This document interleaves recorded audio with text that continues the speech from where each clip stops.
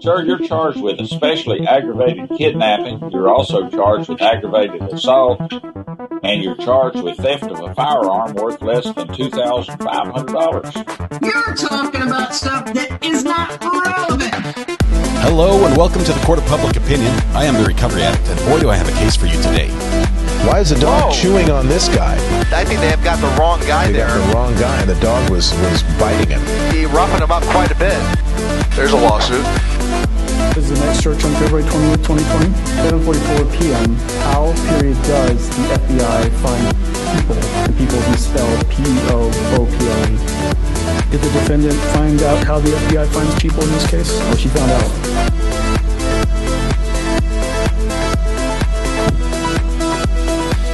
All right, welcome back from lunch. Come on in. This is the Court of Public Opinion. I'm the Recovery Addict. Welcome. Come on in. Had a fun little FOIA request came back during lunch break. You gotta love these guys. Oh my goodness. I think where was it? I don't even know. Is it where's the area code for? Oh, that's the wrong button. Hang on. I just inserted an emoji on my video editor. That was weird. All right, so let's do a quick check. South Bloomfield Police Department, area code 740. Is that Ohio? South Bloomfield? Anyway, big shout out to Johnny Wells up there, who's the sergeant, intelligence liaison officer. Responded promptly to my late night request. I submitted it probably, 10:30 last night. I did a quick FOIA request for its dash cam video. And it's here. I got it. Apparently, I didn't also say that I wanted the audio. So they extracted the audio from the video so I can just have the video because they are literal. So I did a nice little email. It's like, hey, would you be kind enough to put the audio back in the video in the dash cam so we can hear what's happening and not just watch it? I mean, it's a great 15-minute video. I can play it for you now if you'd like. It's quite quiet. It's very quiet. There's like nothing happening at all noise-wise. 740. Anyway, Ohio Southeast. Yeah, so I've got the footage from this chase if we want to watch it. It's from this week. It's from 2 days ago. Don't know the outcome. I know nothing about the story I know what happened to this police car. I know how it ended here. But it's so much better if you can hear the officer at the last minute as he's running a red light yell. Yeah. He says something. It starts with an F. That's all I heard. It was just the F and then and then traffic coming the other direction stopped the pursuit. I could play it for you. It's 15 minutes of just me narrating, I guess. I'm not sure what else to do here. Look, it says this video has no sound. Why? Why do we have no sound? There's dispatch calls coming in. Mr. Miller, Officer Miller, we've got reports of a vehicle eluding police down your sector. If you'd like to, if you could respond to the area, I think we're going to need some interdiction here. Over. Yep. None of that. It's all gone. There's nothing. Instead, we just have this video, which gives us a great GPS location, which is great. It gives us the date, the timestamp. That's wonderful. We get the speedometer. Yay for speedometers. Sometimes we don't get that. But this minivan is on the run. Look at that, passing a tractor and everything. This is so Ohio. This is the way. This is how it goes. Well, we watch since we have nothing else to talk about. Britta, congratulations being first in chat. First in chat today. Maybe we need some music. We need some music to go along with this. Britta, first in chat today. Never had somebody else win the internet to music before. This is a first. So you've won before, though. A repeat offender. Zoom. The officer's listening to the big deal. We might be. Just a Girl Baking says, I'm not familiar with that part of Ohio. Britta Aller, congratulations. Thanks for being first in chat. Repeat offender, we're happy to have you on the internet today. Let's see. I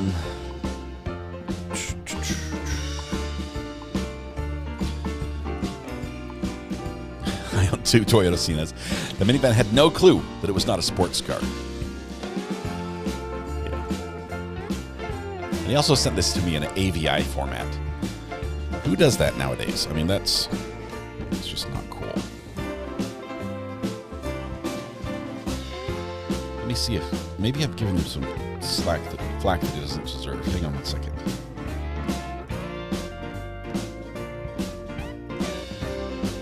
Because I downloaded this from his SharePoint, and that might have extracted the audio. Hold tight, hold tight. If there's audio, we'll watch it. Big props, by the way, to Ohio for making the FOIA request online and so easy to fill out. And I did not have the incident number. I didn't have the name of the officer. All I did was I got the street names from a newspaper, a photographer who photographed the accident. And I zoomed in. I'm like, it happened on these streets of this town. And they're like, sure, here it is. They were pretty good like that.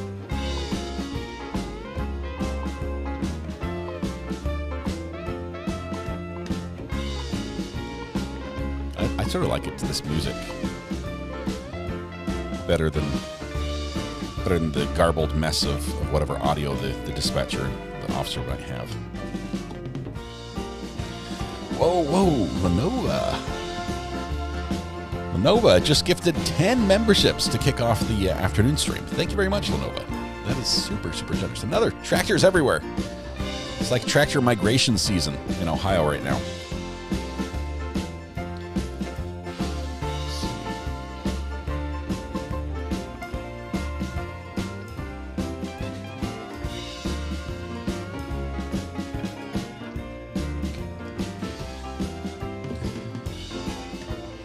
Need a longer song. I will say that this officer appears to have nearly lost the suspect. I mean, it's just taillights in the distance now. Lenova, thank you for your generous donation of 10 memberships. Mod chat.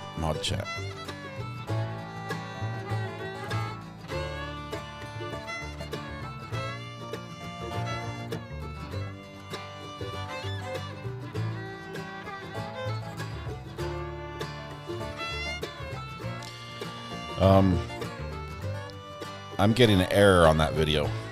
I'm not able to view that. It says if the owner has granted you access, you have to sign in.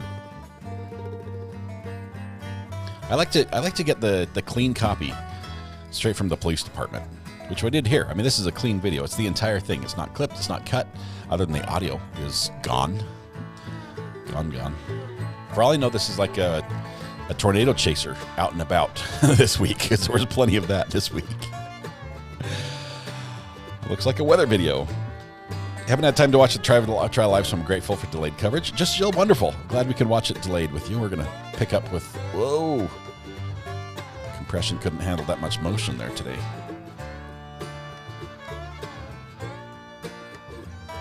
Is that a farm truck or a dump truck? Or garbage truck? No, dump truck. We're good. Oh, look at this. There's a bump ahead. You know that Sienna got air here. Whee! 94, 95, 97, 99, over 100 miles an hour. This guy's moving. 105, 106, 107, 108, 109. He's got the skinny pedal all the way down. Where's the van he's chasing? Long gone. That Toyota Sienna has like a 454 racing engine in it. It's moving.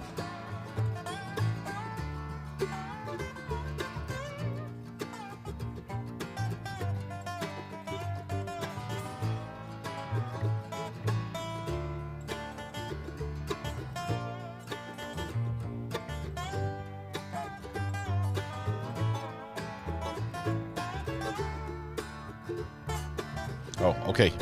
My mod chat just updated, so now I'm with you on the conversation you guys are having. Thank you, Thomas. Appreciate that. See to get to at least 117. We're at 111 right now. Did I miss it? Guy's moving. And the Sienna is still, I think, gapping him. There was a bird. Oh, that was close. A bird flew across.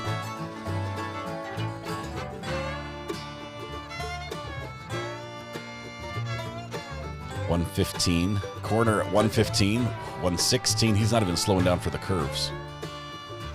This guy's moving.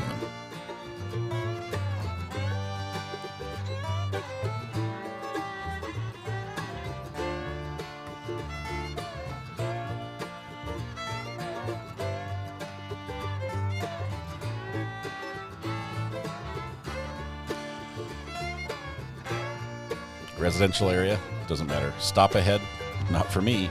115 miles an hour.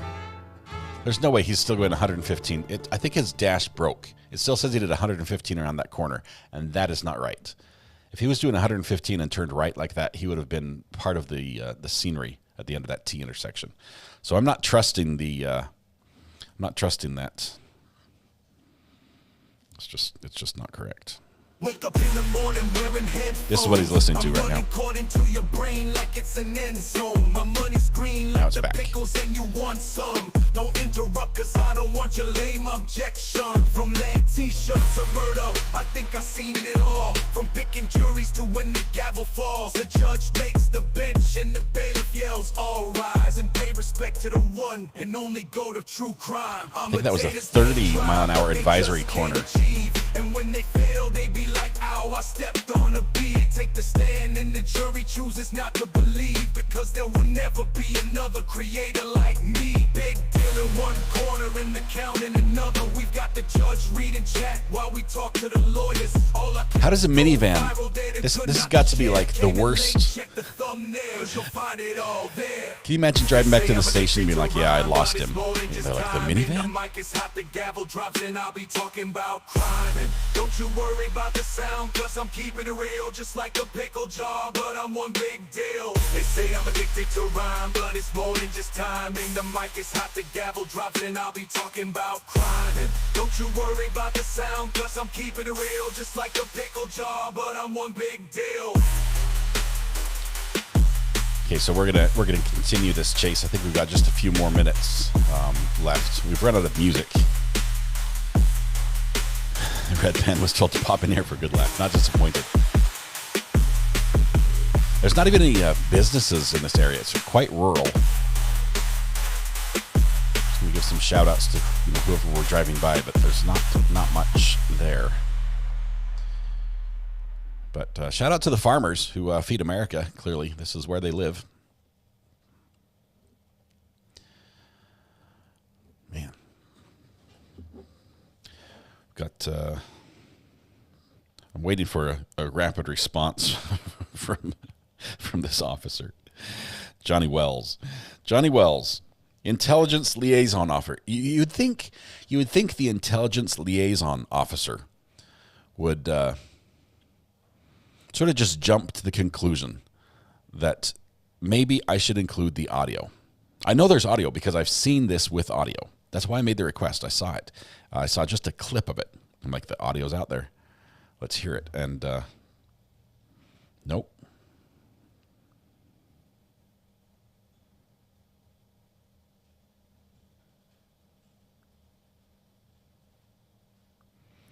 He replied, I kid you not. While I was playing this, I emailed Johnny Wells, and he's replied already. He says, our dash cam doesn't have audio, even though I've heard it with audio. And the body camera footage hasn't been readied for release yet to take out personal information showing on the officer's computer. Best suggestion I have is to contact the Pickaway County Sheriff's Office and request a copy of the audio calls from them.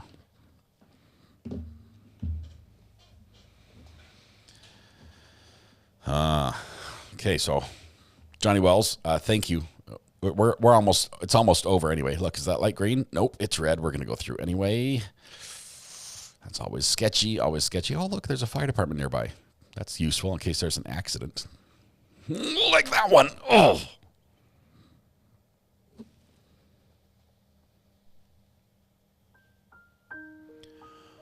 Well, I guess this is where the video ends.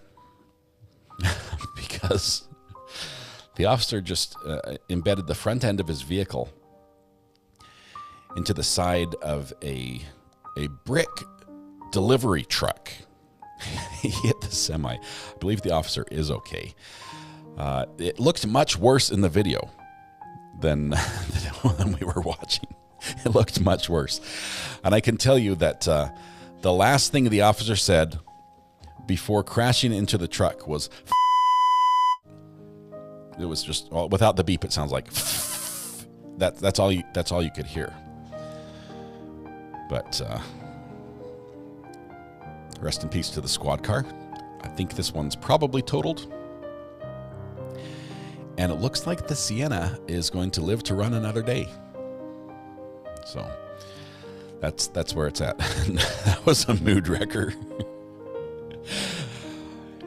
We now have about 8 minutes of blackness before the video just cuts out. So I saw this on Twitter where a reporter, actually a photographer for a newspaper, happened upon the intersection. Like their photographer for the newspaper happened on the intersection right after it happened. It took pictures. That's why I can tell you, why it looks like the officer's okay. But there we go. On that note, I guess we can move ahead with the rest of what we're gonna do.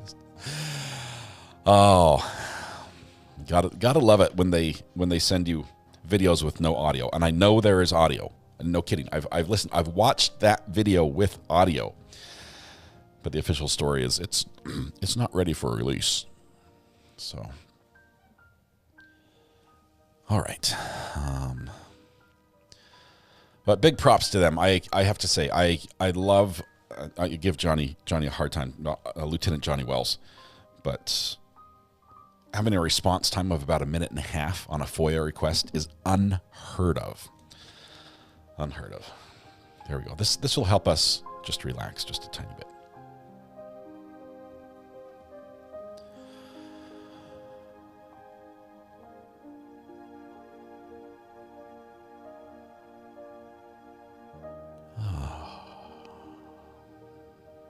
There we go. Don't you feel better now? Don't feel like you suddenly slammed into the side of a semi or in a police chase. As far as we know, the outlaw got away. That's basically where it ended for the police department. So, good stuff. All right, we are getting set to continue with what did we say this was? Did I change the title?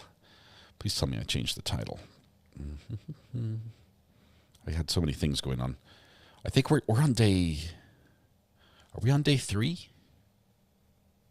We're on day 3, right? I think we're on day 3. Anyway, I love filling out FOIA requests. I love it.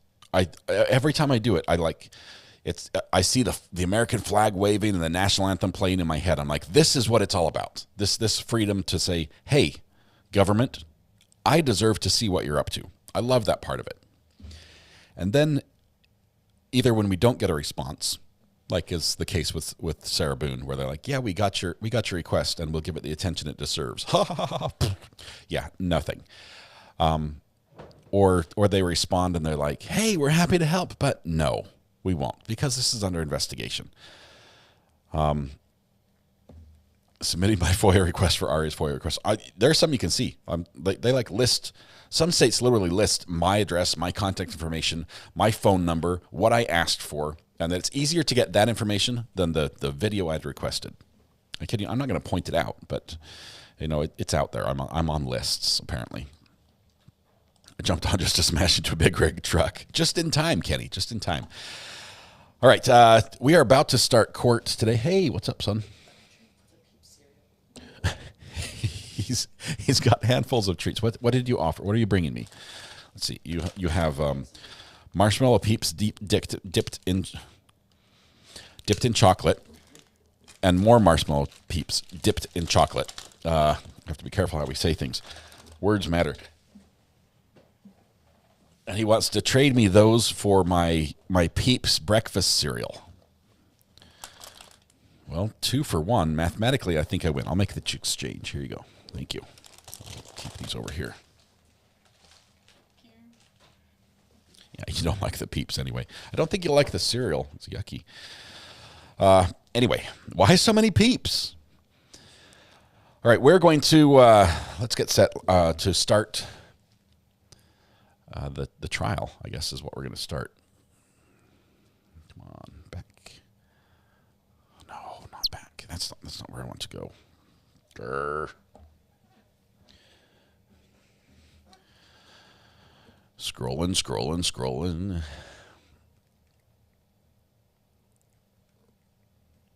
Back to my playlist here.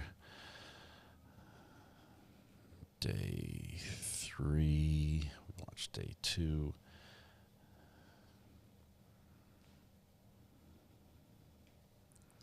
Day 3. Here we go. Okay. Oops. You don't need to see me for this. You want to see this. There we go. All right. We're underway. Day 3. The fans are running. We are ready to go. Seismograph is up to 23. It was sort of quiet this morning. It might go up. Appreciate those that clicked on the like button. Hear ye. All parties having anything to do before the Honorable First Justice Beverly Canoni, now sitting in the ghetto, Superior Court within the Fuller County in Norfolk. Draw near, give your attendance, you shall be heard. God save the Commonwealth and this good court. Thank you, Chief Court Counsel. Your Honor, this is 22-82117, the Commonwealth versus Karen Reed. Can I have counsel identify themselves for the record, starting with the Commonwealth?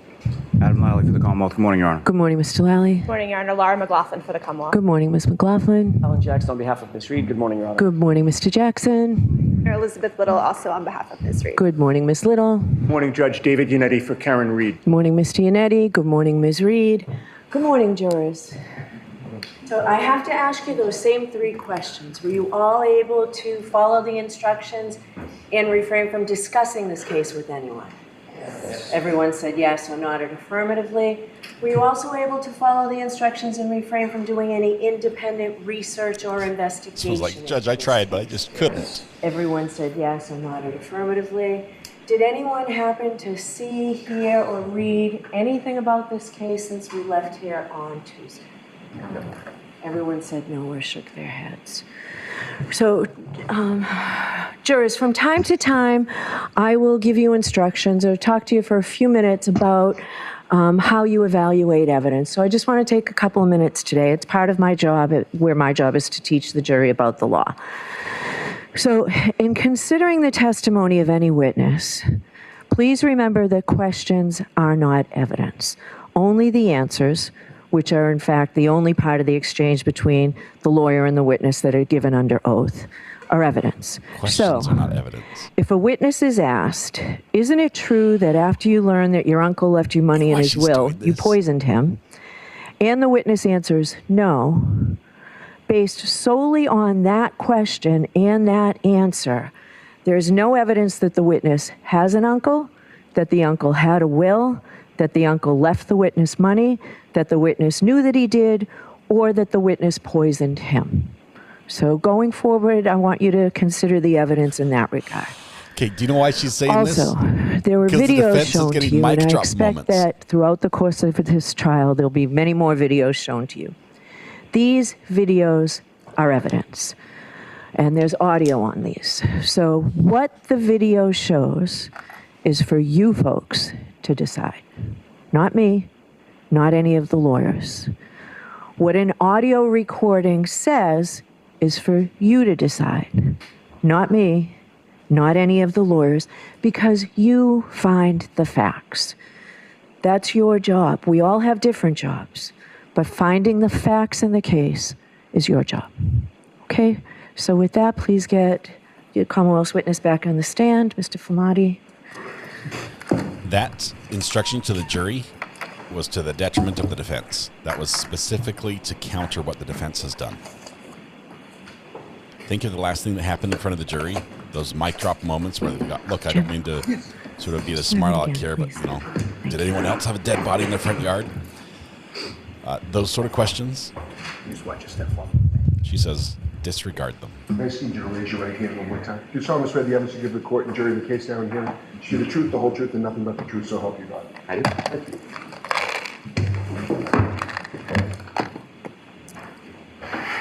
All right, Mr. Lally, whenever you're ready. Thank you, Your Honor. Before I begin, may I just approach the witness to return Exhibit 1? Sure. Report. Thank you.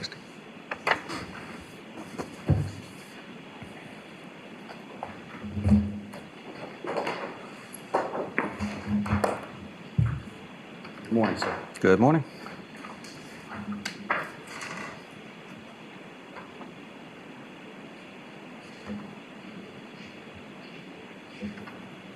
Now, firefighter Flamati.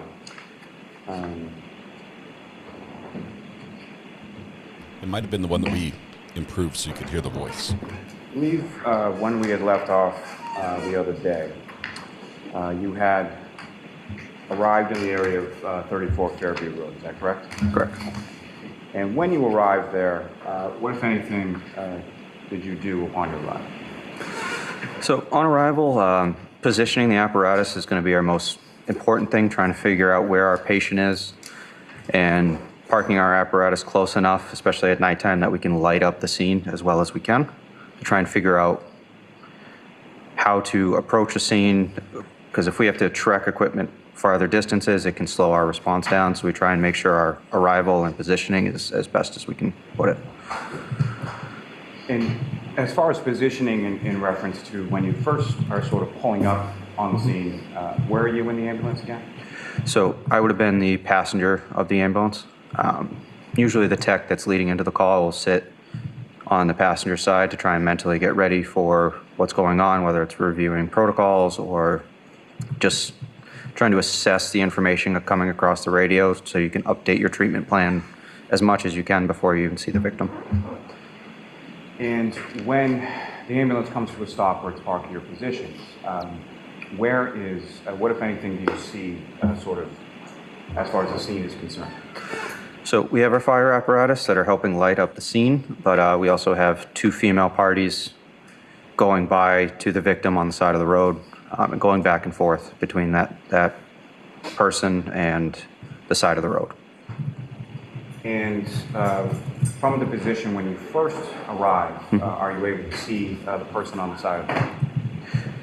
You can see a shape of a person, so we know that's where the patient is, because we reported that there was a party on the side of the road, so seeing a body shape, that clued us that that was where we were headed.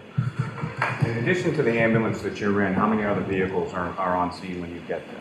When I get there, I believe it is Engine 3 and Car 5. And beyond sort of the vehicles from your department, what, if any, other vehicles do you see when you get there? If I remember correctly, it was just a personal vehicle. I don't remember if there's any police cars on scene at that time. And from your orientation when you pull up, where is the body positioned? To your left, to your right, or something else? To my left. And so after the ambulance is positioned, what do you do from there? So then it's going to be bringing all the equipment over to the patient's side to be able to extricate them from that situation, whether it's a house or a street or a road. We assess where they are, and then the best tools to get them out into the ambulance to be able to work effectively on the patient. When you proceed over to, now again, at some point subsequent later on, are you able to identify who the person on the ground is? Yes. We will try and get a general idea of the age of the patient, the positioning of the patient, how they were found, and then when we get them into the ambulance, we can start identifying ways to register that patient in the emergency room. So identifiers, whether it's a license or witnesses, or we try and figure out who they are so they can get registered at the hospital. And at some point, were you able to identify who this person was? That's correct. His wallet was in his pocket, and we were able to grab his license. And who were you able to identify as? That was John O'Keefe. And so With reference to Mr. O'Keefe, when you first observed him on the ground, how far away from the street or the roadway is he at that point? I would say approximately 10 feet away from the road. And how is he positioned as far as how is his body positioned on the ground? I'd have to review, but I believe he was supine on his back. Just in general terms, first, when you're responding to a call of this nature, what are some of the protocols or that you were speaking about? What is it that you're seeking to do or assess when you first arrive? So we're trying to determine if it's a cardiac arrest, that whether it's a viable transport or workable arrest. We have certain protocols within the Massachusetts protocols for whether we work the patient or we leave the patient on scene if it's a police matter, if there's injuries not sustainable with life. So we're trying to make that assessment before we make any decisions. Let me stop you there just for 1 second. You do use a term as far as cardiac arrest. Based on your training and experience, what do you understand that term? So cardiac arrest, to the best of my knowledge, is just the cessation of electrical and mechanical activity in the cardiac muscle. So the cardiac muscle pumps blood throughout the body, and when that stops, all life stops after that. Now, in particular reference to the conditions, the weather conditions that you find yourself in, what, if anything else, is sort of on the scale or spectrum in regard to diagnosis at this point? So cardiac arrest, depending on where they're found, we try and figure out what led them to be at that point. So we're looking at weather conditions as well. That can also affect viability of resuscitation. So due to the extreme weather, extreme cold, we'll attempt resuscitation on that patient due to the fact that it'll prolong viability of the arrest or ability to recover from cardiac arrest afterwards. So weather is definitely a key factor in where they are found. And you're familiar with the term based on your training experience called hypothermia? Correct. And so what, if any, sort of relationship does cardiac arrest have? Well, let me ask you this first. What is your understanding of the term hypothermia? The exposure to extreme cold that lowers your core and extremity temperatures down to below 95 degrees, usually. And what, if any, interplay is there between hypothermia and cardiac arrest? So like I said before, it'll prolong how long, it'll preserve the body after arrest. So if somebody's found in like a cold water situation, there's been multiple reports of patients recovering after being drowned in cold water for up to an hour. So viability is definitely improved by the cold weather. And as far as viability is concerned, you talk about doing your assessment. What are sort of the steps that go into your assessment? So we're looking at obvious signs of death. So we're looking at exposure of brain matter. We're looking at traumatic injuries, decapitation, things that would basically be non-life sustainable. We're looking at signs of lividity and rigor to basically show us how long the patient has been down for. And the age of a particular patient, what, if any, relationship does that have to your assessment? So it'll show the extent of frailty the patient has. If somebody's an elderly patient, severe cancer patient, their ability to sustain a cardiac event like that is less. So somebody that's younger or middle-aged will have a much better chance of recovery afterwards. But that would really be the only key that we're looking at. And what, if any, observations did you make of Mr. O'Keefe during your assessment of him initially? Just that he was a middle-aged male, and that was all we had. And as far as the other things that you were talking about, as far as viability or resuscitation, what, if anything, did you observe with reference to Mr. O'Keefe in regard to that? So with viability, we were looking at any rigidity or rigor in the body, or lividity or separation of blood. You would have a pooling of blood or bruising, it would look like, at the lower parts of the body, depending on how the person's positioned, basically. If they're supine, you'd have positioning or pooling underneath the body, and then you would have stiffness of the arms, legs, jaw, neck. To be able to move the body, we're looking to, if they don't have those things present, it's another check mark of saying this is viable, we can work this. And specifically as it applies to your assessment of Mr. O'Keefe, what, if anything, do you recall in regard to that initial assessment as far as viability? So his limbs were able to be moved, jaw was able to be moved, the posterior of his body was red, So not the indicative of lividity that we're looking for. So we termed it to be a viable arrest and continue to work. You mentioned as far as sort of gathering your equipment, bringing it over to Mr. O'Keefe. What, if any, equipment did you gather? So equipment initially is going to be our scoop stretcher to be able to pick the patient up, break apart, put it underneath him. We have our first in bag, an airway bag, cardiac monitor. We'll bring all that over to the patient's side to be able to do as much as we can in that situation. But due to the weather, we wanted to get him out of the weather because that was one of the things that was hurting him at that point, is getting him into the warmer ambulance and beginning the warming process. So get into an area where we can assess the patient thoroughly with good lighting and to be able to expose the patient, begin the warming process. And when you go over to where Mr. O'Keefe is, about 10 feet off of the roadway, who, if anyone, from your department goes along with you? So I have Matt Kelly with me and Tim Nuttall. I also have Frank Walsh, Katie McLaughlin, and Greg Woodbury, and Captain Robbery. And as far as this sort of initial assessment on the ground with Mr. O'Keefe, what, if anything, were sort of each of those respective people doing with regard to Mr. O'Keefe? I'd have to review specific interventions as far as who did what, when. But that's why we document things immediately afterwards, so it's all fresh.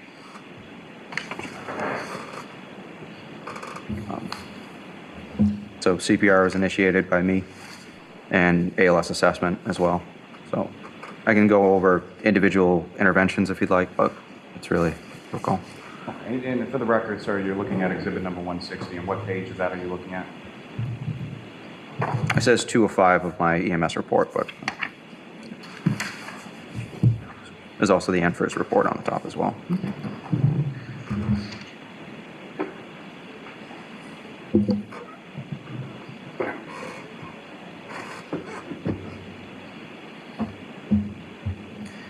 So initially, when you go over to Mr. O'Keefe, how many other people are sort of in that area at that time? So in the area, we have the first responders, and then we have the two female parties on scene. Where were the two females in relation? Keep saying two female parties, not three. So as we're approaching the scene, they were kind of in between us and the patient, so we tried to gather as much information as we could from them as we could.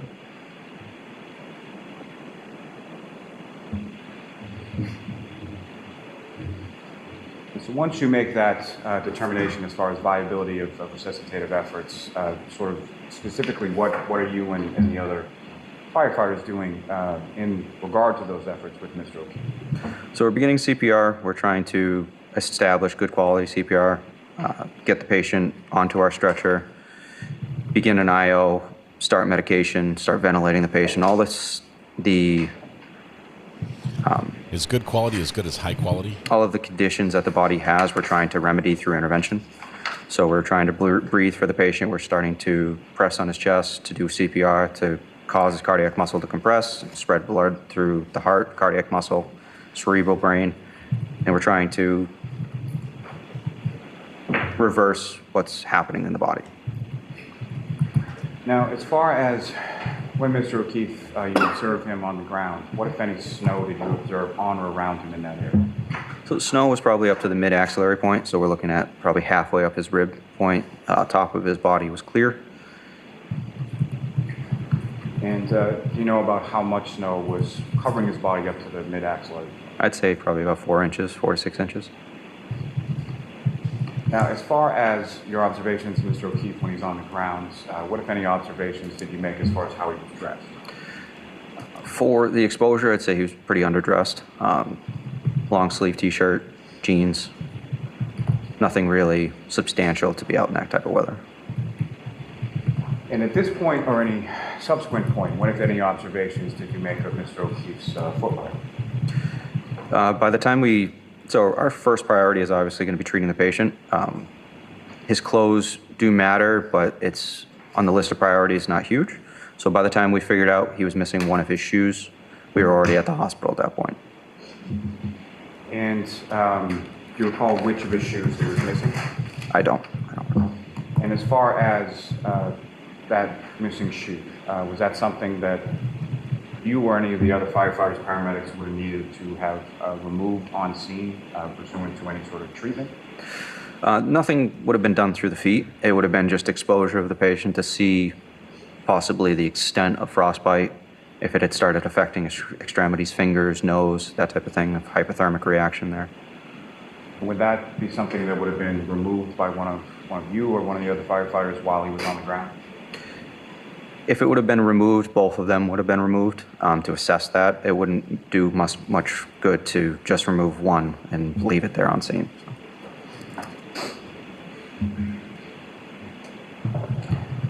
Now, as far as the two females that you observed, did they sort of remain in the same position you initially observed them? Did they move around or something else? They kind of cleared a little bit away from the scene. I would say they moved off to the right of the apparatus so we could work on the patient at that time. And what, if any, conversation or what, if anything, did you ask either of those two? So how the patient was found and what brought them to that situation is critical. So we're trying to figure out as much information past medical history that we can of the patient. So we're trying to find somebody who has knowledge of the event. So as we approach the scene, begin to talk to one of the females. What is going on? Why are they there? What happened? And you say you're speaking to one of the two females, is that correct? That's correct. Do you see any of those females in the courtroom today? That's correct, Miss Reed. Could you just identify as to where Miss Reed is seated or an article of clothing she's wearing? Right there. I can just ask the record reflect identification of this. Okay. Now, with regard to one of the two females that you were talking to, was that Miss Reed or was that somebody else? That was Miss Reed. And why, if at all, were you talking to her versus one of the other females that you observed? She seemed to be the one that was most personally affected by it, so figured she'd had the most information about why the person was there. And what, if any, observations did you make of her in regard to your conclusion that she was the one who seemed the most personally affected by it? She was the most distressed on scene, obviously upset, so personally related to or had a relationship with the person.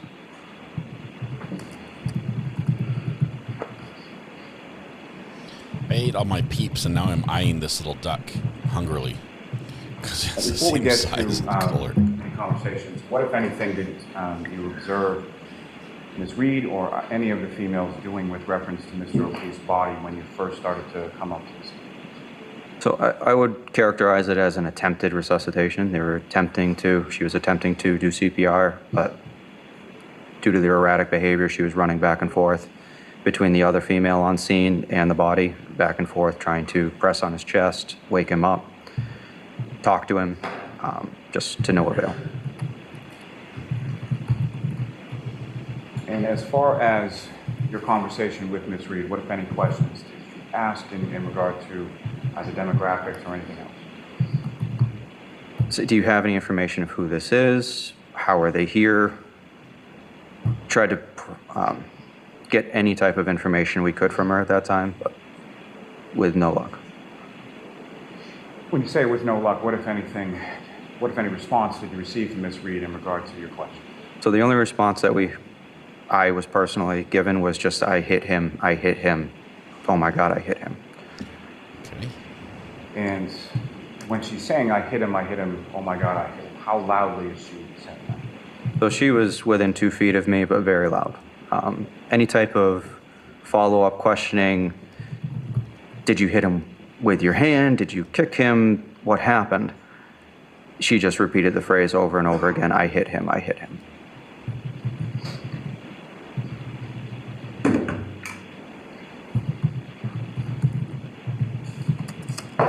And just to be clear, where does this conversation occur?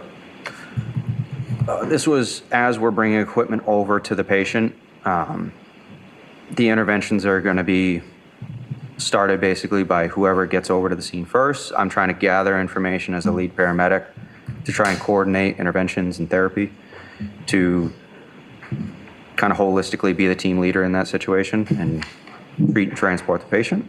So it was on approach to the patient, probably halfway between the ambulance and the patient. And with regard to that treatment of Mr. O'Keefe, I think you referenced it earlier being within your report. What were sort of those steps or what, if anything, did you and the other firefighters do with regard to treatment? Before you answer that, Your Honor, may I request, may the witness just refer to the ZMS report as he goes? Yes, if need be.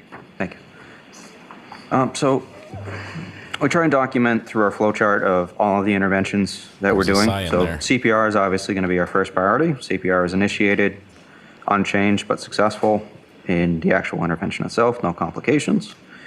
We do our ALS assessment that we talked about of any further indications of this is not a viable arrest. We determined it was a viable arrest and we move on. Then we're going to start, we refer to it as a bag valve mask at 15 liters per minute on oxygen. The patient's not breathing on their own, so we're trying to assist ventilating that with high flow oxygen as well. And easy IO, which is a needle we put into the bone of the tibia of the patient. Ouch. That was on that right tibia was the first one we put in. We're going to be putting in warm fluid. We have a warmer in the back to be able to bring up the core temperature. Then we start with epinephrine, 1 milligram through that IO. If I could just stop you there for 1 second. When you say as far as IO and put it into the leg, how is that sort of inserted into the leg? So we have two different methods we can do. We have a drill, a power drill that drills through the outer layer of the bone into the capillary area of the bone, the soft, spongy material.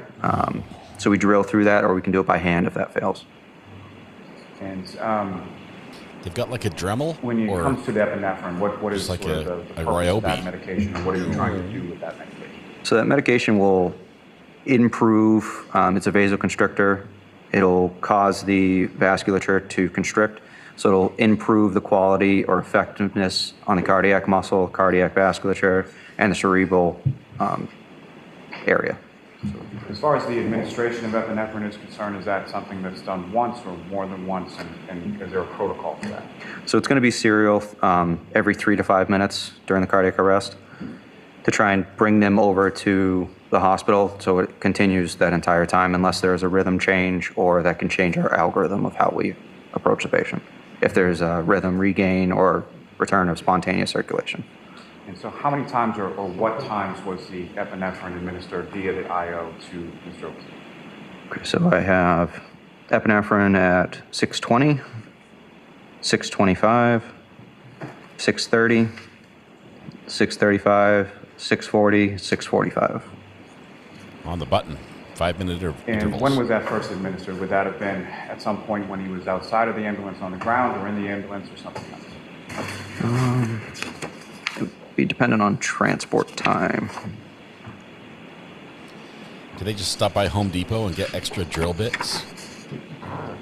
I mean, that sounds incredibly painful. I mean, the alternative is death, so I hear what they're doing here, but ouch.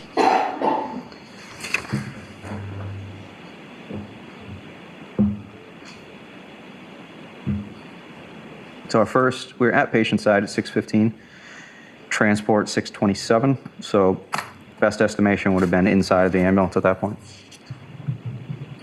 I'm sorry I interrupted you before, but after sort of the introduction of the epinephrine, what if anything, did you and the other firefighters? After the first round? Yeah. So first round of epinephrine. After that, we would drop in what's called an OPA. That would be to push the tongue out of the way, open up the airway to improve our bag valve mask so it has an open way to get the oxygen into the lungs. We begin external warming, stripping the patient, getting the heat turned up in the back of the ambulance. We would then switch over from manual CPR done by hand to a mechanical CPR device to ensure adequate, consistent CPR compressions of the chest. It was a Lucas device. Put that on the patient. And then we continue with another round of epi. Patient's starting to warm up at this time, so we would do suction at that point to try and suction fluid out of the airway to improve ventilation efforts. Another round of epi is done. We have another suction, this time through a deep suction via the endotracheal tube. Sorry, at 6:22 after warming, we intubated the patient. We have a 7.5 tube paced at 27 centimeters, and then verified through various means, through chest rise, auscultation, waveform, and tidal CO2. So we had complications listed as patient vomiting, aspirating. Suction was then done with a rigid tip suction device. After successful intubation, we then suctioned via French tube through the airway established. Jump back up to 6:31. Another IO line was established on the opposite tibia on the left side. And then another 3 rounds of epi, and then arrival at the hospital. What was the arrival time at the hospital?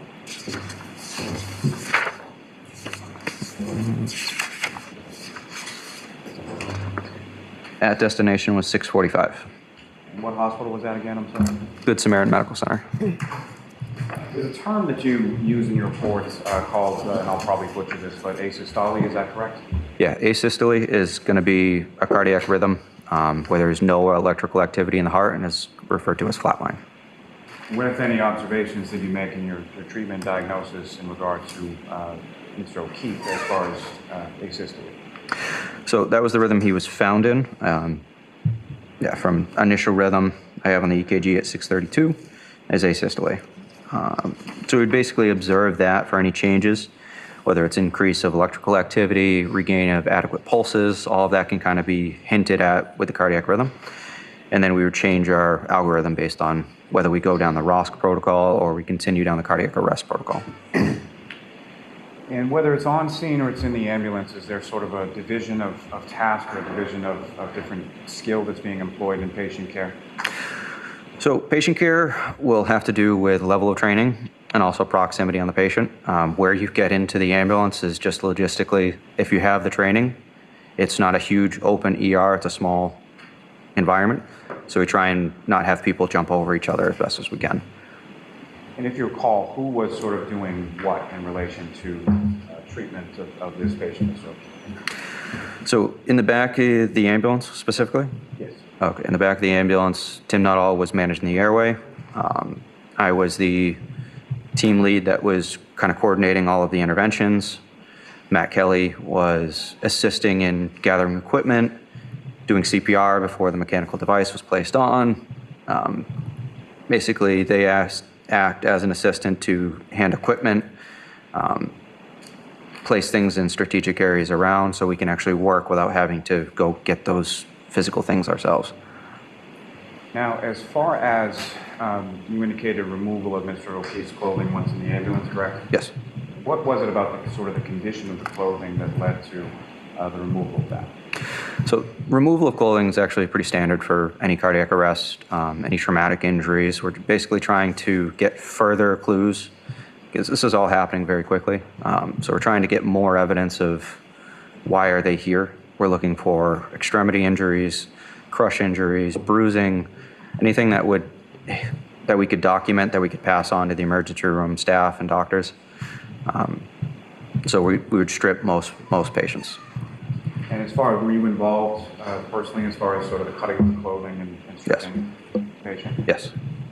And upon removal of the clothing, what, if anything, did you observe as to sort of the condition of the clothing or texture of the clothing at that point? Condition seemed pretty well intact, but just wet and cold. And what, if any, relationship would the wet and cold clothing have to any of the diagnoses that you were running through in regard to Mr. O'Keefe? It would really just be the exposure to the weather would be our biggest trigger off of that, or if you had protruding injuries through the clothing, compound fractures, things like that. The clothing was intact, but we knew it was wet, it was cold. So as we strip things off of him, we can see underneath basically if there are any not every fracture breaks through the skin, not everything causes obvious things, obvious signs. So as we strip the patient, we can begin to further assess. take you back just for a second to outside of the ambulance. Yep. What, if anything, specifically were you able to observe with reference to any injuries Mr. O'Keefe had sustained? Injuries are pretty tough to see outside of the ambulance just due to the weather, due to the lighting. We have seen lighting on the ambulance as well, but let me ask you Yeah. this, as far as what if any difference did you know between the lighting in the back of the ambulance versus when you were with Mr. O'Keefe on the ground? so he was still out in the weather at that point, so bleeding wasn't really obvious at that point. As soon as we get him into the back of the ambulance, then we start noticing hemorrhage from different areas of his body. And when you say hemorrhage from different areas, which areas specifically? So mostly from his mouth, his eyes, nose. Yeah. And just to be clear for the record, when you use the term hemorrhage based on your training experience, what do you understand that? Bleeding, external bleeding. Now, you mentioned that there was some suctioning of Mr. O'Keefe's airway, is that correct? Correct. And what, if anything, specifically was suctioned from Mr. O'Keefe's airway? Suctioning from the airway was mostly blood, blood, sputum. And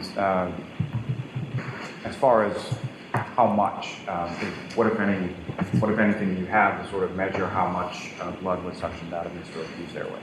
So we have a canister that has marks of milliliters, so we can determine as we're suctioning how much is in that container at different times. And about how much, based on that, was suctioned from Mr. O'Keefe's airway? So the initial suctioning with the rigid tip was about 150 milliliters. And subsequently, so that would have been above the airway in the mouth in that type of area. We established the intubation, and then deep suctioning with that soft tip through the intubation tube would have been another 50 milliliters of fluid. Now, with reference to, you mentioned some observations of Mr. O'Keefe's back, correct? What's that? Sorry. You mentioned some observations you made earlier in reference to Mr. O'Keefe's back. Yes. And what were those again? So that would have been redness of the skin and the posterior of the body. What, if any, significance does that have to you as far as your observation goes? So redness from the skin, if it's general or across the body, can mean certain things. If it's just a particular area, and due to the fact that it was cold outside, that would have been the initial stages of frostbite or exposure to cold. And as far as the remainder of Mr. O'Keefe's body, what, if any, other observations did you make, and which areas did you make those observations to in regard to the initial state? So for as far as the cold exposure, cold exposure, we're looking at the most exterior parts. Extreme cold exposure can lead to frost nip and frostbite in different areas. The first affected areas are going to be your fingers, your ears, your nose, your toes, that type of. So that was a cold, waxy, pale, stark white substance, basically, or condition of his skin. And on each of those areas that you just described? Yes. Okay. Now, sort of up in the area of Mr. O'Keefe's head, you mentioned some bleeding from the eyes and the nose, correct? Yes. As well as his mouth? Yes. And beyond that, what, if any, observations did you make of any other sort of injuries to his head or his face? So his eyes were pretty well swollen. We were trying to clear areas of blood to figure out if there were any contusions around the head. I believe there was a contusion on his forehead. Also had some markings on his extremities as well. And just as far as your understanding, based on your training experience, when you use the word contusion, what do you understand that to be? Bruising. And before we get to the extremities, what, if any, observations did you make as far as Mr. O'Keefe's abdomen? Abdomen we noted as significant as distension or swelling of the belly. And what, if any, significance did that have to you in regard to Mr. O'Keefe? It's another of our detailed assessments. We go through the body in a more detailed way to try and find more clues that we can pass on for the assessment. Distension in the belly could be due to trauma or bloating. It could be Those are usually our biggest triggers for distension. Now, you mentioned, as far as the extremities are concerned, what, if anything, did you observe as far as injuries to Mr. O'Keefe's extremities? So we're looking at, so we had the cold, rigid fingers, hands, feet, and we had multiple dry blood lacerations to the right arm. Do you recall specifically where on Mr. O'Keefe's right arm? Would have been his upper arm. And you mentioned dry blood, is that correct? Yes. So these were not actively bleeding at the time that you observed them? No. Now, as far as being dried blood versus actively bleeding, what, if anything, does that indicate to you as far as sort of timing? So we had active bleeding from other areas in the body. So the fact that it had already stopped and clotted, I would assume that would have been several hours before the incident that led him to be there, but I would guess earlier in the evening.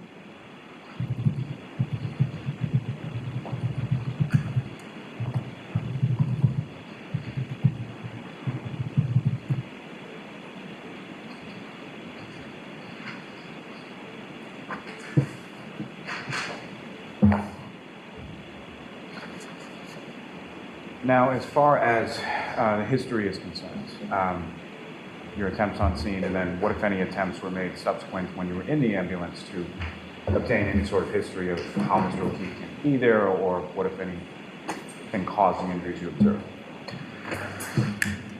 Once we get the patient into the ambulance, there was no family, no bystanders in the back of the ambulance, so then it's going to be solely based on physical assessment. And within sort of the team of firefighters that you had, who, if anyone, did you direct to try and obtain that information while you were in the back? So that would have been Katie McLaughlin. And what did you ask Mr. McLaughlin to do? So Katie was one of our senior paramedics at the time. So we had enough skilled hands working on the patient at that time. So to direct her, I wasn't able to get as much information and still had a skill to do, or still had a task to do, to run the cardiac arrest. So I directed Miss Reed over to Katie to try and gather more information as to why they were there. If you could get any more information about who he was, events leading to the injury, how long he was down for, any type of information, and then moved on to the patient at that point. And so Firefighter McLaughlin is having this conversation outside of the ambulance, is that correct? That's correct. And this is going on while you're inside of the ambulance actively treating Mr. O'Keefe. It was a very quick process. So I start the conversation, wasn't productive, wasn't moving forward, moved her over to Firefighter McLaughlin, continued on to the patient, and then started treatment, moved the patient in, and then Katie came into the back of the ambulance to help. So it was a very quick process.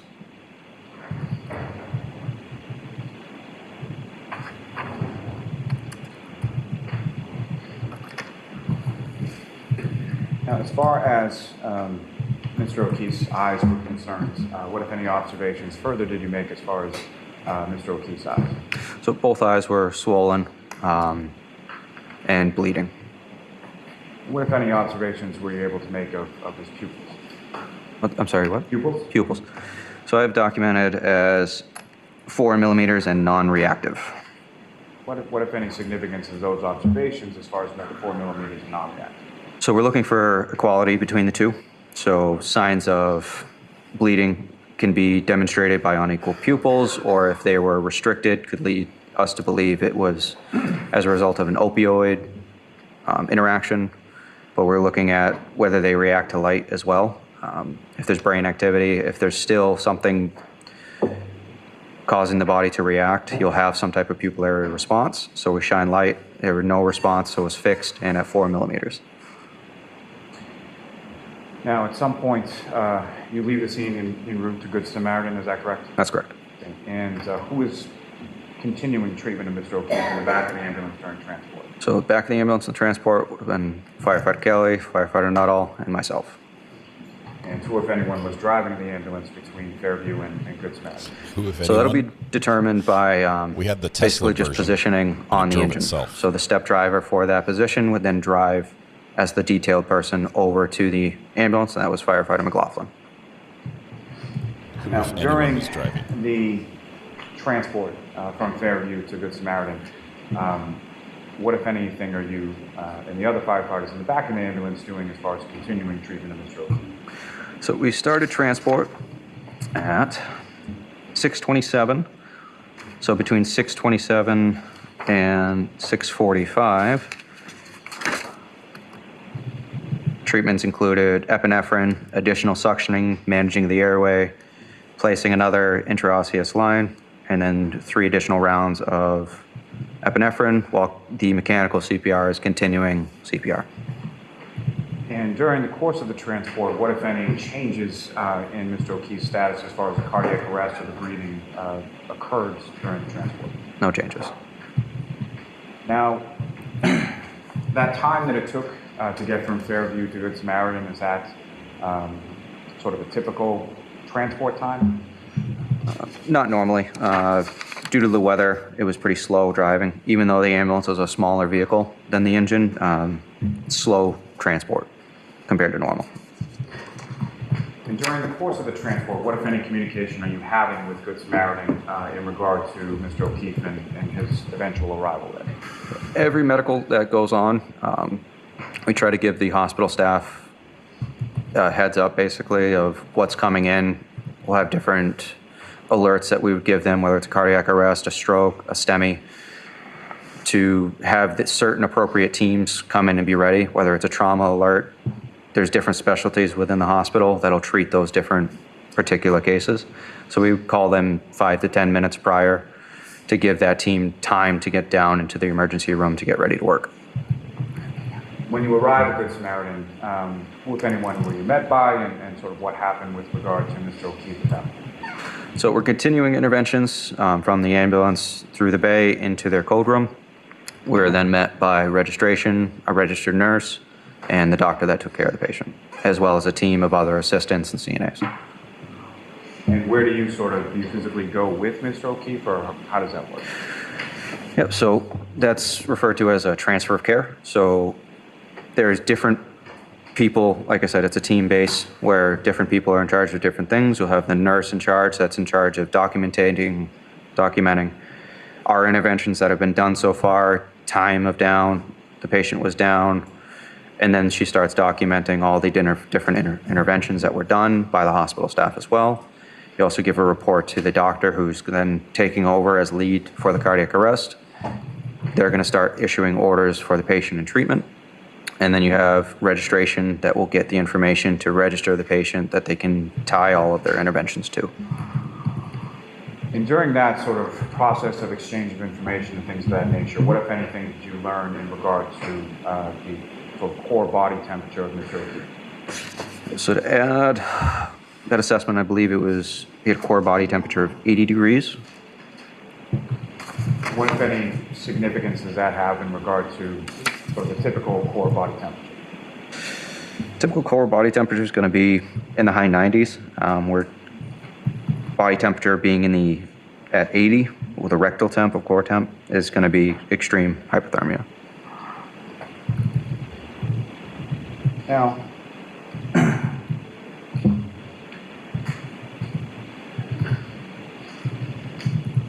you're at Good Samaritan for a certain amount of time, correct, before you clear? Correct. And at that point in time, while you were at Good Samaritan, that initial time, what, if anything, did you learn as far as Mr. O'Keefe's status or what had happened to Mr. O'Keefe? So as we talked about before with the hypothermia and the extreme cold, they're going to work that for an extended period of time. Most cardiac arrests, I will try and hang out by the patient or in the area. As new staff come through, different things are found. The doctors and nurses might have follow-up questions. So I try to stay available as an asset that they can bounce those questions off, at least for 10 or 15 minutes afterwards, to make sure the whole process is completely transferred from all the interested parties. And during that course of time, what, if anything, did you learn as sort of the eventual status of Mr. O'Keefe? We didn't learn anything while we were at the hospital. We then cleared the hospital, returned back to quarters to decon the ambulance and to replenish all the equipment that we had used, get back in service, and move on with the shift. At some point during the course of the shift, did you have occasion to go back to Good Samaritan? Me personally, no. It would have been for an additional medical call if there was any calls for service afterwards. Did you recall whether or not you went back to Good Samaritan for any additional medical calls or anything of that nature? I don't recall.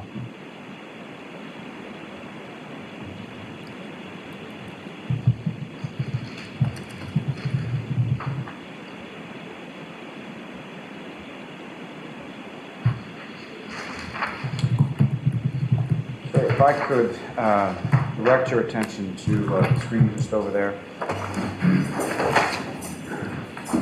Ms. Gilman, if I could please have exhibit number 9.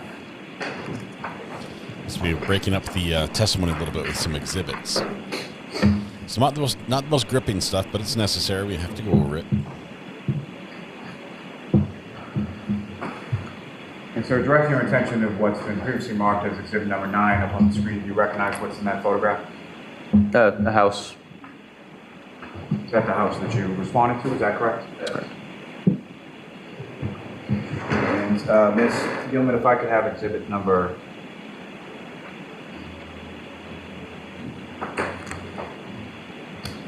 Ms. Gilman, if I could have exhibit number 14.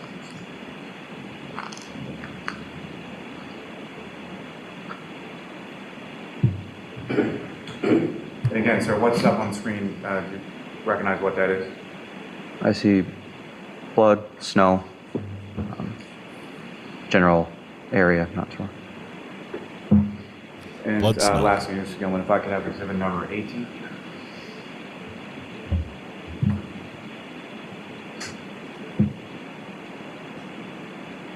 And again, firefighter Flamati, do you recognize what's depicted up on the screen as exhibit number 18? Yes. May I approach the witness room? Yes. Thank you very much. So, sir, I'm going to hand you a laser pointer.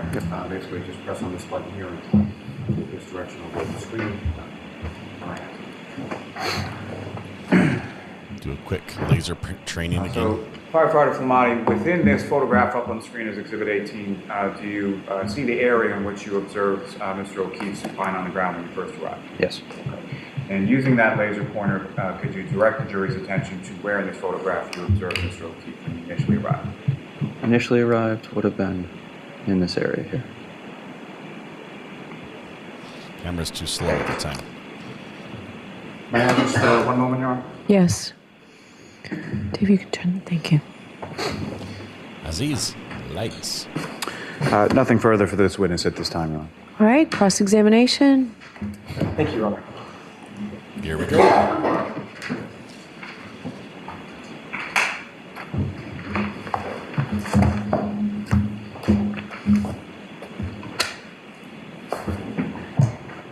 Good morning. Good morning.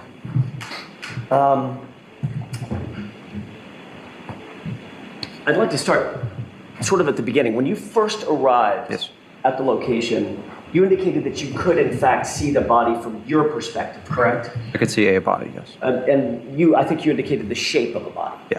Couldn't tell if it was female or male. Nope. But obviously looked like a human figure. Yes. Okay. That drew your attention to the left side of the ambulance as you were approaching, correct? Yes.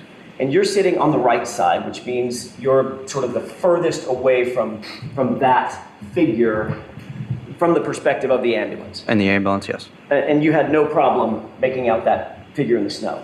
The figure in the snow, we had a good distance between the ambulance and the engine, so yes. Okay. And you indicated that the figure in the snow was on top of the snow, if you will, with some snow accumulating up the body of the individual. Yes. But he was not covered in snow. No. There wasn't like a mound of snow over this figure. There were mounds of snow in the area, but not over the patient. Due to the wind, there were snow drifts in the area. And his clothes were dark as compared to the white snow. Yes.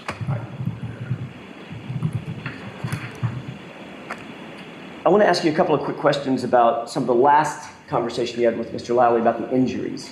You did note that Mr. O'Keefe had a laceration over his right eye, correct?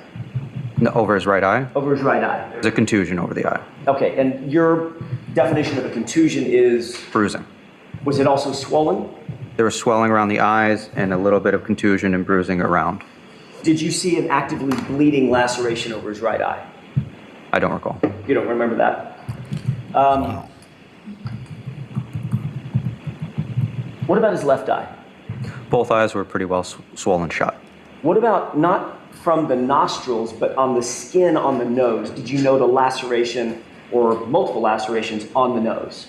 So, due to the bleeding that was coming from the orifices, trying to clean the area and find exactly where it's from is sometimes difficult, so we can just say it was bleeding in that area. Okay, so you can't define, as you sit here, you don't remember if it was bleeding from the nostril or from a laceration on the nose? I believe it was the nostrils. Okay. Are you saying that there was no laceration on the skin of the nose, or you just don't recall it? On the top of the nose, no, I don't know. I'm sorry? On the top of the nose, I don't recall. You don't recall, okay. With regard to his abdomen, you indicated that it was distended. Yes. A medical term for swollen. Yep.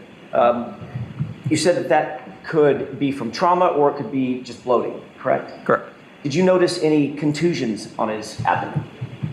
No. Any skin that was abraded? No. Or cut? No. So there was no bruising, no contusion, but there was a distension, correct? Yes. So there was no visible trauma to the abdomen? Visible trauma doesn't really matter to internal trauma. It's not always indicative one way or the other. So my question was, did you see any visible trauma on his abdomen? No. Okay. But you did note that it was bloated? That it was distended, yeah. Okay.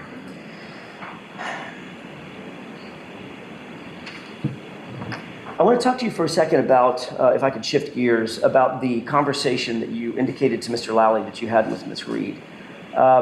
You were also asked about that conversation at the grand jury when you testified, correct? Correct. You testified that as the lead paramedic, you were specifically trying to get as much information from my client, Ms. Reed, as you possibly could concerning the victim and how the victim ended up being there, correct? Correct. You indicated, in no particular order, that you asked questions like, how do you know him, correct? Correct. How did he get here? Correct. What happened? Correct. Is there any additional information you can give me about what happened to this person?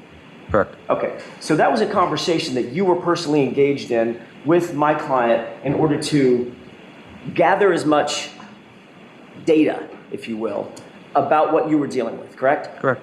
But your focus was, when you first arrived, your focus is, I need to attend to the patient, correct? Correct. Like, conversations notwithstanding, I need to deal with what's in front of me, which is an unconscious man in the snow. Correct.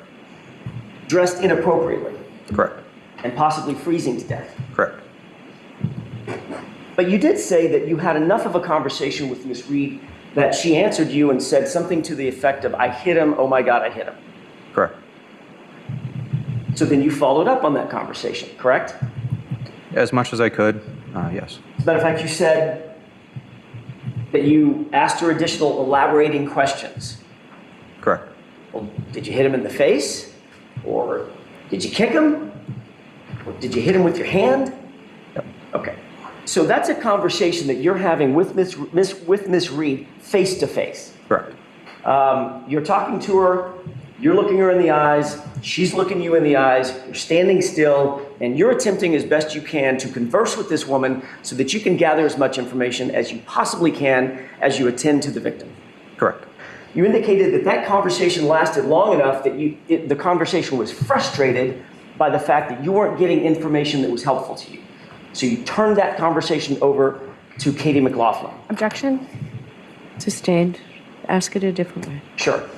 Did you have, was your conversation in some way in your mind, and when I use the word frustrated, I mean it was just, you weren't getting the information that you were seeking, correct? It wasn't productive. Okay, better way to put it, I'll use your word.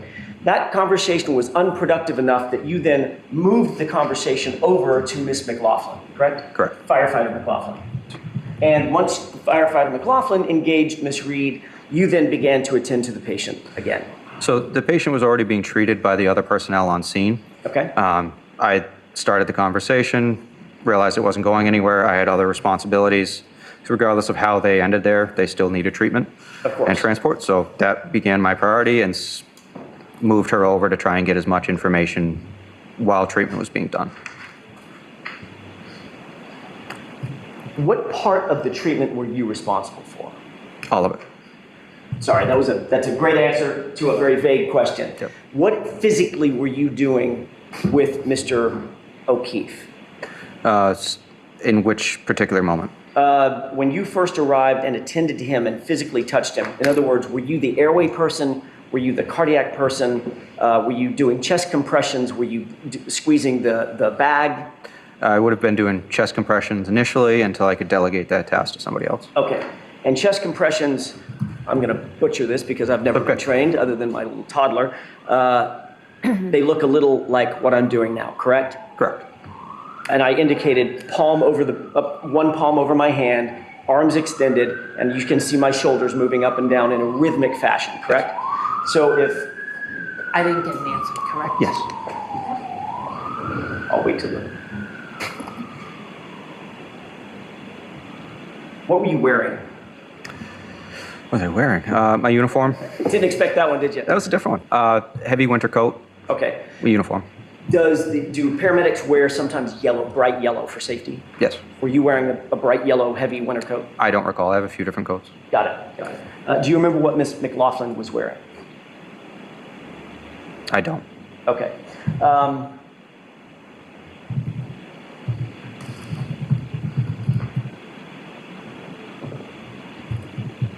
That conversation that you had with Ms. Reed at the scene, that had to have lasted, I'm not guessing it was very long, but it had to have lasted a minute?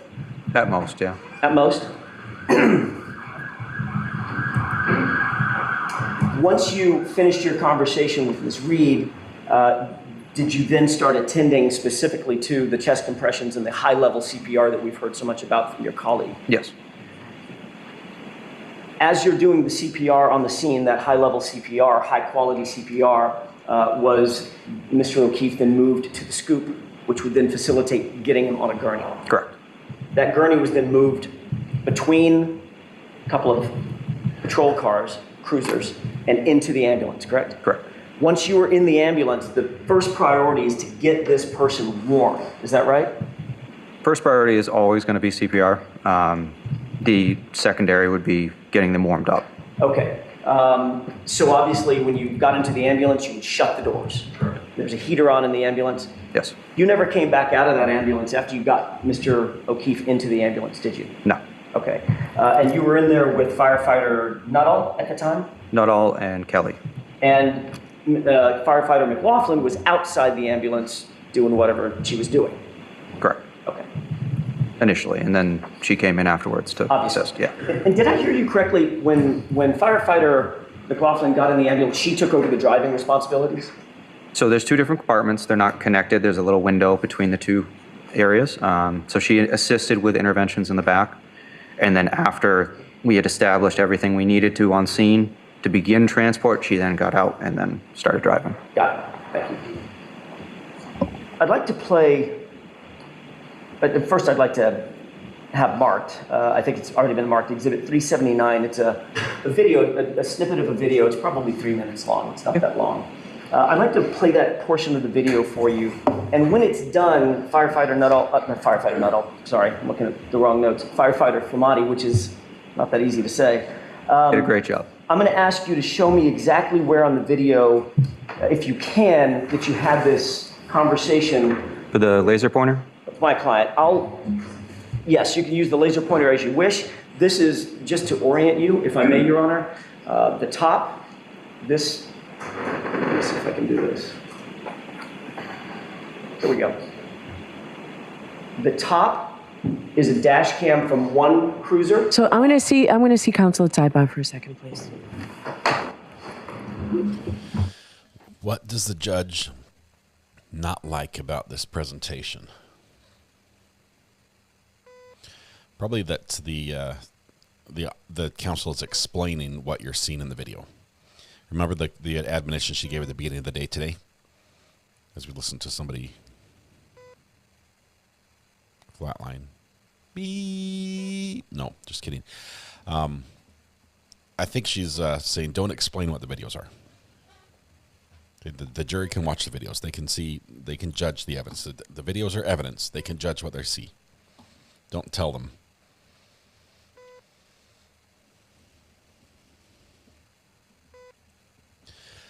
Judge isn't happy, but I think she's been fair thus far. The seismograph has been minimal. We'll see if it goes up a little bit later today.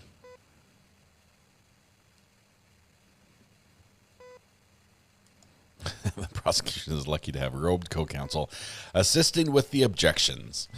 Matthew Harris. She does seem to be calling a couple of the shots without any prompting from the prosecution.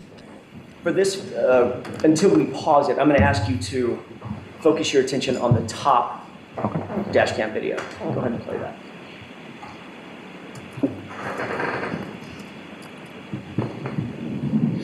Can you pause it? Actually, I need to see counsel at sidebar again, please. Actually, I forgot why you came up here in the first place. We talked for a little bit. It was nice. I enjoyed the little chat we had, but I forgot what I wanted to say. And as soon as you started the video again, I remembered. Everybody come back up. Come back up. Apparently, you can't say focus on the top. Part of the problem, maybe, is that they've organized these videos and synced them up side by side, as if this happens at the same time. I don't know. Is that the issue? Do you think? I prefer that they do that. I'm a big fan of syncing up time code. I deal with multi-cam clips all the time, where the time code is how you sync them up, and you might have different events happening at the same time with multiple cameras, and they're all matched up time code wise. You can't say eyes up here. The greeners. You can't tell them where to look. They get to watch the whole video. The whole video one time. She doesn't like replays as well. Don't do a lot of replays.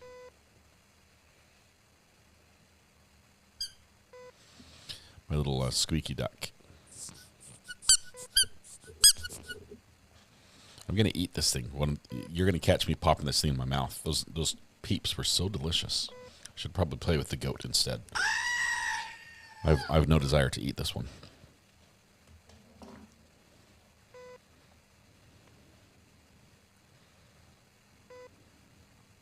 You can't say eyes up here.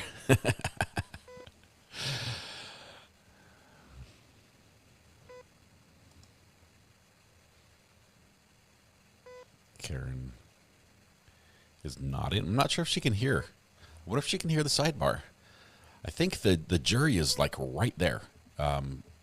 This courtroom is quite intimate as far as seating arrangement goes.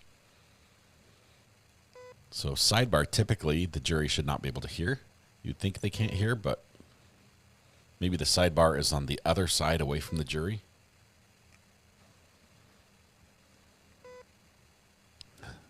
Stop with the squeaky toy. The puppies are attacking you, says Amber. Oh, Amber. So Mrs. RA's clothes are in the washing machine. They're in the dryer. Amber. This is the Amber. Folks, we'll take a 15-minute recess. All right, please. Why do we take a recess all of a sudden? That's funny. Well, we will skip a 15-minute recess.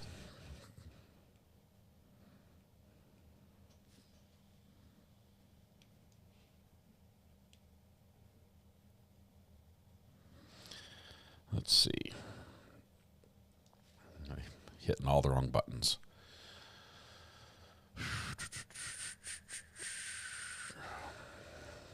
Lost everything. It's all gone. Everything's gone. Hang on one second. Here I am. I'm here. Jump back to where we were. 15-minute recess on day 2. Or day 3.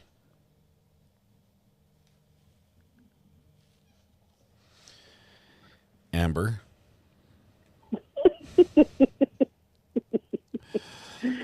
up? Scott. Saw you calling me. What's like up? I was in trouble. You were briefly. Am I on air or off air? On air. On air. Okay. This is being preserved for the record. I just wanted to state for the record the chat dogs all went crazy too when you did that, and I just had to remind you that Mrs. Ray's clothes are in the dryer. Yeah. You're breaking up, Amber. Thanks for calling. We'll see you. Okay. All right, break's over. Break's over. Get back to work. All right. She hung up. I didn't hang up on her, just for the record. All right, so let's see. Where are we at? We want this one.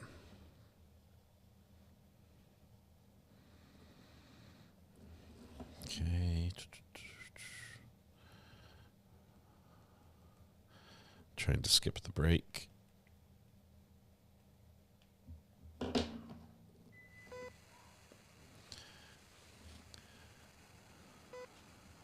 During the break, this is going on. I'm trying to see why. She's going to get up and go somewhere.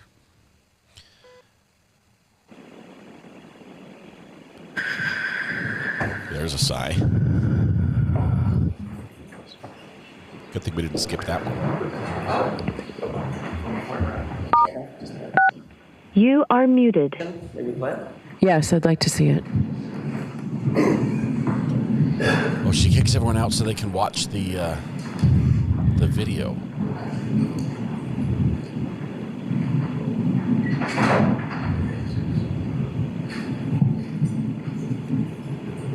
What's the session?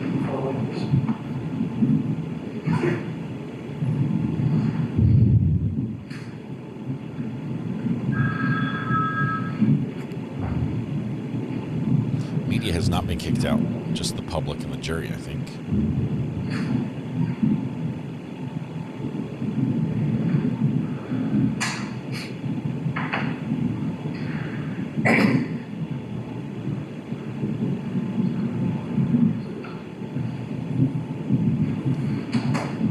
So I think the ambulance is the bottom one. Turn right.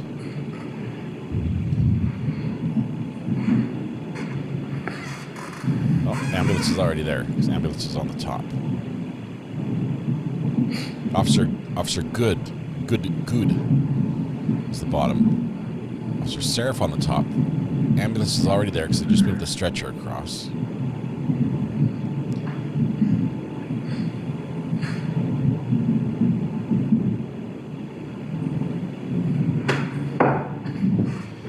So we can see the witness with the yellow jacket, the yellow coat.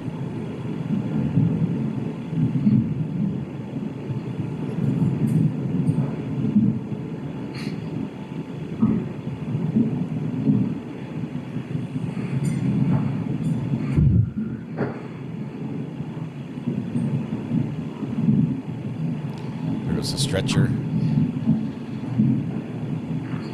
Still doing assisted breathing and CPR while it moves.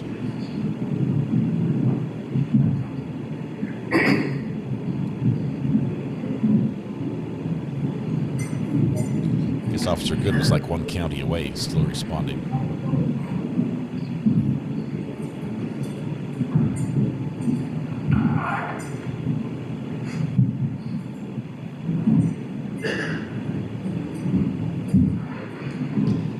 Upper dash cam was filmed specifically for being shown on a wraparound IMAX theater.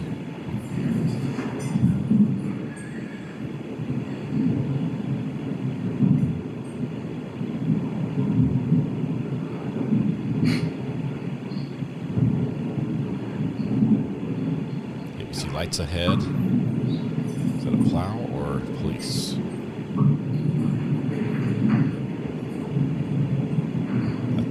That's police. Stop.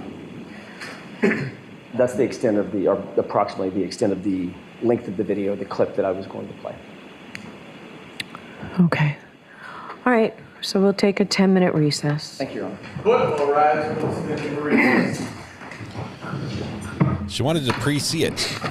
She's like, I want my own private screening of the clip that you're going to show this witness. I'm not sure what the reasoning was for that, to see I don't know where they were going with it, but now she knows the answer to her question. It looks like she's probably going to allow it. So let's take the 10-minute break, which we're just coming back from right now. Boom, boom, boom. All right. And we're back with the fan. She initially said 15-minute break, and then for the first 5 minutes, they showed that video. So now we're coming back from break right now. Looks like the gallery is full again. Media is still present. Look at all those stickers on that, what's his name's computer. Who is that? Who's the media guy that has all the stickers? Because it doesn't look, I'll just say it doesn't look very professional. I have boxes that have all those stickers. It doesn't look professional either.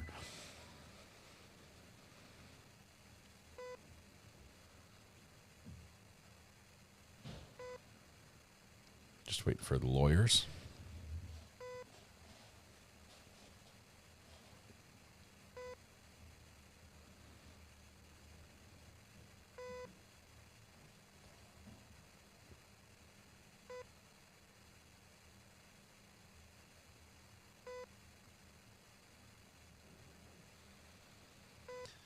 Here are the individuals wearing pink in support of Karen Reed.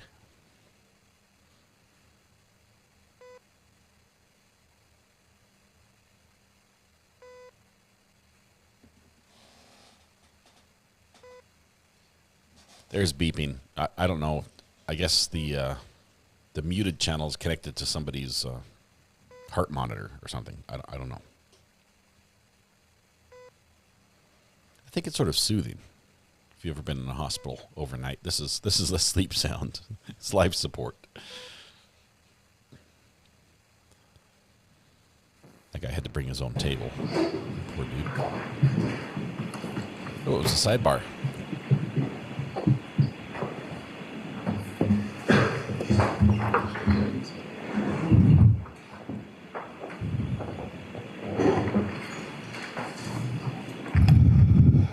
Going on with Mr. Jackson.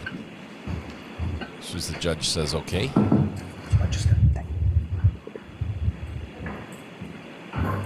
Yes. Sure.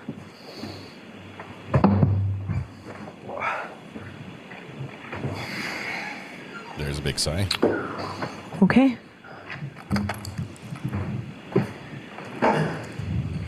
Thank you, Your Honor.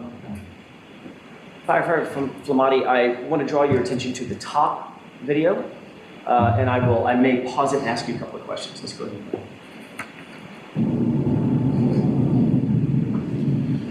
It's like deja vu all over again. Did you see a person run into the screen? Yes. Run into the frame, rather, from screen left? Yes. Who's that? I don't recall. Okay. Let's go ahead and play it. And pause. I want to draw your attention to the left side of the top video. Did you see somebody wearing a bright yellow jacket? If you could rewind it, I'd look at that area. Why don't I play it forward? Okay. And see if you see that. Judge does not like replays. Yes. Okay, pause. And do you recognize that person? I see a yellow jacket. I can't tell you who it is. Okay. Based on your memory, have you seen this before, by the way? No. Okay. Based on your memory, is that the approximate position that Mr. O'Keefe was in when you or your colleagues made contact with? Approximately. I'd say a little bit more to the left, but that would be my guess. Okay. Go ahead and play it.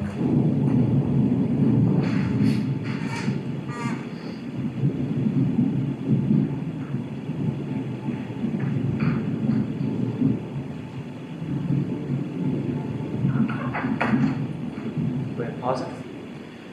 You see the person enter from screen left into the frame. It looks like a different person, yes. That person right there. Looks like Objection. a long-haired female? Yeah. Does that appear to be my client? From this angle, I couldn't tell you. Okay. Go ahead and play it. Pause.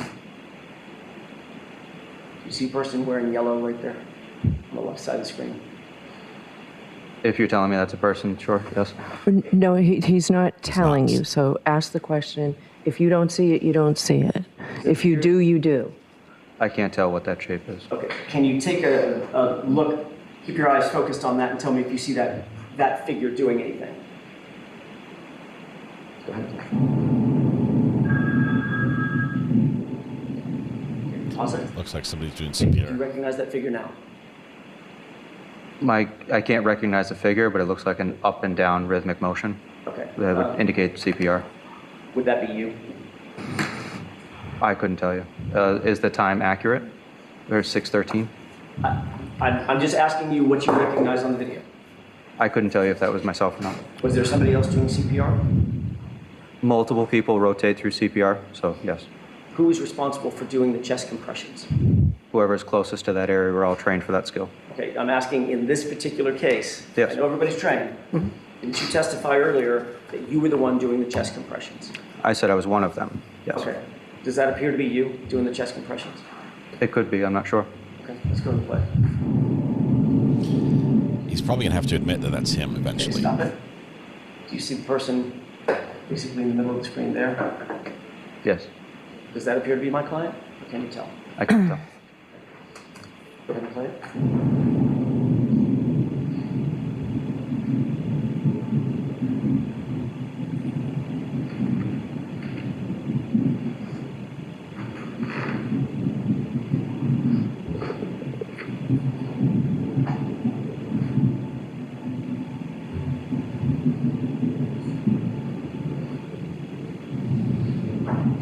This whole time, Officer Good Pause it. just driving. You see individuals entering from screen right. Yes.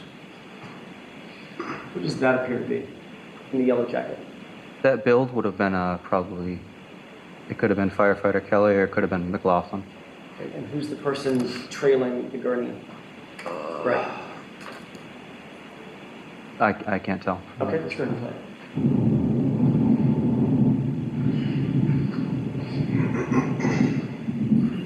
Go ahead and pause it. The person in the hood just obscured that figure. Did you see that figure standing on the other side of the person in the hood? No. Okay, go ahead and play it.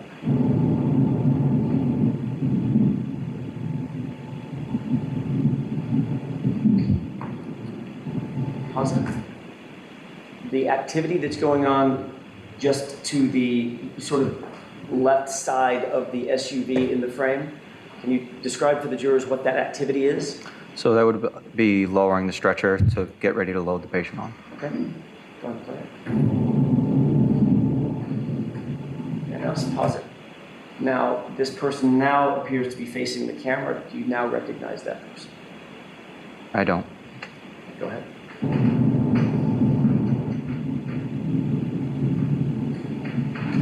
It's clearly Karen. Pause.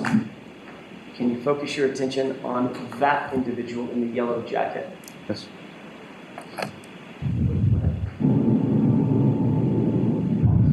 What does that person seem to be doing? CPR. Which part of the CPR? Chest compressions. Sorry, I didn't mean to talk over you. It's okay. Chest compressions. I want to make sure that Nancy can get down what we're both saying. So, which part of the CPR? Chest compressions. Thank you. Is that you? I don't know. Okay. At this point, you have no idea whether or not, you don't remember whether you were the one doing chest compressions when he was moved from the ground to the gurney? I don't recall. But you did earlier testify you were doing chest compressions. I did at some point during this call, yes. Okay.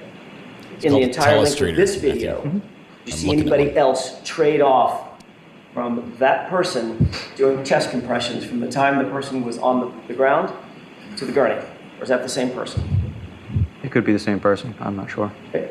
Would you say that's probably you? Objection, Your Honor. Sustained. Okay, go ahead. Jurors disregard that. You say that's probably you.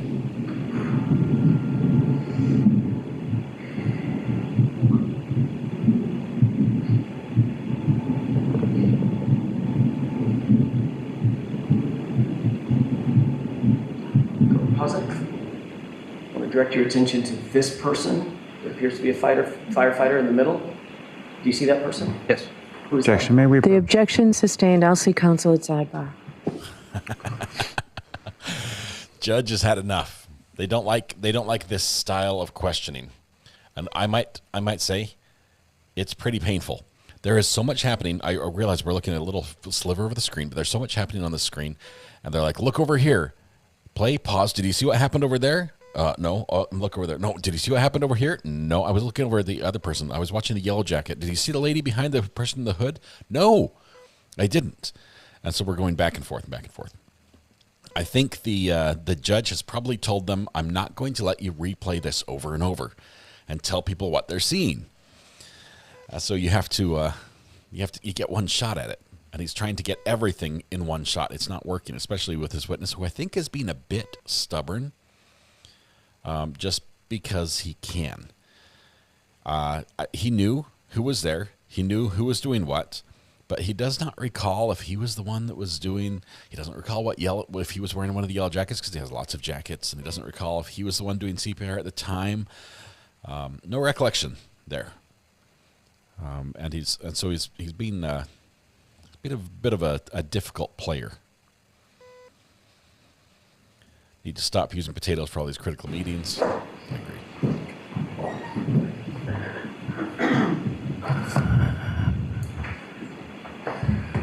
May I? That sigh as well. Yes. Take a look at the person or the yellow in the middle of the screen. Do you recognize that? As a fire jacket and build, I would guess it was either Firefighter Kelly or... So we don't want you to guess. My best estimation would be Firefighter McLaughlin. Firefighter McLaughlin? Yes. Okay, let's go to McLaughlin. Pause. Recognize the person in the yellow jacket to the right of who you just described as Firefighter McLaughlin? No. Okay. What is that person doing apparently? My guess would be, Not even an estimate. Do you know? I don't know. Next question. No estimations. Okay. Pause. At that point, did you join your colleagues in placing Mr. O'Keefe into the ambulance? Yes. Okay. Based on that, did that appear to be you following the gurney in the yellow jacket over to the ambulance? Yes. Okay. And who is the lead firefighter? When I say lead, I mean the one to the right, leading the gurney on the front side of the gurney. I'm not sure. Okay. One of your colleagues, though? Yes. What did you do once you left the frame? Where did you go? That would have been into the ambulance. And as you earlier indicated, shut the doors, correct? Correct. Okay. And you never came back out? No. Okay. I'd like to draw your attention to the lower video. Okay. And we're just going to let that play for a couple of minutes and see if you recognize anything. I'll ask you to pause it in just a second. This never came back out. That was a sign. We anticipate that Mr. Good, Officer Good, is going to arrive at some point. Oh, there we go. We've got some lights way up ahead, maybe? Nope.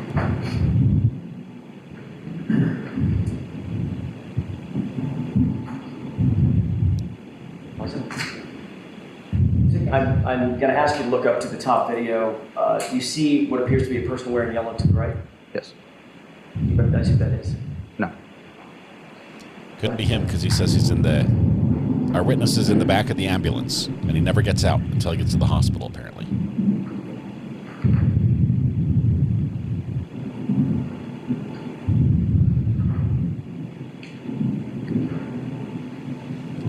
Hoping Officer Good gets just a really good look at all these people, so we know who everybody is on the scene.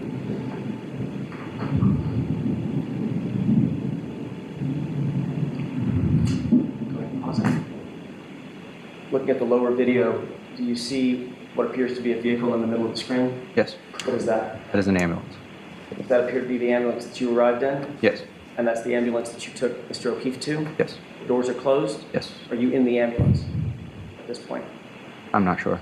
Well, if this was, let me just ask it a different way. If this was running continuously, no pauses, you've already taken Mr. O'Keefe to the ambulance, would you have gotten in the ambulance? I don't recall. Well, I mean, you're not standing outside the ambulance. So if you know the answer. I don't know. Next question. You have no idea whether you're in the ambulance or not at this point. At this point, no. Okay. Would you have gone anyplace else when you left the frame? Could have been to gather equipment, but for certain, I don't know. Where would Mr. O'Keefe have been? Been in the ambulance? Again, don't know for certain. Could have been or was in the ambulance? At this time, I don't know. Okay. Let's go to the play. Okay, so I think he recognizes himself in the video outside the ambulance. Stop. Okay. Taking a look at both screens, you see the group of people, including the individual with the yellow jacket at the bottom screen? Yes. That appear to be the same from a different angle, same group of people, including the person with the yellow jacket on the top screen. Yes. Who was the person that was directed to get the medical history from my client? McLaughlin. You believe that's Miss McLaughlin? No. You don't think that's her? I'd have to rewind to know where she went. Well, let me ask you a couple of other questions. Looking at the bottom screen, you see a police officer? Yes. You see a woman with long hair standing next to the police officer? Yes. That appeared to be my client? Yes. There's an individual with a fire jacket on, right? Yes. And she was, Miss McLaughlin, was directed to get medical history and interview my client, correct? Yes. Does that appear to be what she's doing right there? Objection, Your Honor. Sustained. At this point, where do you believe you were now? I don't remember. Think you might have been in the ambulance? I don't remember. You testified earlier, and this has been a continuously running video on the top, testified earlier that when you left the screen with that gurney, you got in the ambulance, correct? We headed that way, yes. So, Firefighter Flamati, it's not a trick question. Where did you go when you left the screen? It would have been to either gather equipment or to put the patient in the ambulance. Okay. When did what equipment did you need to gather?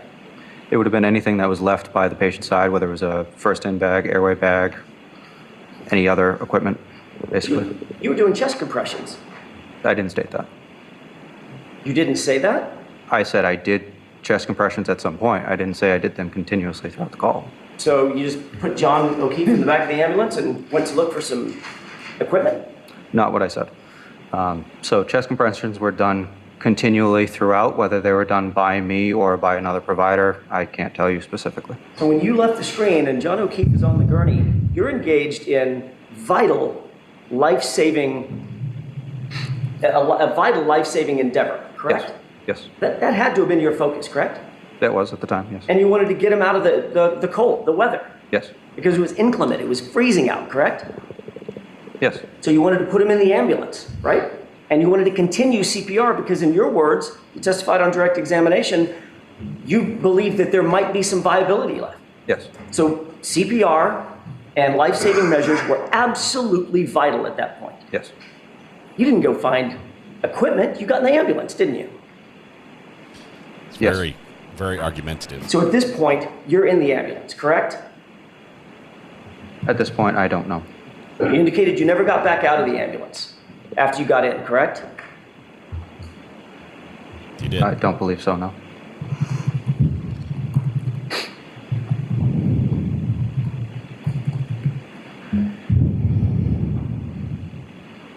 Did you see any place in that video where you had any sort of detailed conversation with my client?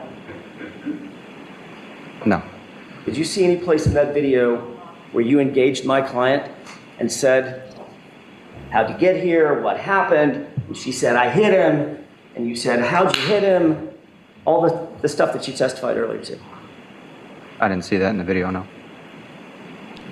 You indicated in a police report during an interview that you had with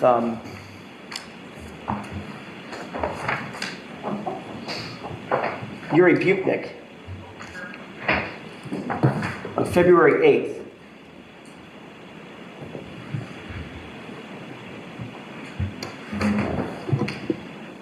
that my client said, I hit him, correct? Correct. You remember having that conversation with Sergeant Putnik? I don't recall the conversation, but I'm trusting that your records are accurate. Is it true that during that conversation, you indicated to Sergeant Putnik that, quote, Katie spoke with Karen Reed. Katie is Katie who? McLaughlin. Katie spoke with Karen Reed, collecting medical history for the victim, and was also told by Karen that the last time she saw the victim was at 1 a.m. that morning. That is when Anthony, who's Anthony? Would have been myself. That is when Anthony heard Karen say, I hit him, I hit him. Is that what you told Sergeant Putnik? I don't recall. Does it appear that this is the time, firefighter Flamati, that Katie McLaughlin is getting a medical history from my client, or attempting to? I can't tell from the video, no. You do know, however, that during this time, you're in an ambulance probably 30 or 40 feet away, with the doors closed. I don't know. He has to say, I don't know. Well, you certainly don't see yourself in that frame, do you? Doesn't appear to be, no. He just testified to having a conversation with Karen that would have been caught on video. If we're done with the videos, can we take it down, please? Of course. Yes, I think we are finished. And it wasn't on the video.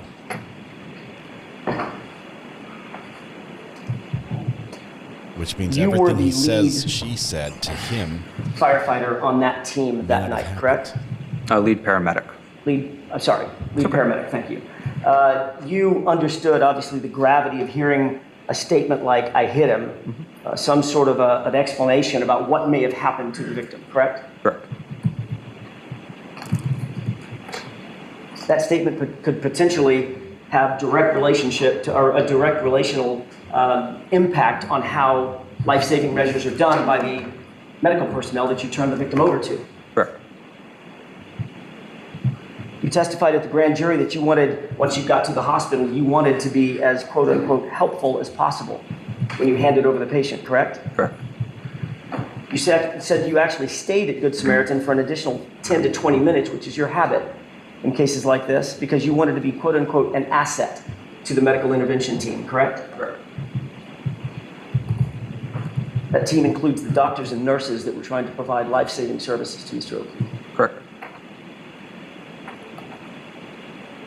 But you never relayed to a single doctor or a single nurse a single word about a woman who said, I hit him, did you?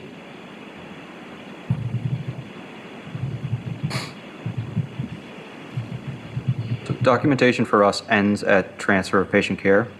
As far as my memory, I do remember relaying that information to the doctors and nurses. You do? Yes.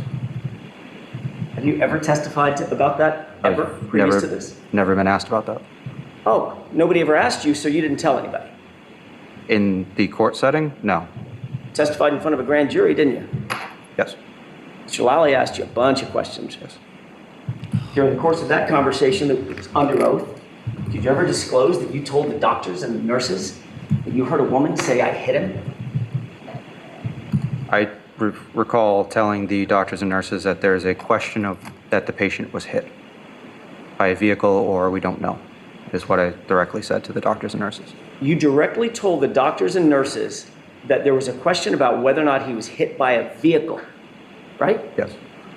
Have you ever said that in any context, either to the police or in a grand jury before today? I don't recall. You were asked a bunch of questions yesterday, the day before yesterday and this morning by Mr. Lally. Yes. Did you say it on your direct examination? I wasn't asked that question. So since Mr. Lally didn't ask you, you just left it out, that you told the doctors, the medical professionals, that in fact you described that this patient was likely hit by a car. Objection, Your Honor. Sustained. Wow. You wrote a report as well, correct? Yes. We talked a little bit about that report.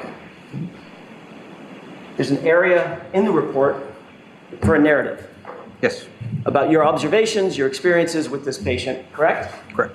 Your job as a lead paramedic is to be as detailed as possible, correct? Correct. You want to provide and impart the most detail you possibly can about an incident to assist in medical intervention, correct? Correct. Take a look at page 3 of 5 of your report. Yes.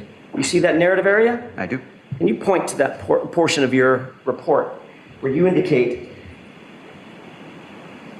that my client said the words, "I hit him"? It doesn't say that. Can you point to your report, the portion of your report, where you indicate that you told the doctors and nurses that she said, "I hit him"?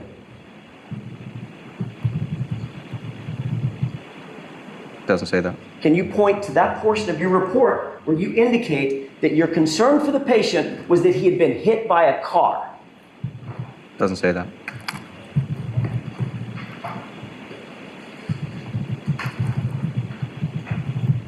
You indicated on direct examination that you were, quote unquote, looking for anything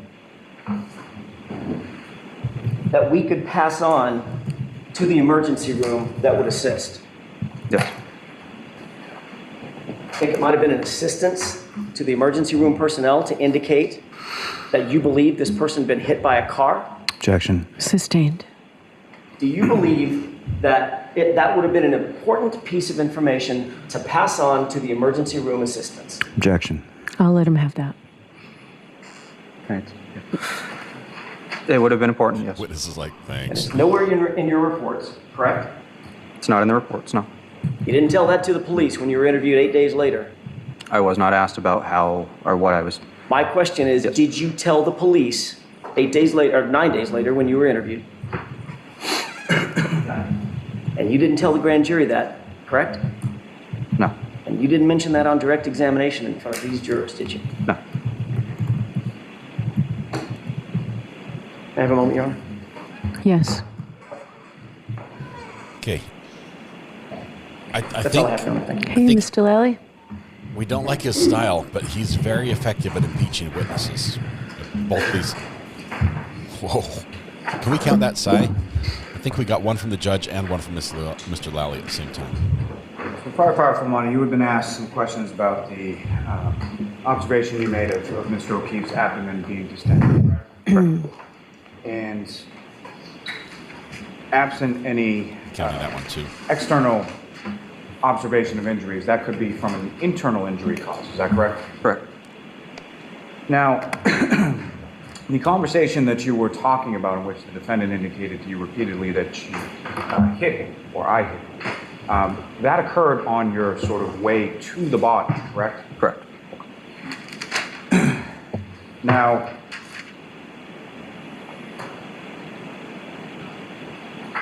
turning back to sort of when you're coming to the scene and arriving at the scene, you've got a call or dispatch in regard to an unresponsive male in the snow, correct? Correct. So you know that going there, correct? Correct.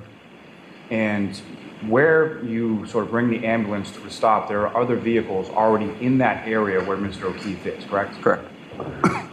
And it's from that vantage point that you're able to then see Mr. O'Keefe's body off the side of the road about 10 feet or so into the lawn. Correct.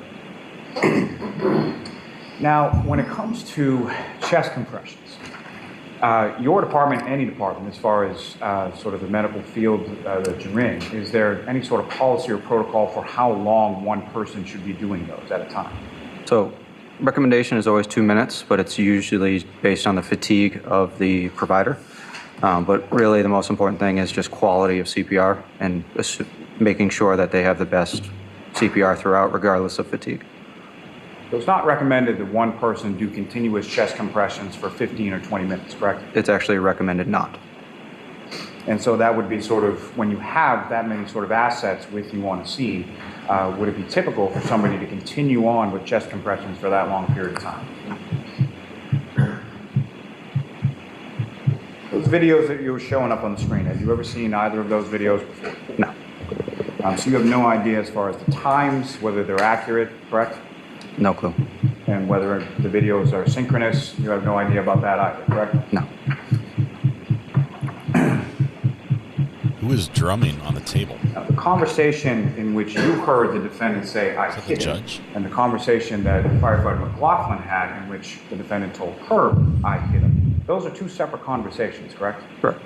Happened at two different times, two different locations, and you weren't even present for Ms. McLaughlin's statement, correct? Correct.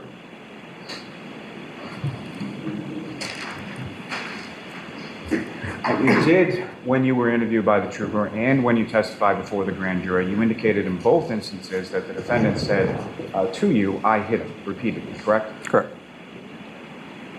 Now, when you were asked questions about what you relayed to the hospital staff, that what you're testifying to, that's your memory of what you told the hospital, correct? Correct. And you indicated in that you had said something to the effect of there's a question about whether or not Mr. O'Keefe had been hit by a car, correct? Correct.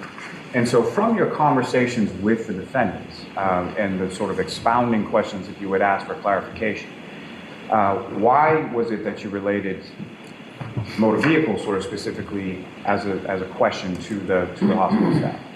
So it was due to the proximity of the patient to the roadway and the vagueness of the statement. So proximity to the roadway and the fact that she stated, I hit him, the red flag of him being underdressed and not, people don't just lie down in the snow in a blizzard. So how he got there, we're not sure. So we're trying to figure out what happened, but due to the proximity of the roadway, that was our first inclination. I have nothing further. All right, May I, Your Honor? A couple of questions. Gets a recross. You indicated that it's not recommended that someone do chest compressions for 15 or 20 minutes. Correct. You saw the video that was on screen. That video was about 3 minutes. Yes. Did it appear that the same person that was doing chest compressions at the beginning of the video continued doing chest compressions all the way through? I don't know. We just watched the video. I can't tell you for certain which personnel. We all have yellow coats, so I can't tell you if somebody swapped. I don't know. Did it appear to you in watching that video that the person that started on the chest compressions on the left side of the screen continued all the way through up to the scoop, up to the gurney, and off screen doing chest compressions? Objection. Sustained. Wow. Everybody saw it. The jury saw that. And that's what it looked like to me. You indicated that when you heard this phrase, I hit him, that your response was, did you hit him with your hand, right? Yes. Did you kick him? Yes. Did you punch him? Yes. That's what you previously testified to, correct? Yes. Nowhere in that conversation did you ever suggest, did you hit him with your car?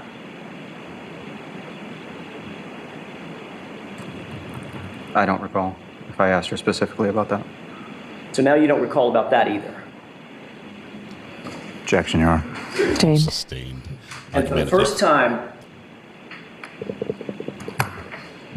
in any forum, you're telling this jury that you then thought, based on that conversation that was attendant to the video that we just watched, you believed that Mr. O'Keefe had been hit by a car and that she said she did it. I did not say that. So what, am I allowed to respond? Yes. Yep. So I left it open-ended to the staff of the hospital that these are both possibilities of what happened to the patient. And of course, if you had said that to the staff of the hospital, staff of the hospital would certainly put it in some of the medical reports, correct? They don't have to. It's really up to them. And you're aware that none of those have that statement? I'm not aware. All set? All right, you are all set, Firefighter Flamati, or Paramedic Flamati, thank you. Who is your next witness, Mr. Lally? Yes, Your Honor. The Commonwealth will call Mr. Matthew Kelly. Matthew Kelly. This is number 7. There was a sigh from the judge. Your Honor, may I approach just to retrieve the exhibit? Sure. I think it's right there. And another one.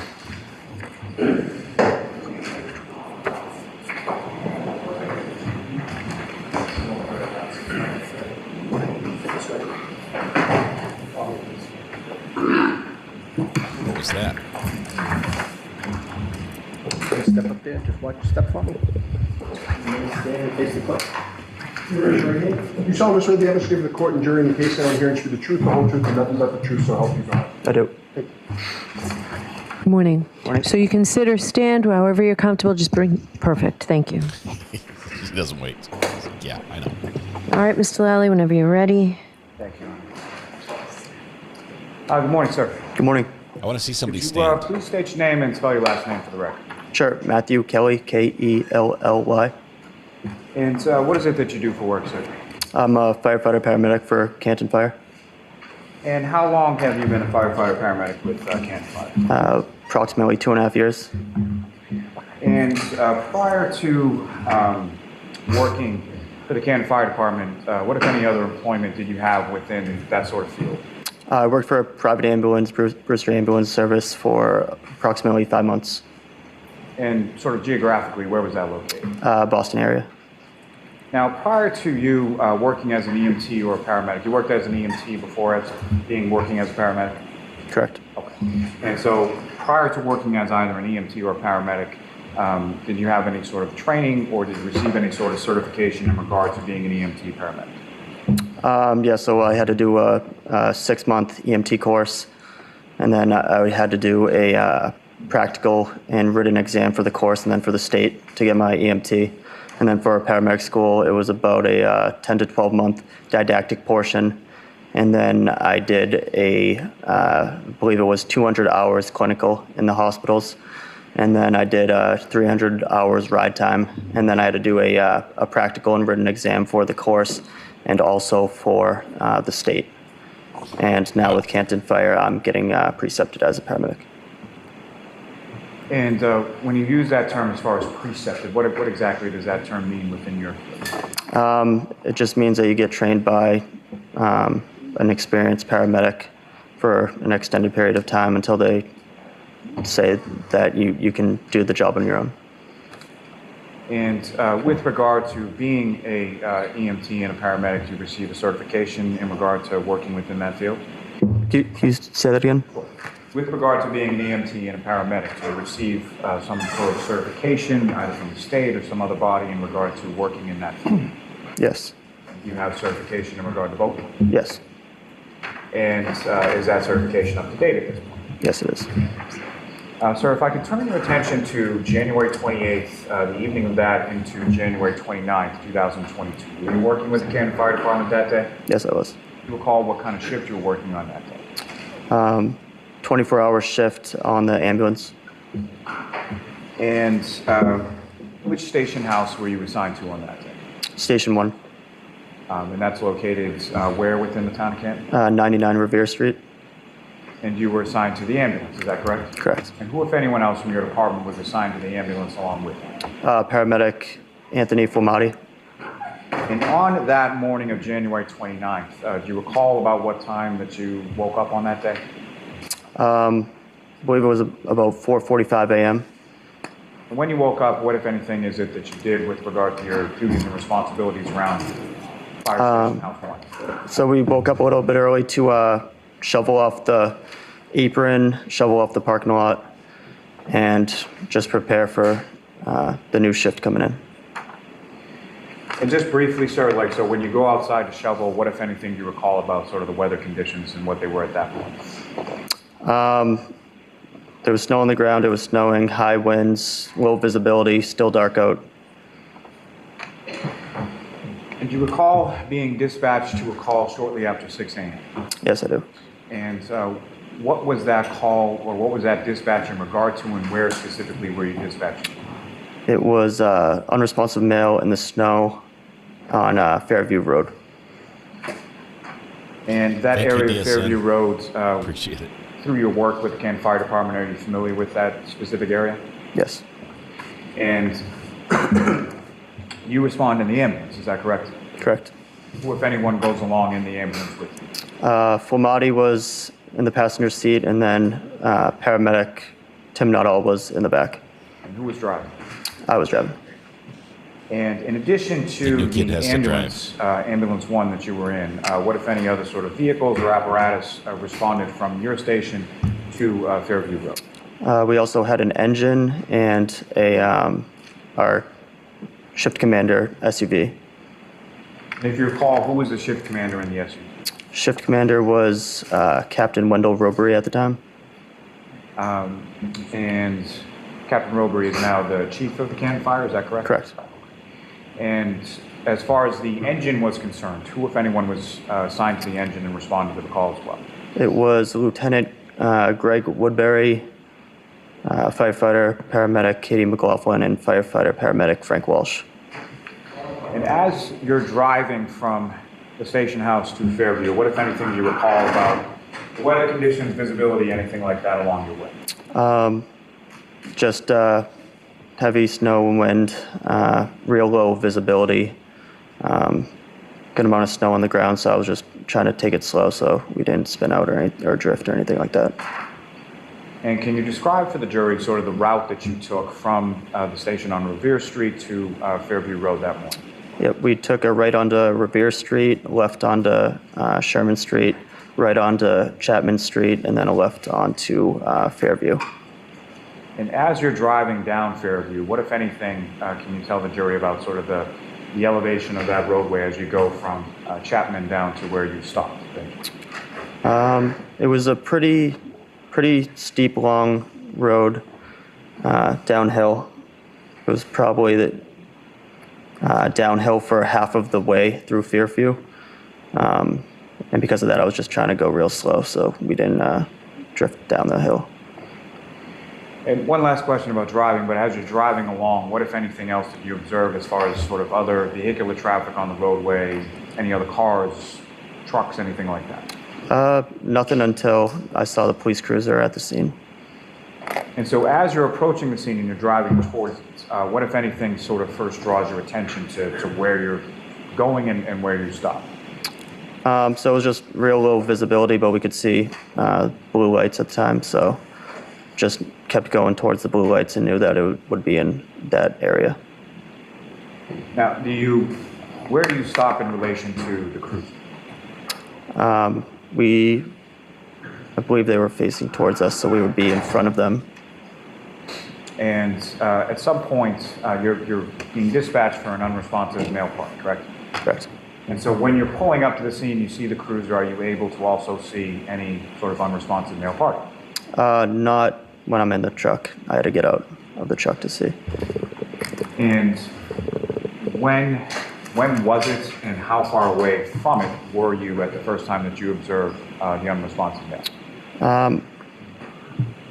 Once I got out of the truck, I was probably had to be about like 5 feet away until I could see the victim. And at this time when you're arriving, sometime shortly after 6 a.m., is it light out, dark out, or something else? It's dark.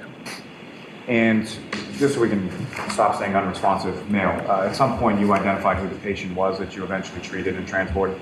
Correct. And who did you identify him to be? Mr. O'Keefe. The John O'Keefe, is that correct? Correct.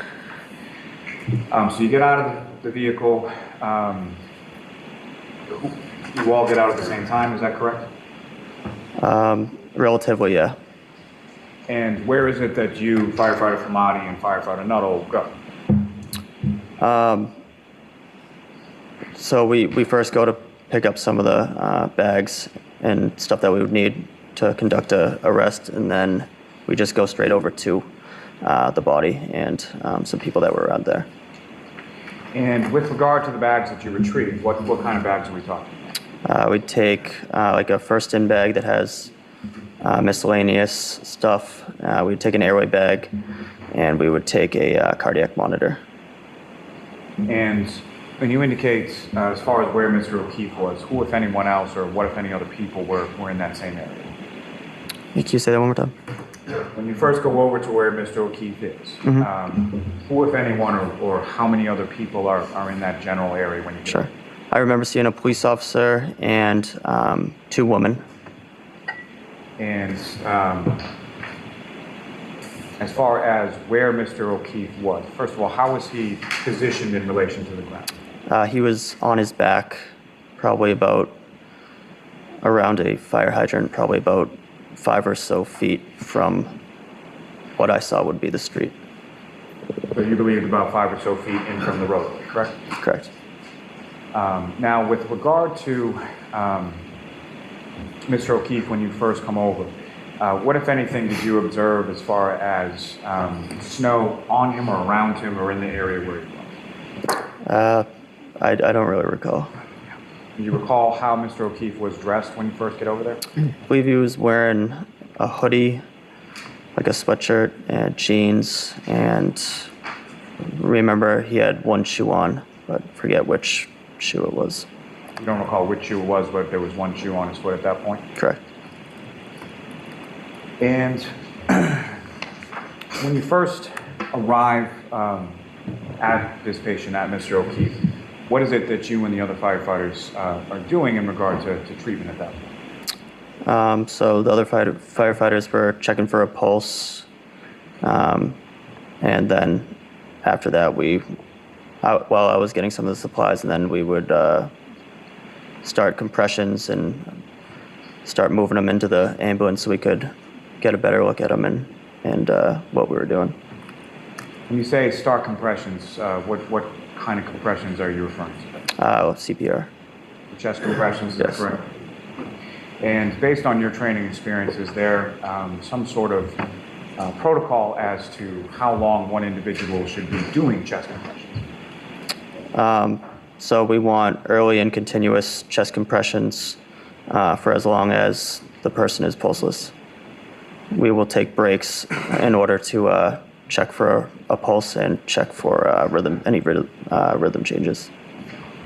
And so when breaks are taken, is that one person that's doing those same compressions the entire time, or is it switched off or something else? We try to switch off every few minutes. Now, when you first approach where Mr. O'Keefe is on the ground, what, if any, sort of injuries, if at all, did you observe on Mr. O'Keefe at that time? On the ground, I didn't observe any injuries or recall seeing any injuries at the time. It wasn't until got him in the ambulance that I saw some injuries. And so from that sort of initial assessment and initial sort of treatment at the patient, what exactly does that sort of assessment and treatment consist of when Mr. O'Keefe is on the ground? Basically just checking for breathing and if he has a pulse. It was pretty dark and very low visibility, so we wanted to get him out of the conditions and into the ambulance to kind of further assess him. And from your sort of initial assessment, did he have a pulse and was he breathing? No. And so, want to get him out of the conditions, and how was that accomplished? I believe we used a scoop board or a scoop stretcher. It's just a backboard that breaks into two pieces that you can slide underneath the victim or the patient. We used that, and then we had picked him up and put him onto our actual EMS stretcher, and then just put the stretcher into the ambulance.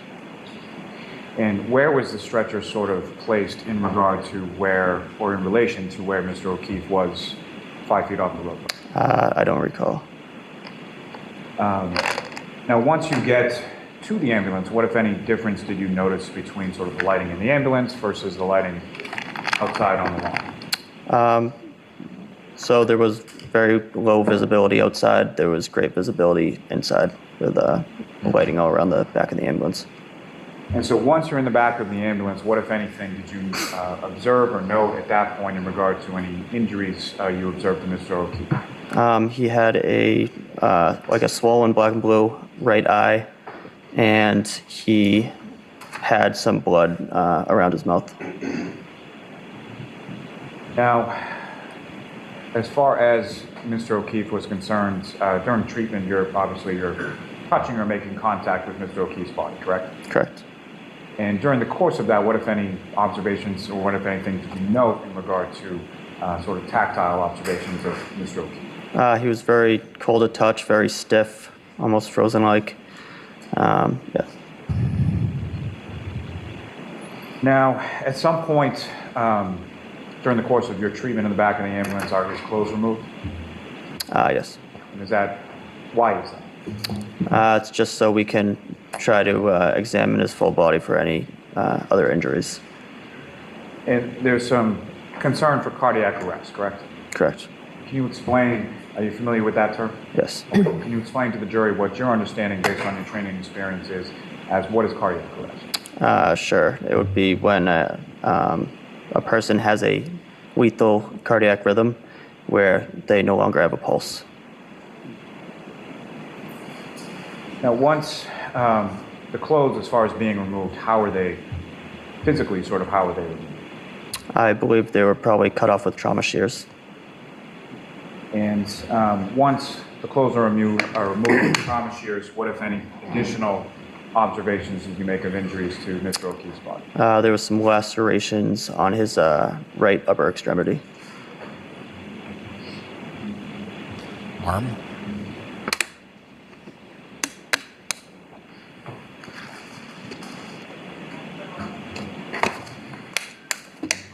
Now, the chest compressions that you were talking about, was that continuous sort of throughout the patient care with respect to Mr. O'Keefe? Yes. And in addition to that, what, if anything, was done with respect to body temperature for Mr. O'Keefe once in the back of the ambulance? So we did some rewarming. So we did heat blankets and warm fluids. And as the chest compressions continue in the back of the ambulance, what, if anything, did you observe with regard to Mr. O'Keefe's nose or mouth? I remember that there was some blood or vomit or bile coming out of his mouth.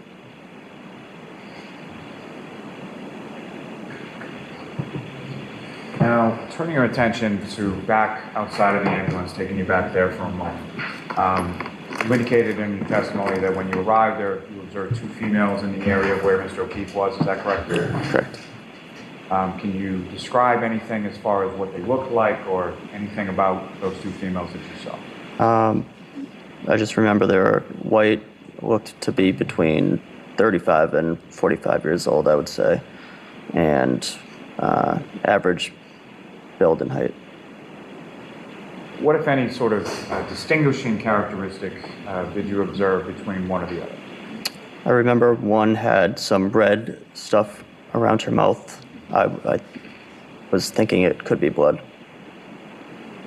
And that individual that you observed with red stuff that you thought could be blood around her mouth, what, if any, observations did you make of her as far as her demeanor or anything like that?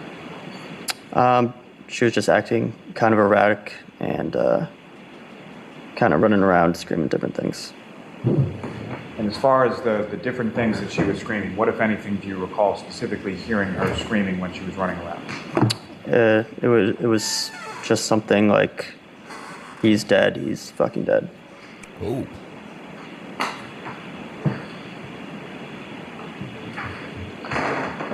Is that something that she said once or more than once or something else? At least twice. As far as that sort of phraseology, was that consistent throughout? I would say so, yes.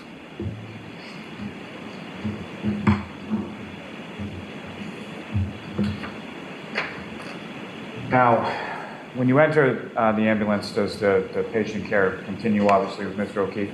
Yes. And if you recall, who was sort of involved in that patient care in the back of the ambulance? Me, Nuttall, Flamati, Woodbury,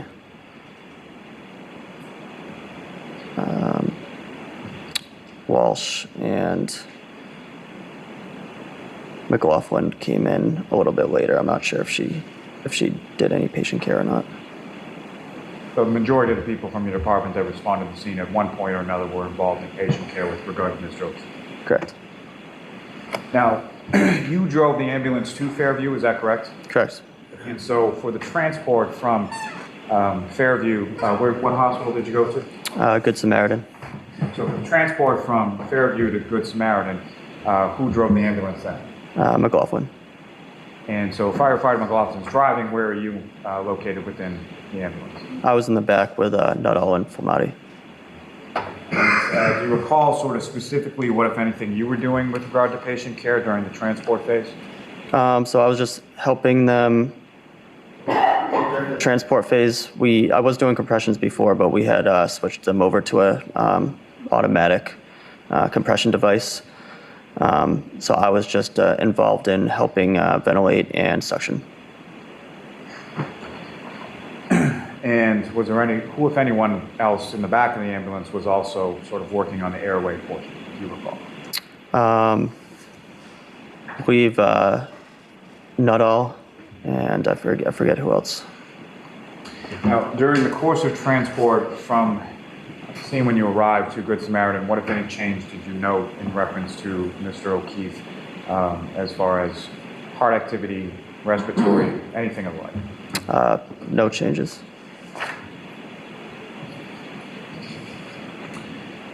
Ms. Gilman, if I could ask for exhibit number 9, please.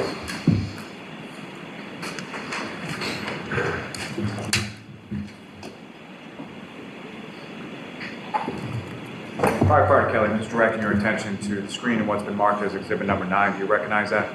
Yes. And what do you recognize that to be? The location of the scene. So the house that you responded to on January 29th, is that correct? Correct. And Ms. Gilman, if I could also have exhibit number 18.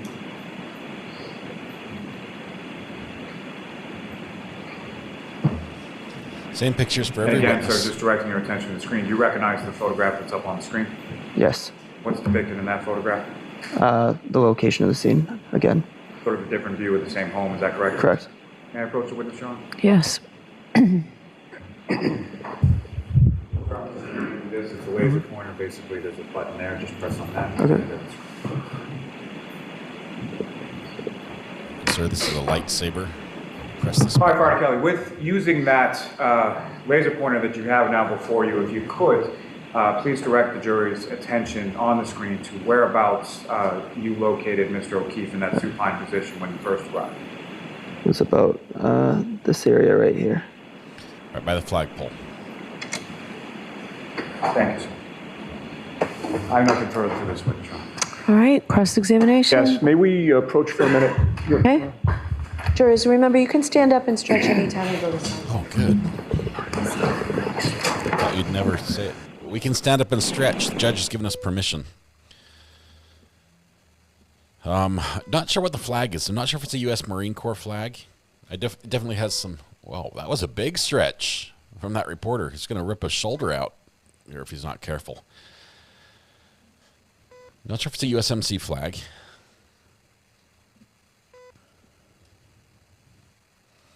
I'll tell you that this newer employee, probably the younger guy on the crew, the driver of the ambulance, is the least polished in his testimony. He's referring to his coworkers by their last name, which is fine, which is what they do probably amongst each other. But in court, it's probably more proper to refer to them by their title or position, like his coworkers did. Thank you.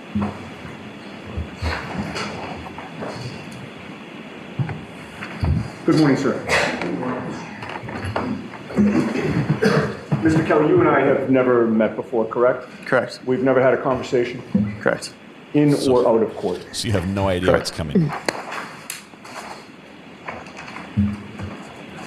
Now, with regard to the clothing that John O'Keefe was wearing when you came upon him, I believe you remembered that he had on a pair of jeans. To the best of my recollection, yes. And you remembered that he had a hoodie sweatshirt? Yes.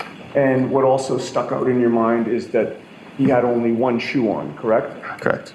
From your memory, you're not sure if it was the left or the right shoe, but it was one of those, correct? Correct. And you did not see another shoe or the matching shoe in the area anywhere around where he was lying, correct? Correct. And to your memory, you never saw that other shoe, correct? Correct. Now, with regard to the removal of the clothing, I believe you testified before this jury on direct examination that trauma shears would have been used. Is that accurate? Yes. And what do those look like? How big are they? And if you could describe them. They're about this big, so say 6 inches and they have usually like a plastic or metal handle, and then just kind of two curved blades that are used to cut.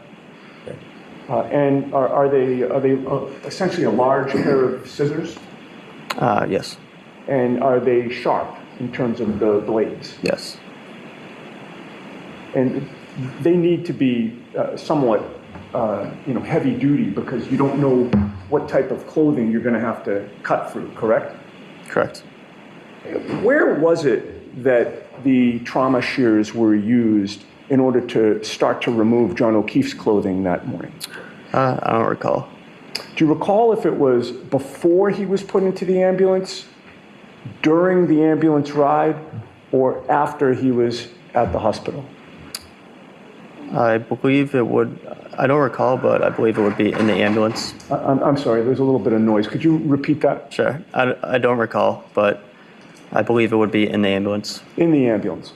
And you wouldn't have waited until you got to the hospital because there was a reason why you were taking the clothes off, correct? Correct. And what was that reason?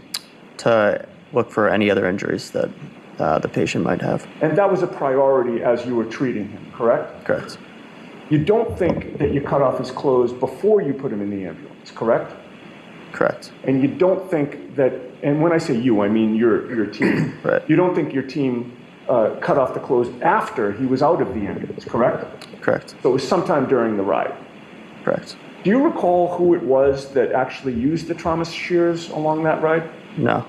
Do you recall at what point during the ride? Would it have been sort of the beginning of the ride, or would it have been toward the end? Toward the beginning. Now, with regard to the clothing that was cut, do you recall if it was the sweatshirt, the jeans, or both? I don't recall. Do you think, or is your memory that the hoodie sweatshirt was left on him without being cut? I don't recall. Where did that clothing go after it was cut by the trauma shears during that ride?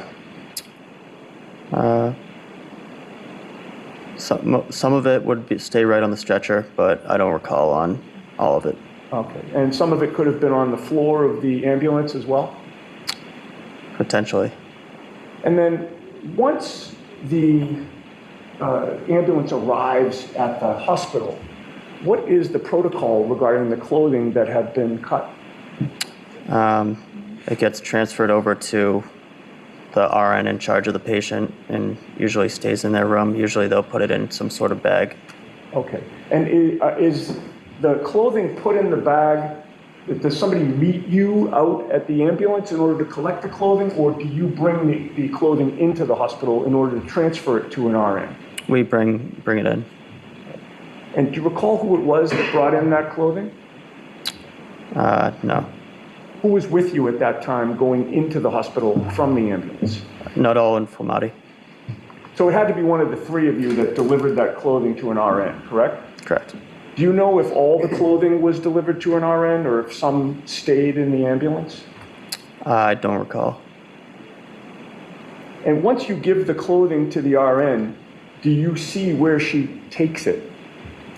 I don't recall. Did you go into the treatment room wherever John O'Keefe was brought once he was at the hospital? Yes. And you had previously testified that you believed the clothing would have been brought in with him, correct? Correct. Do you have a memory of seeing that clothing within that treatment room at the hospital? I don't recall. Do you recall seeing the clothing on the floor? I don't recall. Okay. Now let's get back to when you were first arrived on scene. And actually, but before I get to that, I did want to ask you a couple of questions about where you were at in terms of your career on January 28th, 29th. You were a fairly new firefighter? Correct. And you were conscious, you had been trained not long before January 29th, right? It was within several months? 2 months, yeah. Oh, within 2 months, okay. And your priority as a new firefighter was to follow your training, correct? Correct. It was fresh in your mind. Correct. You wanted to do things the right way, correct? Correct. And particularly at the beginning of your career, you don't want to develop any bad habits, correct? Correct. And you were following protocol once you got to the scene as best you could, correct?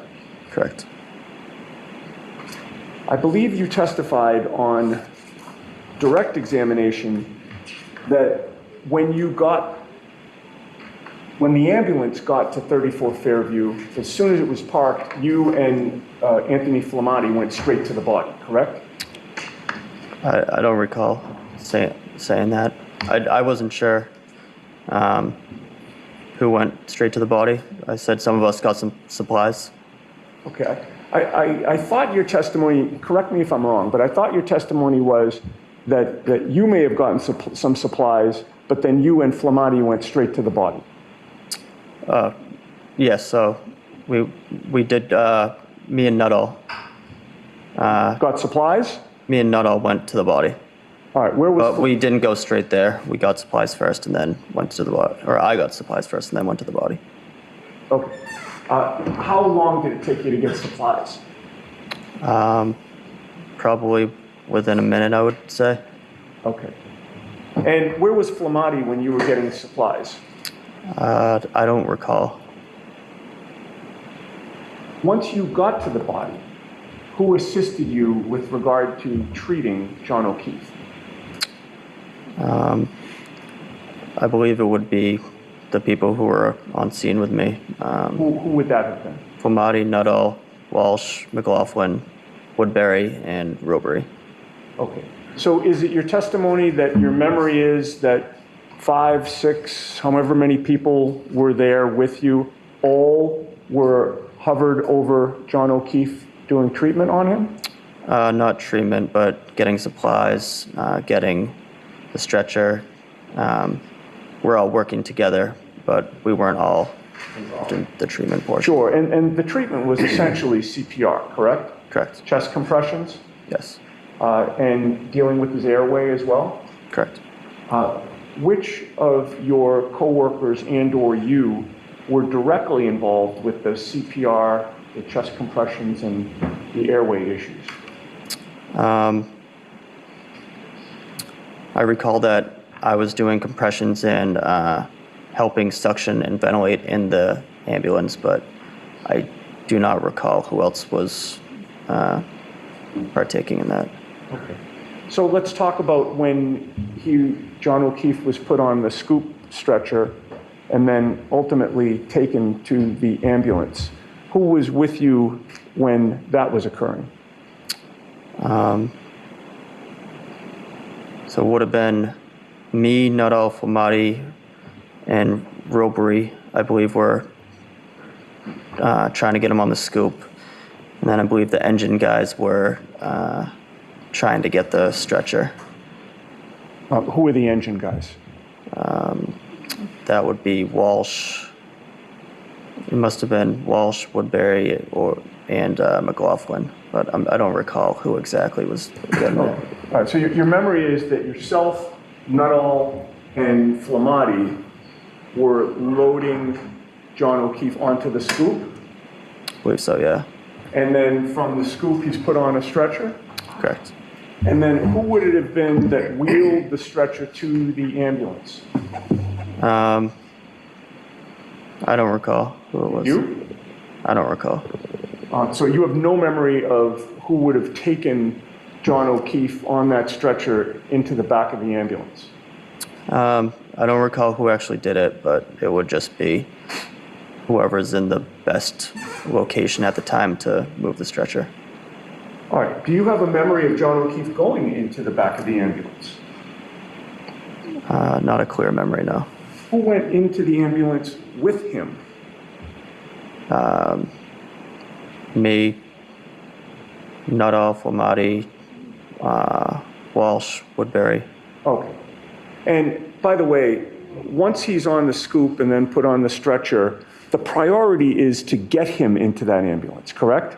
Correct. And part of the reason for that is he was cold, correct? Yes, sir. And your priority was you wanted to warm him up, correct? Correct. And the best place to do that would have been the inside of that ambulance, correct? Correct. So it wasn't that he was put on the stretcher and then there was some detour in terms of where he was taken. You made or whoever took him, made a beeline for the back of that ambulance in order to get him warm, correct? Correct. And once he's in the ambulance, the priority at that point would be to close the doors of the ambulance, correct? Correct. Because if you leave the doors open, there's a blizzard outside, correct? Objection. Sustained. Let's go ahead, Mr. United. Keep moving Facts, not forward, in please. evidence. And so the doors were closed to the ambulance, correct? At some point, yes. All right. And inside the doors of that ambulance, as you testified, was at least, not naming everybody, but at least you and Nuttall and Flamati, correct? Correct. And once those doors were closed to the ambulance, none of you left the ambulance, correct? None of us, meaning? I'm talking specifically about you and Nuttall and Flamati. I don't believe so. No.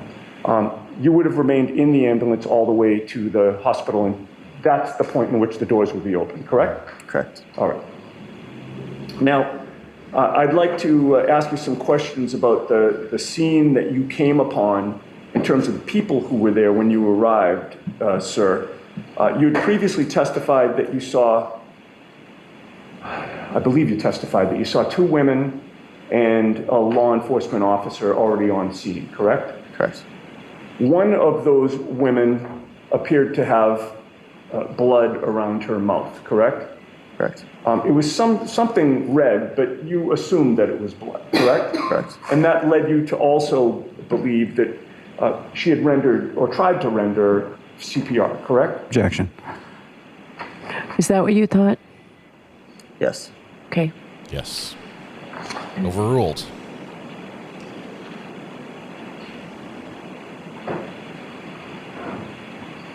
And while you were on scene, it was the woman who had the blood around her mouth who appeared to be most upset, correct? Correct. She was really upset, correct? Yes. Would you go so far as to say she was distraught? Yes. Hysterical? Yes. Frantic? Yes. And you heard her say, he's dead, he's fucking dead, something like that, correct? Correct. And she didn't say it in the tone of voice that I just said it, correct? Correct. She was screaming when she said that, correct? Correct. It was very easy for you to discern that her words were, he's dead, he's fucking dead, correct? Correct. And she repeated it more than once, correct? Correct. And it's fair to say that at no point in time did you ever hear her say, I hit him, I hit him, I hit him, correct? Correct. And you would agree with me, sir, that you have been extremely consistent in terms of your memory of what she said, correct? Correct. You've been asked these questions not for the first time by Mr. Lally or me in court today. There have been other occasions where people have asked you, what did the woman with the blood on her mouth say when she was on scene, correct? Correct. You were asked that by Trooper Proctor on February 9th of 2022, correct? I don't recall. It's probably unfair of me to say the date, but you do recall speaking to a state trooper not long after these incidents, correct? Correct. And to that state trooper, you told him that what she said was, he's dead, he's fucking dead, correct? I don't recall. You don't recall saying anything differently than that, do you? I remember saying a lot differently, but I might have also said that. I just don't recall. Well, you don't, let me rephrase that. That's bad for the You don't facts. recall changing her words at all. You recall, you've always said he's dead, he's fucking dead, correct? Correct. That was not only to the state police on February 9th, but then in April of 2022, you were in a grand jury setting, correct? Correct. There was no defense attorney there on that day, correct?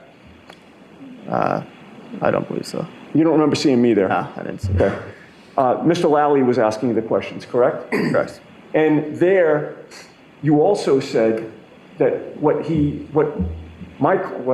woman with the blood on her mouth said was, he's dead, he's fucking dead, correct? Correct. I got the beep that time. And you've testified to that today? Yes, sir.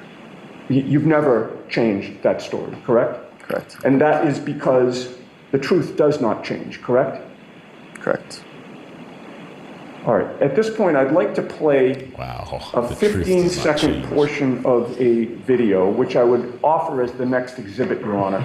Okay, so we'll watch it and then you can offer it. With no narration, right?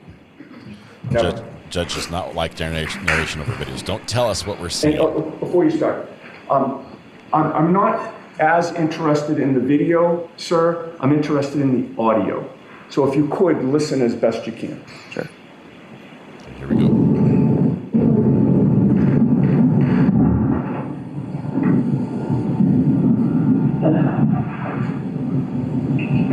Do you have blood problems? Do you do drugs? Do you do drugs? Huh?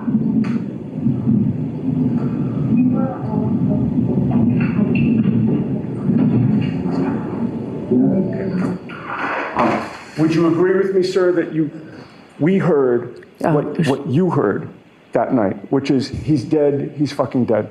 It was kind of hard for me to hear. Okay. I heard about, does he do drugs? I couldn't really hear the background. I may have a moment. Okay. So do I need to clean this one up too?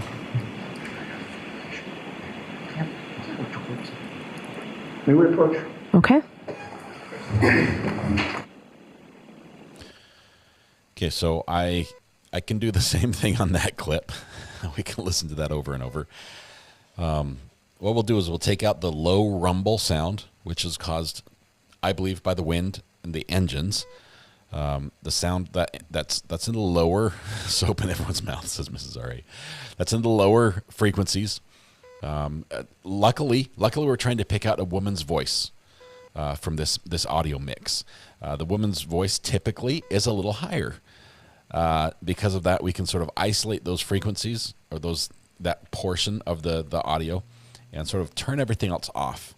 And then I can also do some cleanup where we use some smart tools that can pick out those sounds and sort of accent those frequencies that are used in the vocal stuff, speech and that. So enhance, we'll do that. For clip number 2, the first clip, just for the record, the first one we've enhanced for this was this one. I can't play it, sorry. I almost played Mr. Kelly, I got music. permission to play it one more time. I'll try my best. Permission to play it again. So and by the way, before it's queued up, I would direct your attention more toward the beginning of that 15 seconds. As there are things that happen, I think, that you heard at the end, but you tell us if you can hear, or what you can hear. Okay.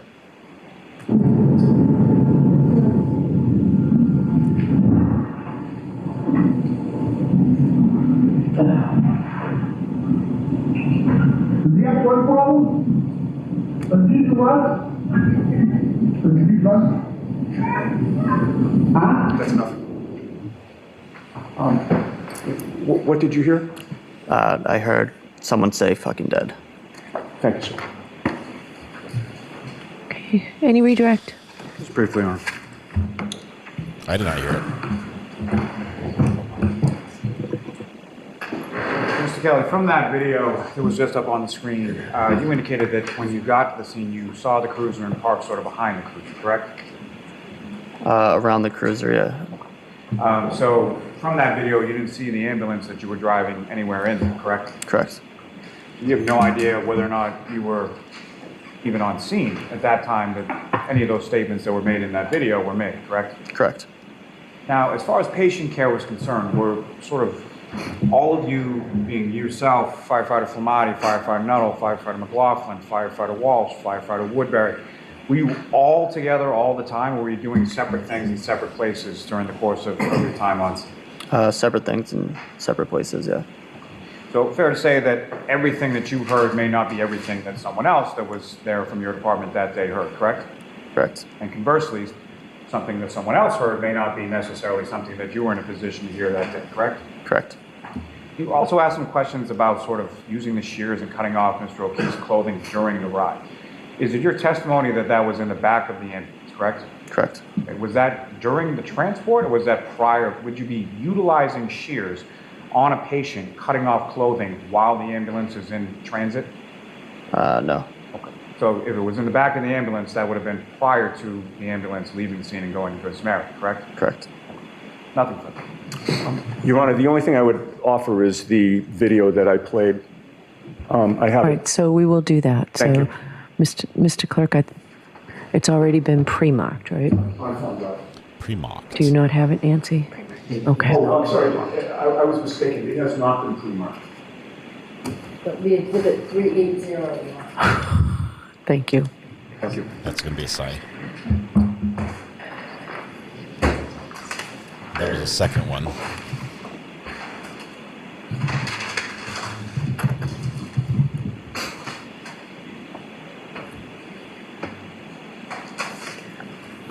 All right, so we're all set? Yes, thank you, Your Honor.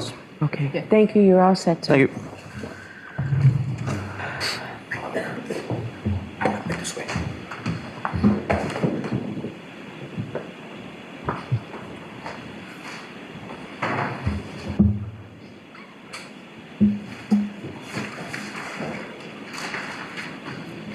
Your next witness. Yes, Your Honor. The Commonwealth call Mr. Francis Walsh to the stand. Okay.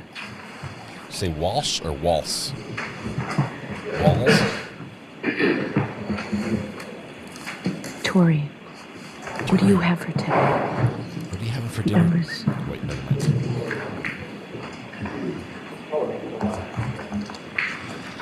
Lady in Gray. Thank you very much. Congratulations on 9 months. It's the big gender reveal today, right? Lady in Gray. You solemnly swear the evidence you give the court and jury in the case down here and should the truth, the whole truth, and nothing but the truth, so help you God. I do.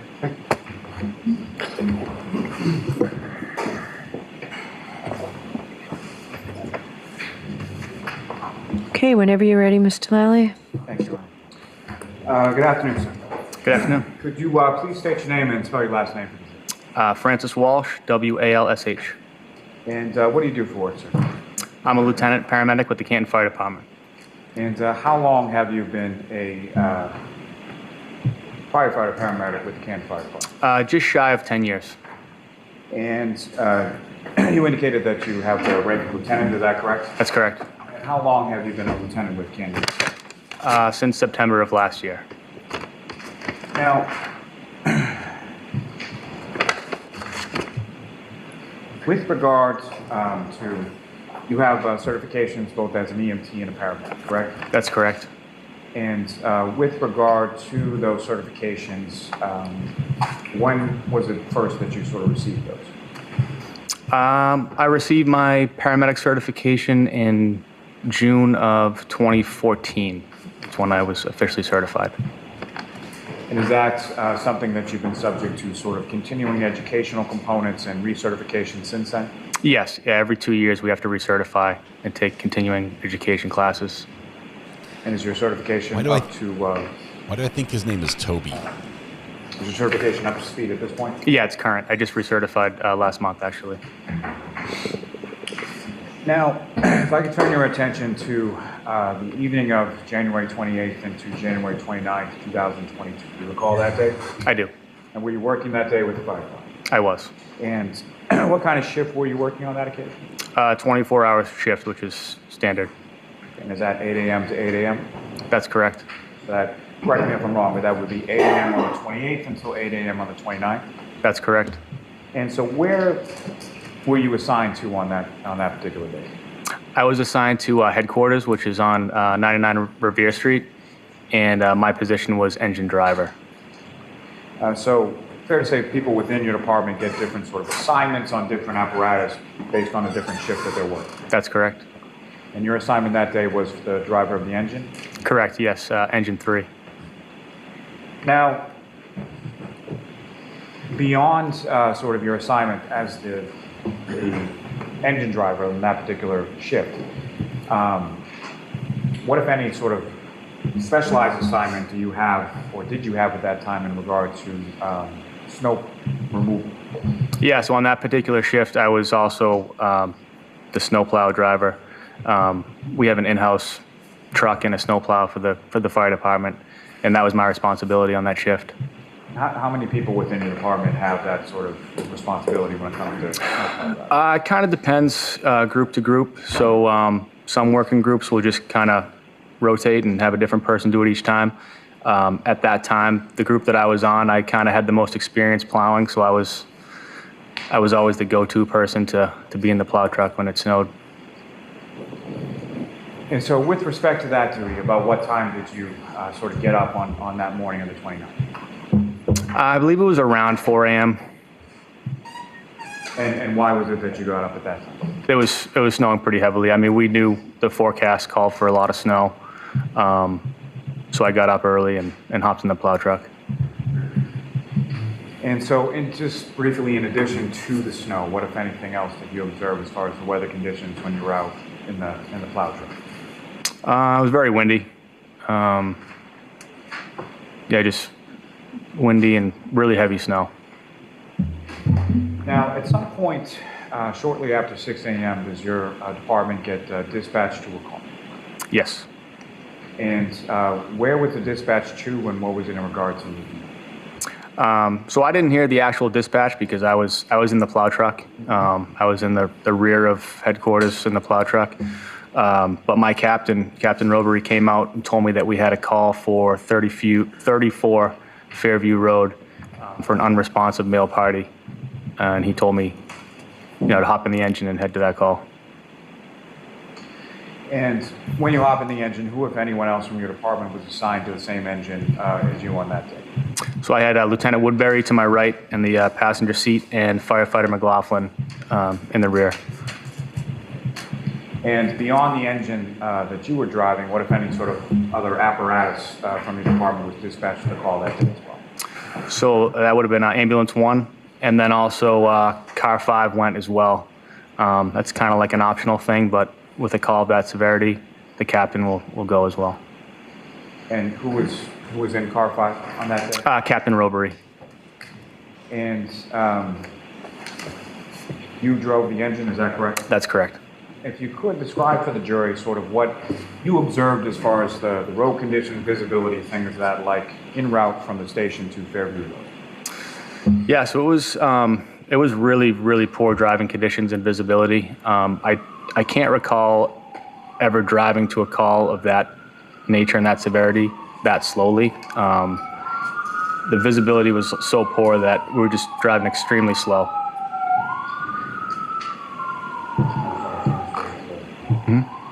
Sirens go further away. Okay. And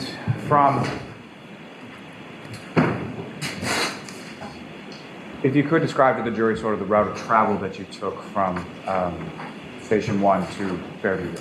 Sure. So out of Station 1, take a right onto Revere Street, and then a left onto Sherman Street, a right onto Chapman Street, and then a left onto Fairview. We're going to have these directions memorized Now, by the if end you of this recall, trial. what was sort of the order? You're all sort of dispatching, you're all sort of responding around the same time, being Car 5, the ambulance, and the engine, correct? Correct. And if you recall, what was sort of the order of the vehicles in response? So Engine 3, we were the last vehicle for the fire department to arrive on scene. So when we arrived on scene, Ambulance 1 and Car 5 were already on scene. And if I could ask, just sort of as you're turning onto Fairview Road and you travel down, what, if anything, do you know about sort of the elevation of the roadway as you're driving down through? It's a downhill grade. Yeah, it gets a little bit steep at one point. And the residence that you eventually stopped at or responded to, where was that in location in reference to when you first turn on a Fairview? About how far down is the residence that you eventually go to? Pretty far down.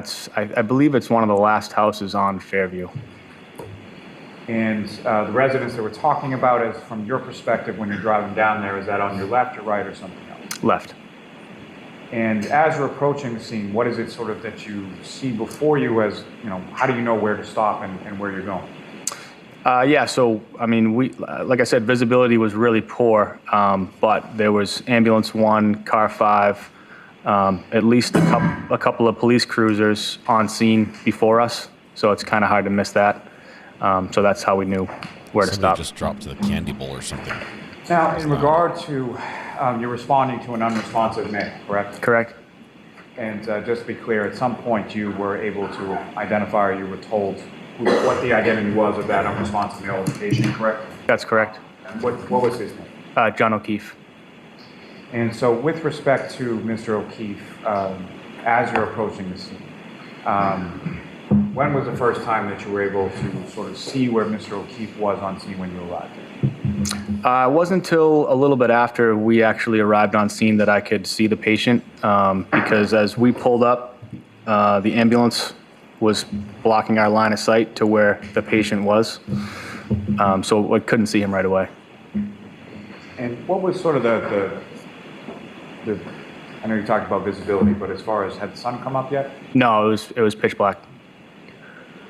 And so when you arrive on scene, what is it that you and sort of the other people on your engine are doing in relation to patient treatment at that? So at that point, I got out of the engine and I started walking towards where the ambulance crew was. But at that point, firefighter McLaughlin was coming around to the rear of the ambulance to get the stretcher out. So I went directly to that to give her a hand with that. And we proceeded to bring that around the front of the ambulance where firefighter Nuttall, Flamati, and Kelly, and I believe Captain Robery were working on the patient. Now, in reference to where patient Mr. O'Keefe was, where was he? Could you see sort of how in reference to the ground? I could see the other firefighters and captain that I just mentioned had just put him on the backboard at the first time that I saw him. I'd say that was like roughly 10 feet in from the road. And to that point, how were you able to say that it was approximately 10 feet in from the road? Just an estimate. Let me ask you, as far as the stretcher was concerned that you and firefighter McLaughlin retrieved, where did you place that in relation to where Mr. O'Keefe was when you first brought it over? So we placed that. We decided to leave it on the street and get it as close to the grass or snow as possible. It was unspoken, but we knew that we didn't want to put the stretcher onto the snow because it would be too unstable. So we put it right up against the curb. So right at the edge of the street where the street meets the yard. And so you put the stretcher basically right up against the curb, and Mr. O'Keefe was approximately 10 feet from that. That's correct. And with respect to positioning the stretcher, was that parallel with the curb or perpendicular to it, or how was it positioned? Parallel. And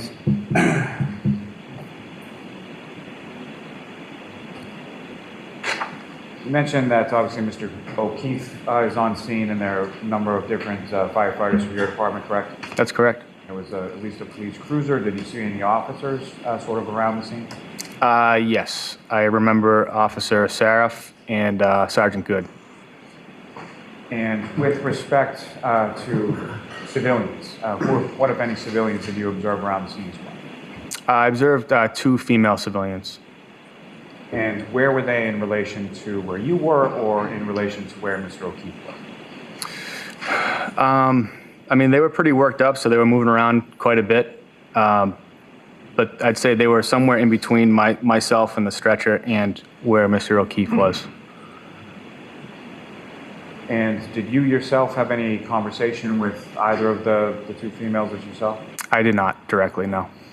And you just testified a little bit before that they were upset. Is this so that both of them were? Yes, yes. And what, if anything, leads you to that sort of conclusion as far as their demeanor? What, if anything, did you specifically observe? I mean, I observed one of them like screaming and crying, and They were both just frantically like moving around a lot. As far as the one that you observed screaming or crying, do you recall specifically what, if anything, that person said? All I recall her saying was, "Is he alive?" Okay, something else. Now, with respect to Mr. O'Keefe, as far as his clothes, what, if any, observations did you make of his clothes? The notable observation that I made was that he was missing one shoe, his right shoe. And where was Mr. O'Keefe when you made that observation of missing one shoe? It was when we put the stretcher into the ambulance, the stretcher lifts up, so it's kind of right at my face, and that's when I noticed it. So at the time he was being placed in the ambulance, he only had one shoe based on what you saw? That's correct. Now, once Mr. O'Keefe is in the back of the ambulance, where did you go? So I stayed down at the feet. I was positioned right by his right leg. And what, if any, difference did you know between sort of the lighting conditions outside on the lawn versus the lighting conditions in the back of the ambulance? In the back of the ambulance, it was dramatically better. And so once in the back of the ambulance, what, if anything, did you note or observe as far as injuries to Mr. O'Keefe? I noticed a hematoma on his right eye, and I noticed some blood coming from his nose. And just to be clear for the record, so when you say hematoma, based on your training and experience, can you explain what your understanding of that term is to the jury? Swelling and bruising. Stop for the day. Now, at some point, with respect to the clothing that Mr. O'Keefe was wearing, what, if anything, did you or other firefighters or paramedics from your department do with reference to Mr. O'Keefe's clothing? Sorry, we removed all of his clothing. Audio was coming in when it shouldn't be. And let me first ask, how was that removal sort of accomplished? Can you repeat that? When you removed his clothing, how did you do that? With trauma shears, basically scissors that cut clothing. And once sort of, was that pursuant to some sort of protocol, or Yes. why was the clothing removed? Yeah. On any trauma call, it's protocol to expose the patient so you can see all injuries and you don't miss any injuries. And once the clothing was removed with the trauma shears, what, if any, additional injuries or anything did you observe on Mr. O'Keefe's body? I noticed some scratches and lacerations on his right arm. Now, in reference to treatment in the back of the ambulance with regard to Mr. O'Keefe, what, if any, sort of role in that did you sort of assume, or were you sort of assigned by the lead paramedic? Yeah, so I was responsible for the IO drill and access. It's an intraosseous access. Can you explain to the jury sort of what that is and how that's accomplished? Yeah, so you do that instead of IV access. So when somebody's in cardiac arrest, it's really hard to get an IV. So what you do is you actually drill into a bone, and you can administer medication and fluids like into the bone marrow space. And so, pursuant to, so Mr. O'Keefe was undergoing cardiac arrest, correct? Correct. Can you explain your understanding of that term based on your training and experience to the jury? What is cardiac arrest? There's no cardiac function. His heart isn't pumping blood anymore. And so what, if any, sort of protocols are there as far as medication administration is there in reference to a cardiac arrest? Yeah, so the frontline medication for that is epinephrine. That's what we gave through the IO access. What is the purpose of the epinephrine? Epinephrine, I mean, basically in layman's terms, it gets the heart pumping again, if that's a viable option. And in addition to the epinephrine, what, if any, other medication was administered through the IO? The heart. I believe that was it. As far as when I was on scene, it was just epinephrine. Do you recall anything about salines? Oh yeah, saline as well, but it's not a medication. But yeah, we also administered saline. What is the purpose of the saline? Saline is just to increase blood volume. Now, as far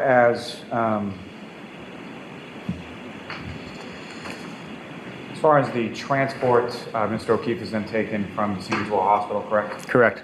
Did you go along with the ambulance on the transport to the hospital? I did not. So you remained on scene at least for some period of time, correct? Very briefly, but yes. And you referenced some officers from the Canton Police Department that were on scene when you were on scene, correct? Correct. And without reference to anything said, which of them, if any, did you have any conversation with prior to leaving the scene? Sergeant Good. And just as far as what you told Sergeant Good, what, if anything, did you relay to him before you left the scene in May? I relayed to him that there were signs of trauma in the patient. And did you give it any sort of further explanation as to the signs of trauma that you observed? Yes, I believe I told him what I told you about the hematoma on the eye and the blood in the nose and the scratches and lacerations on the arm. So you told Sergeant Good what you've just testified to this jury that you observed? I believe so.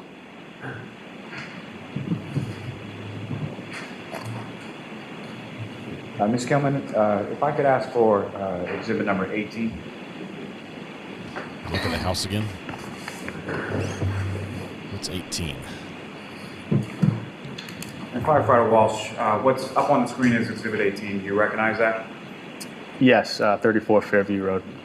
Is that a fair, minus whatever the weather conditions are, a fair and accurate portrayal of what you observed that day at 34 Fairview? Yes. May I approach the witness just briefly? Yes. So this is again, this is Okay.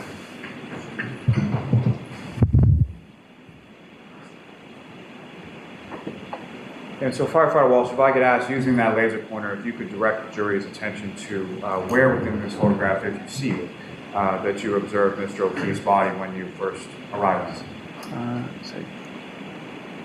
Right in that general area. Cameraman. Thanks. You got to iris down just a May bit. I have one moment, Your Honor? Yes. The snow just blinds us. We can't see the laser. No further questions for this witness, Your Honor. All right. Cross-examination? Yes. Good afternoon, sir. Good afternoon.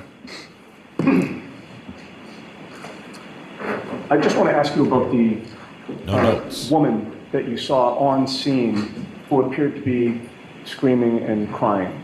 Would you agree with me that she stood out to you because she appeared to be the most upset? Yeah, I would agree with that, yes. And the loudest? Yes. She appeared to be crying more than others? Yes. And she was screaming, right? Yes. And what you heard her say, I understand your testimony, was that she just said, "Is he alive?" Correct? That's what I recall, correct? In a loud voice? Yes. In a distraught voice? Yes. While she was crying? Correct. I have nothing further. There's nothing, Mr. Lally, right? It's the first time All I've right, just you are all gone set, sir. over- Thank you. Thank you. Who is your next Gone over witness? testimony. Miss Katie McLaughlin. No impeachment of that witness. That's the first one they didn't try to impeach. Oh, who'd you say? Katie McLaughlin?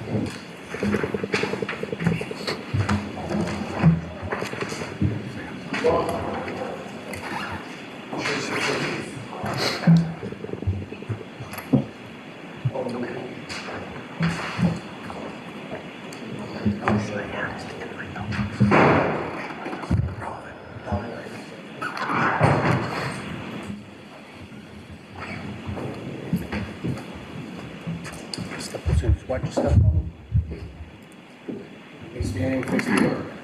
Can you raise your right hand? Do you solemnly swear the evidence you give to the court and jury in the case now and herein shall be the truth, the whole truth, and nothing but the truth, so help you God? Thank you. You can have a seat. I just need you to speak into that microphone nice and loud. Welcome, Katie. Okay, whenever you're ready, Mr. Lally. Thank you. Good afternoon. She looks like somebody I know. Could you please state your name and spell your last name for me? It's Katie McLaughlin, McLaughlin. And what do you do for work, ma'am? I'm a firefighter paramedic for the town of Canton. And how long have you been a firefighter paramedic in the town? Probably about 7 years at this point. And prior to working for the Canton Fire Department, what, if any, other work did you do sort of within that general field? I worked as an EMT basic for Brewster Ambulance. Went to paramedic school. I eventually became a paramedic for Brewster Ambulance, and I worked there for a few years before getting on the fire department. And just briefly, but prior to becoming a paramedic or working as a paramedic, what if any sort of training did you receive in regard, or certification did you receive in regard to being a paramedic? So it's a 2-year schooling where you have about a year of didactic.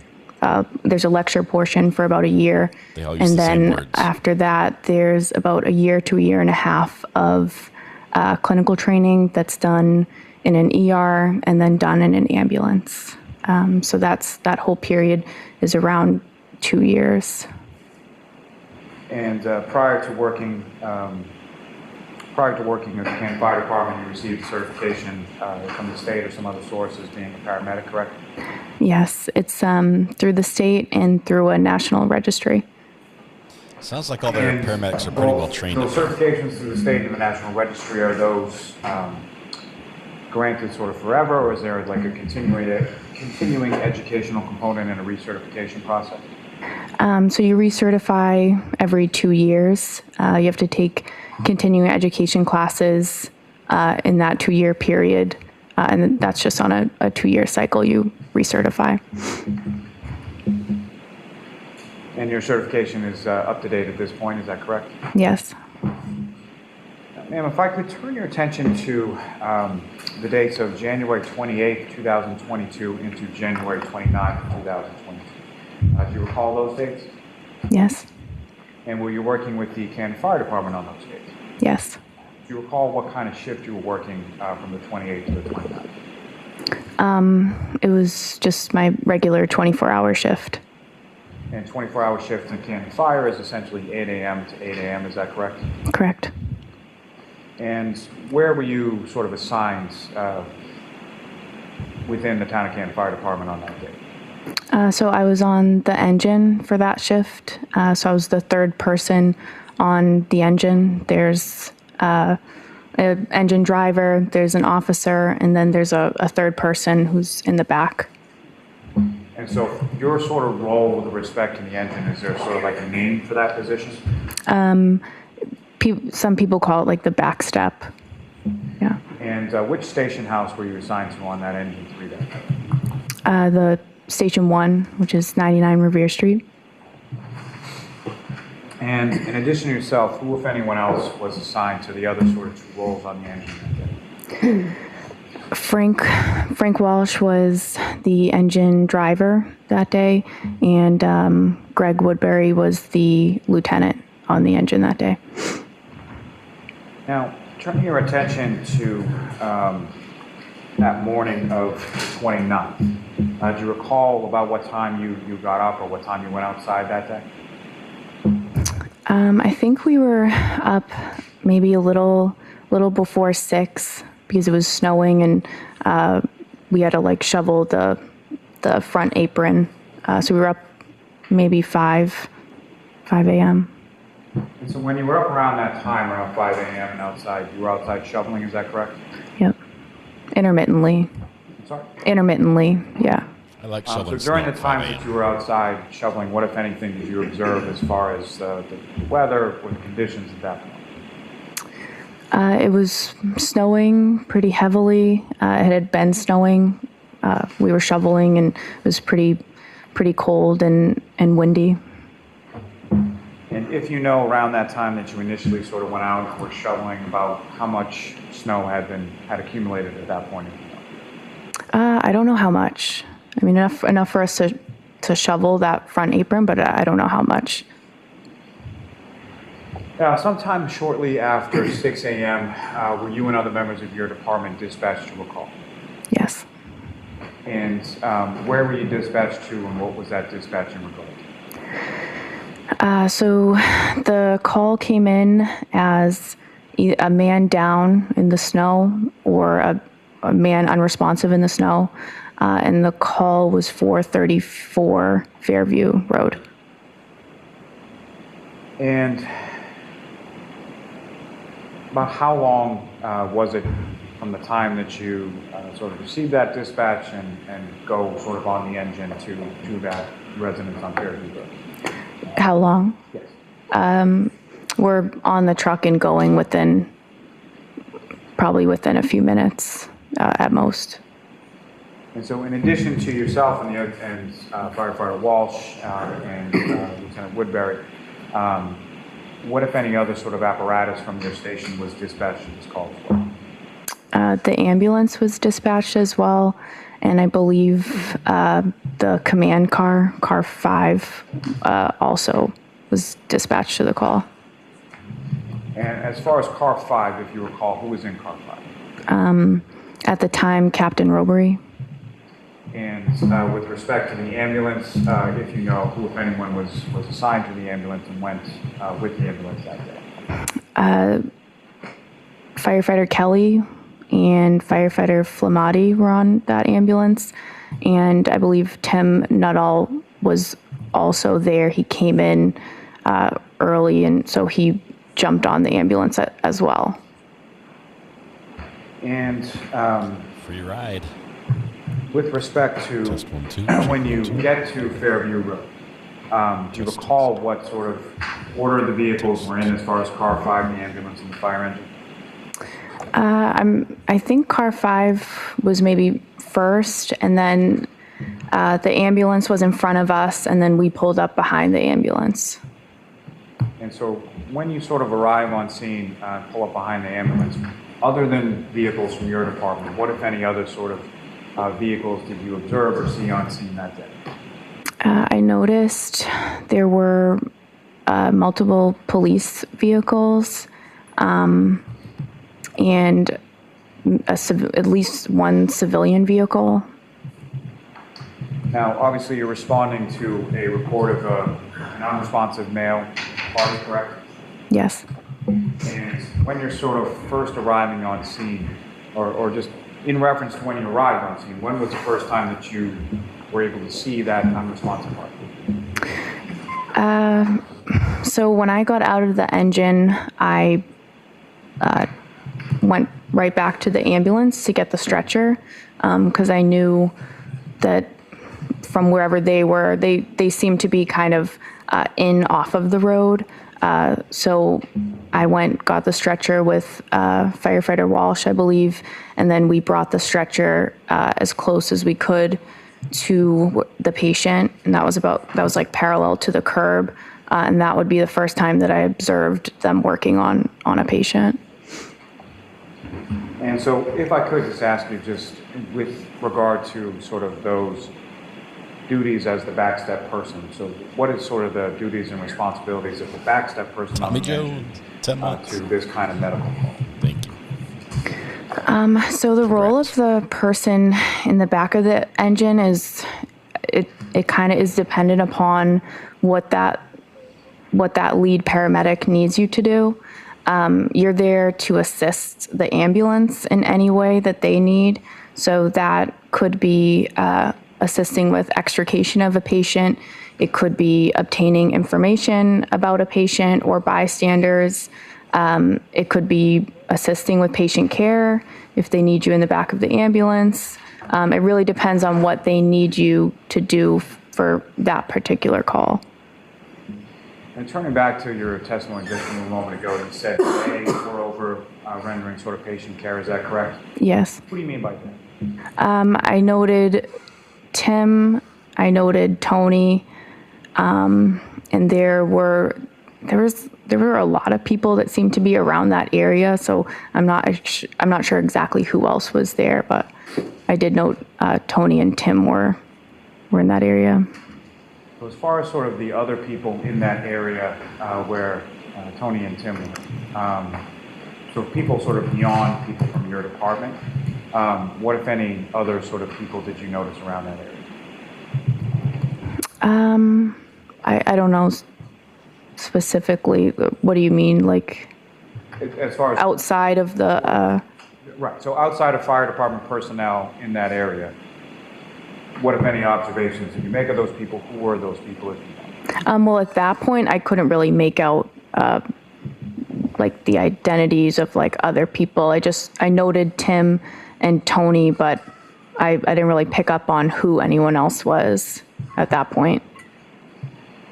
They were still like in off of the road at that point.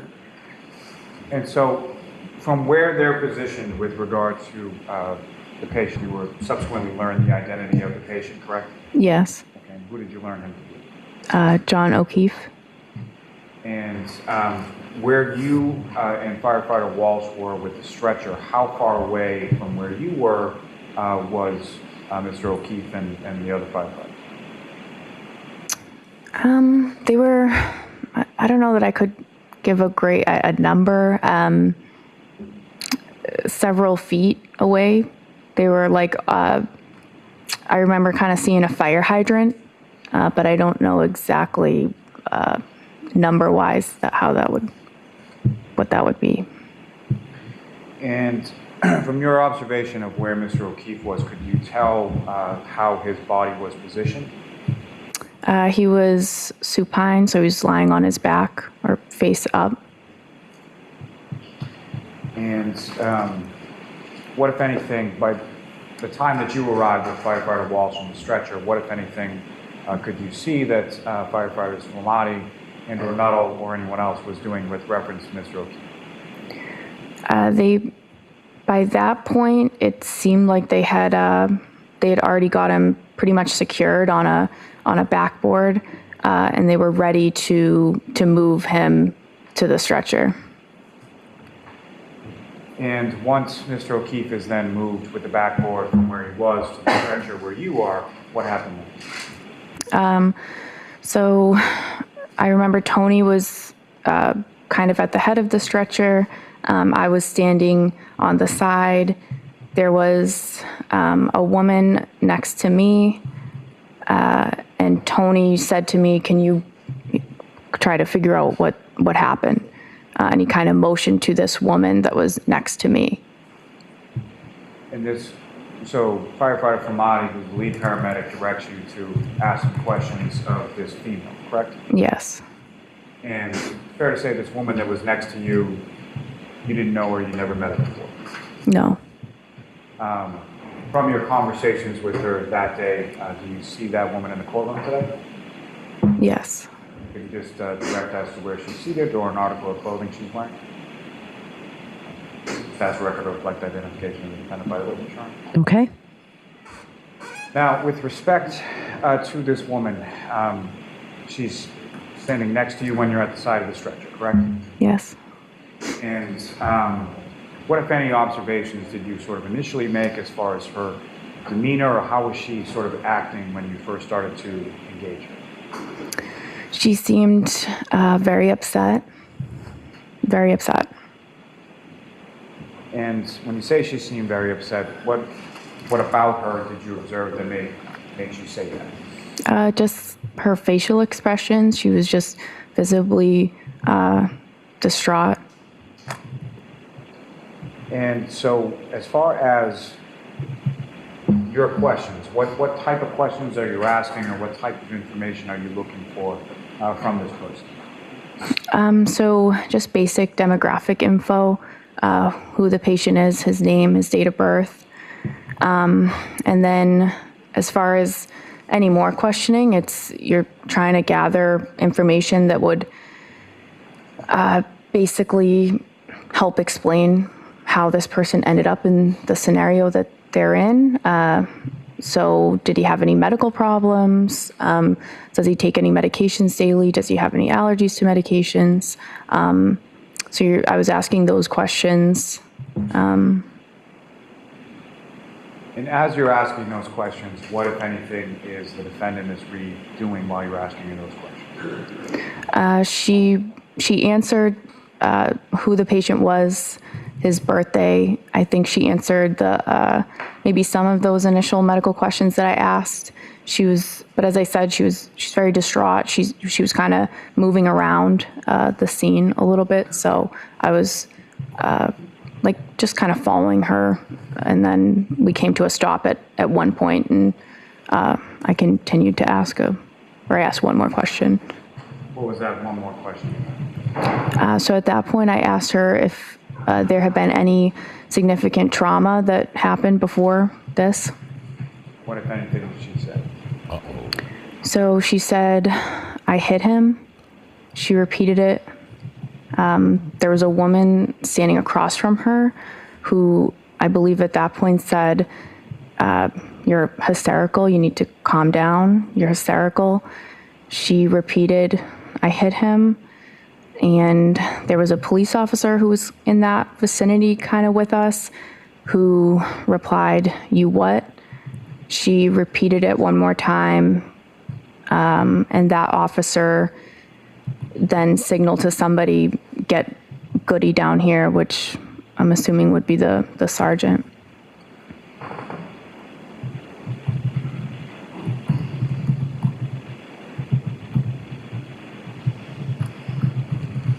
Wow, that's very specific we had this memory. conversation, if you recall. You mentioned that the other person who was across from you was just, was that somebody from your department or an officer or a civilian, or who was that?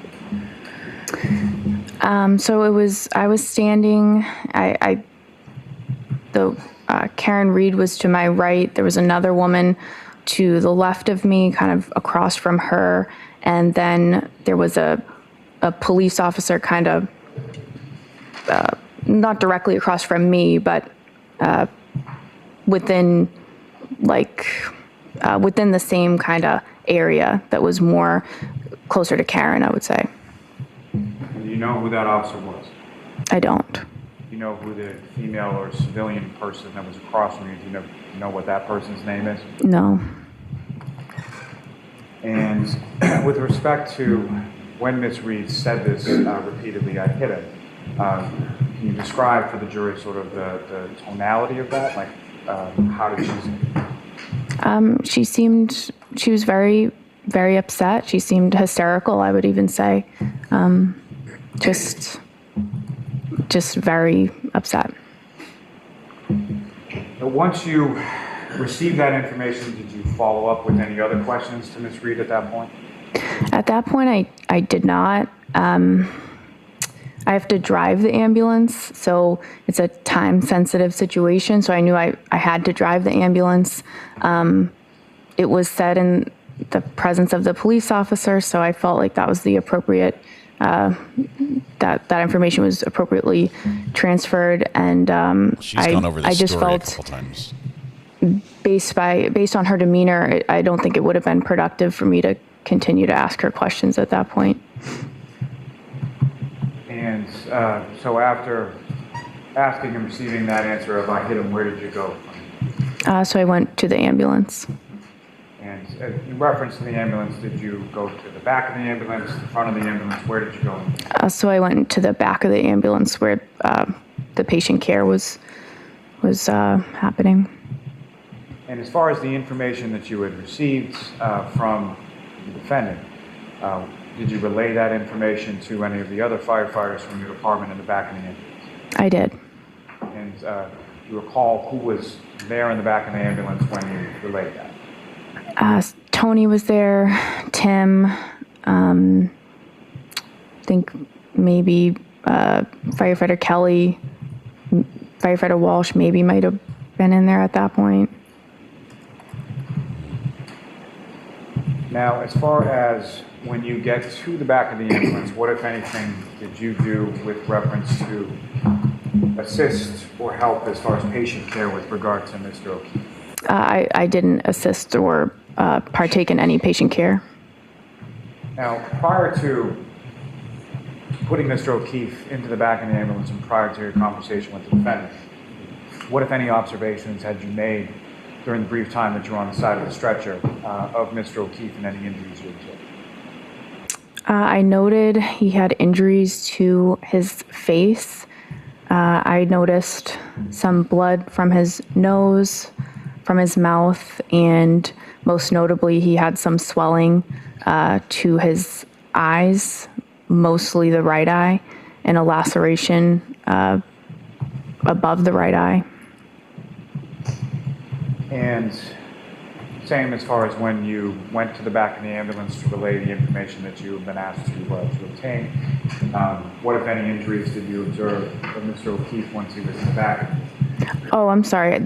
I observed those injuries in the back of the ambulance. I didn't observe those injuries while he was out on the stretcher. I didn't get a good look at him.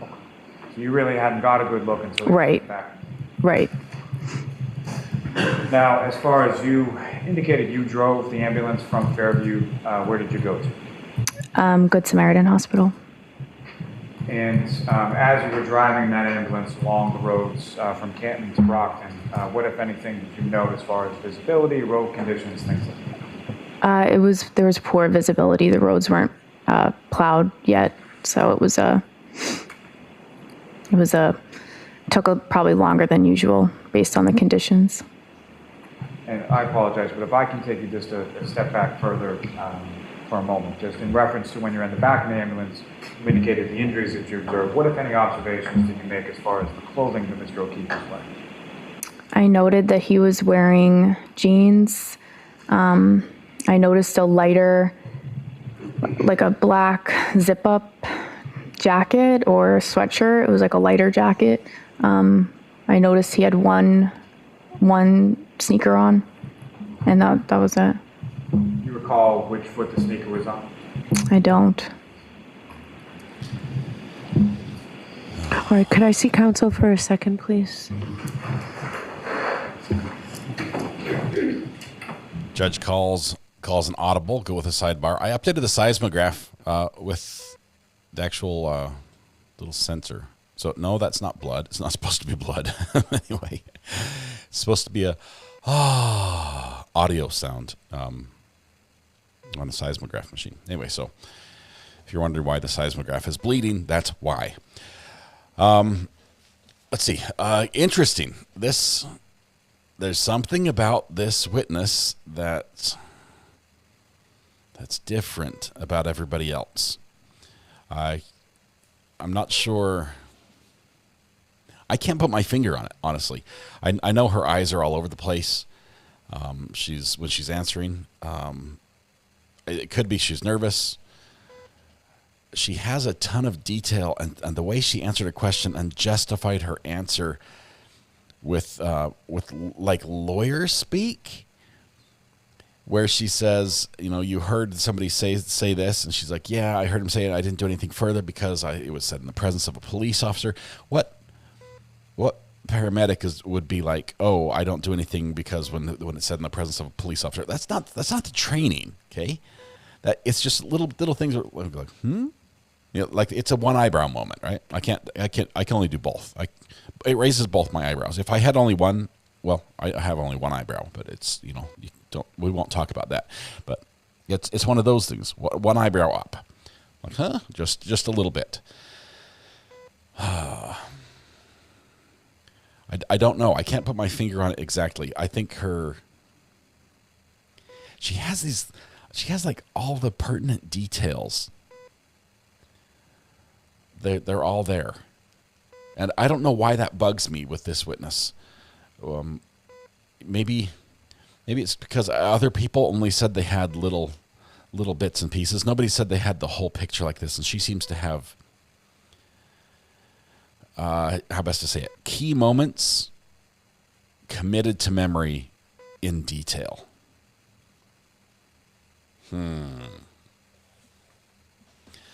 Interesting how this is developing here. Thanks to all those over on the Daybell case for Chad Daybell on Top Mark. We've wrapped that one up for the day. Thank you, Ashley, Redpan, all the great mods we have over there. Let's see who was there today. think Ashley, the red pen, carried the brunt. Lois, I see you over there as well. Just trying to figure out some logistical things because we're going to go on a view tomorrow. We're going to finish with the testimony first, and we'll go on the view after we finish with firefighter McLaughlin's testimony. So, but a couple of things about the view. Please dress comfortably. I really appreciate everybody's dressing respectfully for court, but wear comfortable shoes at least for tomorrow. So, no high those heels. 3 cautions. Please do not discuss this case with anyone. Don't do any independent research or investigation into the case. She's leaving us here? If you happen to see, hear, or read anything about the case, please disregard it and let us know. And for the view, I'll give you some preliminary instructions on that just before we leave. Okay, so we'll see you tomorrow. And tomorrow's a No! All rise for the court, please. We can't end here. No. Please, Judge, call them back. No. Oh.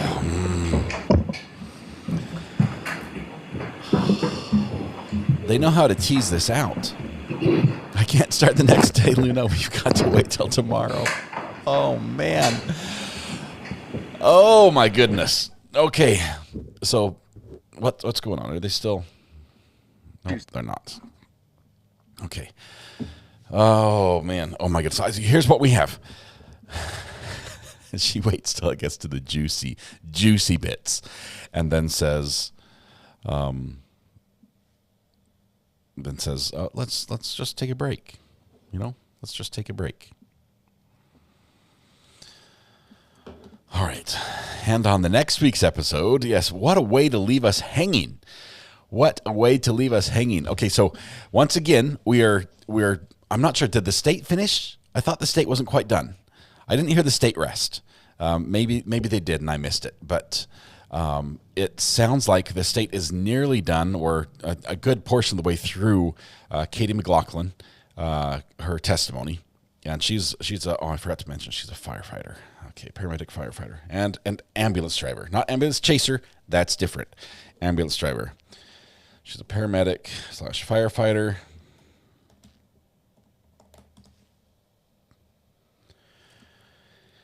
Okay, and she has all the details.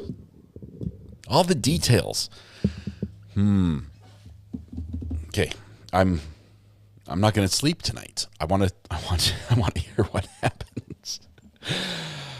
Oh, this is brutal. Okay, so here's what we have. So today, day 3, we started with Acting Lieutenant Anthony Flametti. He keeps mentioning that there were 2 female parties. Why is that important? There were 3 to begin with. There were 3 women that were out there. But when Flametti gets up there several times over and over, there were 2 females. Did one of them go in the house? Is that what we're getting?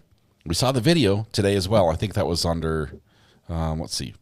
I'm not sure which witness we watched the video on. But there's one video where it looks like one of the women went in the house. That's just to my untrained eye.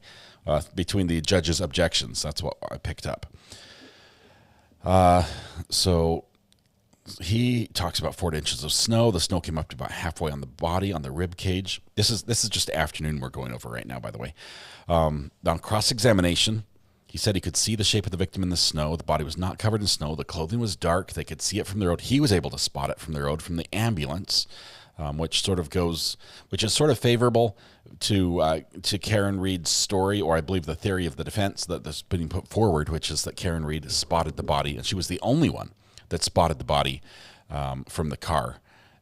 But if the ambulance driver also could spot the body and could see it readily, maybe that's a good thing for Karen and her story. That sort of matches things up.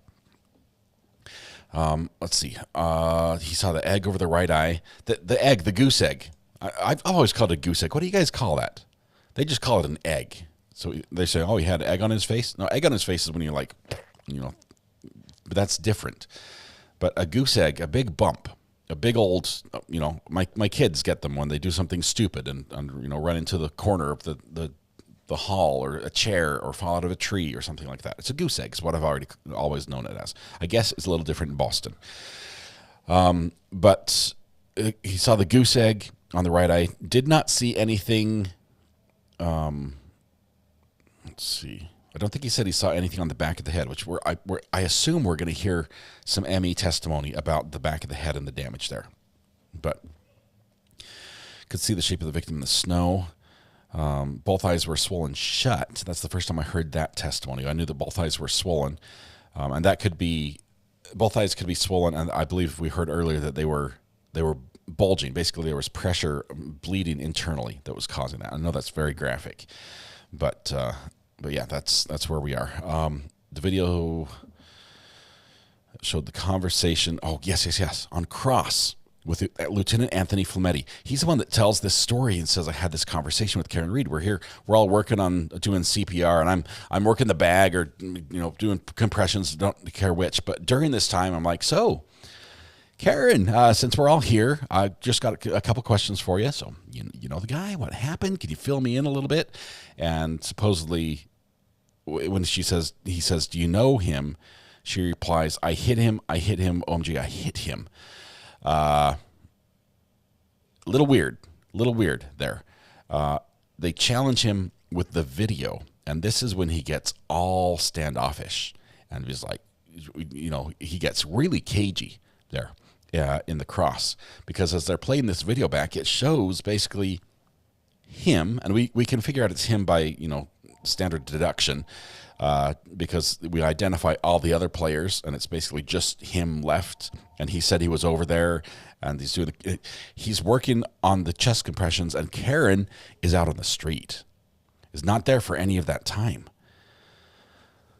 So I'm like, I'm ignoring your pleas for the next one. I cannot catch up. I hear you. We're gonna do this tomorrow. Don't be late. Because we're starting with this, and we're gonna cut the birthday song short. One verse, we're done. We're just starting this nice and prompt. 6 a.m. Just kidding. Not that early. But the conversation that he says happened over a minute or so with her. It wasn't in the video. Like, they weren't together during that time. And to me, that's like, wow, a big eye-opening moment. See, we had Matthew Kelly, that he's the one that said that Karen Reed screamed, he's dead, he's effing dead, 2 times. We heard a lot about the trauma shears, about the cutting the clothing off. I think we're going to hear more about that. This was laying foundation, okay?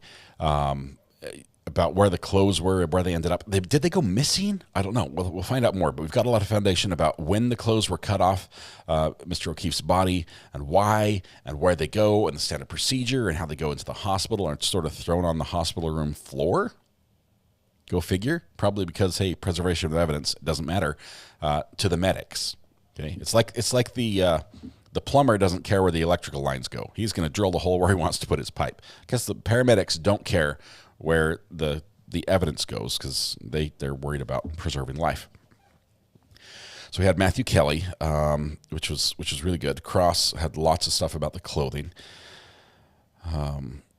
but he didn't know. Witness didn't know exactly. Lots of not sure, don't recalls on that one. Then we had Francis Walsh. Francis Walsh says the only thing he heard Karen Reed say was, "Is he alive?" And he's the one that saw trauma on the patient, told that to Sergeant Good. Under Cross, all we heard, probably the nicest and the kindest Cross we've had out of the defense so far was for Francis Walsh, where he just basically says that Karen Reed appeared the most upset and loudest and screaming. Cross-examination on him, they just had him repeat stuff that went along with the defense's story. That's it. It's the first time we've seen that in this case so far. We've seen it a lot in other cases, but first time in this one. And lastly, we have on the stand right now, and we'll continue tomorrow morning, casually chit-chatting while we beg for another half hour, says Nicola Moffat. I'm sorry. Rules are rules. I'm a stickler for the rules. We have to obey. Katie McLaughlin, she's got probably the clearest scenario and recollection of what was going on when Karen Reed supposedly said whatever she said at the scene. And in her mind, she's got the whole scenario, what led up to it, who was there, where everyone was facing, what she was doing, how everyone's acting, facial expressions. And she says, I hit him. And then she repeats it, I hit him. There was another woman there that was saying, hey, you're hysterical. You need to calm down. And there's another officer there. She didn't know which officer it was, but there was a police officer there. And she says, because clearly she's saying this person's admitting guilt in this incident of some degree, some type of guilt. But she didn't do anything about it because she felt that because there was a police officer present, it was said in the presence of a police officer, not her job, they'll take care of it. But the way she described the story, the way she told it, volunteering more information unsolicited, okay, that to me is a little red flag on the truthfulness scale. It falls lower. Where she's saying, because it was said in the presence of a police officer, she wasn't challenged on that. She wasn't challenged on why she didn't do anything directly. And it seems like she over-explained that one, and that one, my spidey sense went up on that one just a little bit.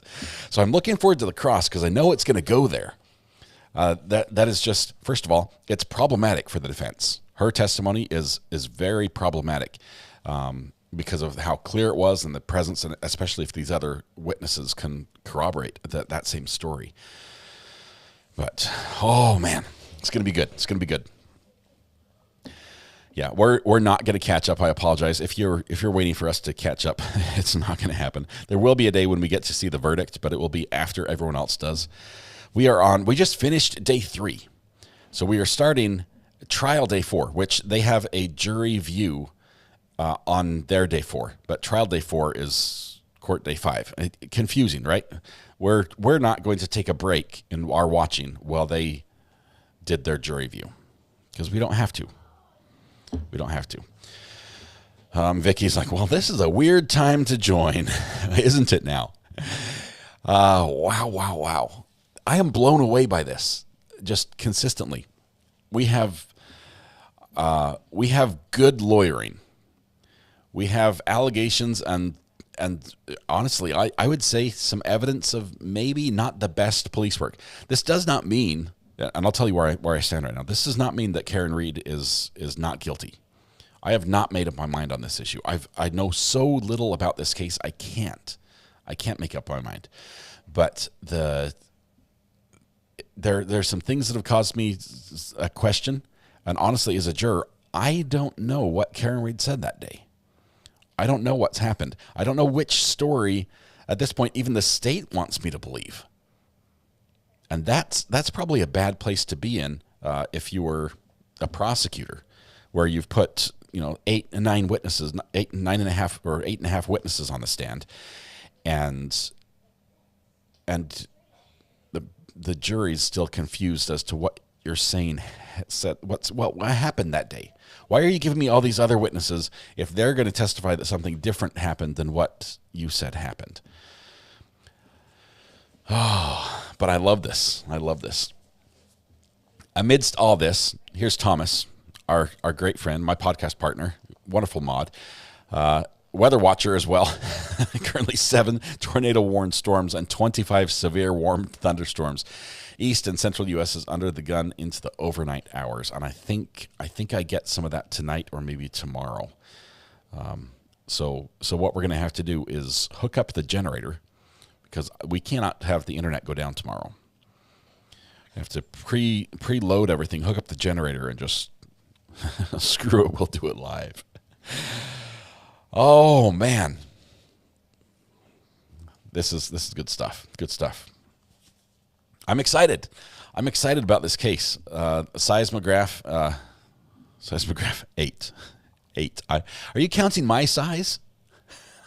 Those don't count. Adam, those don't count. Oh, man. On a more serious note, for all those, this weather, this spring has been absolutely nuts. If you're in parts of the country that regularly experience tornadoes, you've probably experienced one or seen one or had a close call to one just in the past couple weeks. So please stay safe. Please check on your neighbors, check on your friends, check on your family. Make sure people know there are some great assets online. Some great YouTubers, and you can pick your flavor as far as that goes. Whether you want to follow storm chasers on the ground who just are chasing storms and getting the footage, or whatever. But be aware of what's happening in your area. I say, as I have no clue about what's happening here. Ryan Holyall is always a great pick. He's probably the biggest name, and does great overall coverage. But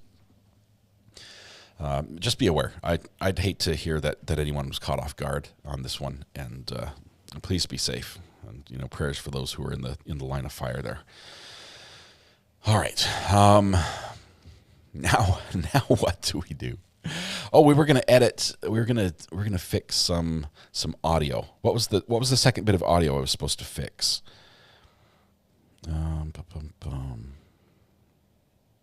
Who can somebody tell me the second bit of audio? I've recorded it. I guess I can go back and find it, but it's a little bit clumsy to do that. It was the audio of what Karen Reed said. Oh, he's blinking dead. That one. We're gonna see if we can find the cuss words amid all the static. We're not to the 911 call yet, Kelly. Of course, once that comes in, we'll try to clean that up as well. It's gonna be the snow cam. Something about did he use drugs, and all the cursey words. I've got the recording. We're going to run it through the ringer like we did the first audio, just to give you a comparison. The first audio, if we're going back, just briefly, where is this one? Right here. There it is. The first audio was that when defense said, "Did you hear in there, he's my boyfriend, I left him and he didn't come home." We cleaned that up and it sounds like this now, right here.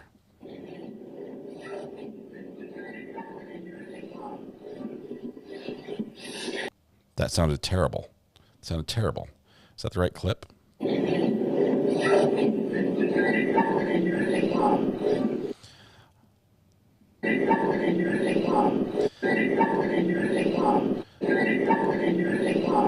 heard, but he left him and didn't come home. That's what I hear. It's. I can probably do more to make it louder and everything else, but it's cleaned up. That's what I heard on that one. So we'll work on the other one as well. See what we can fish out of the audio. Vicky says, I hear, yes, I hear that too. I definitely hear home. All right, sounds like a bad seance. We found the ghosts in the machine. That's what we've done.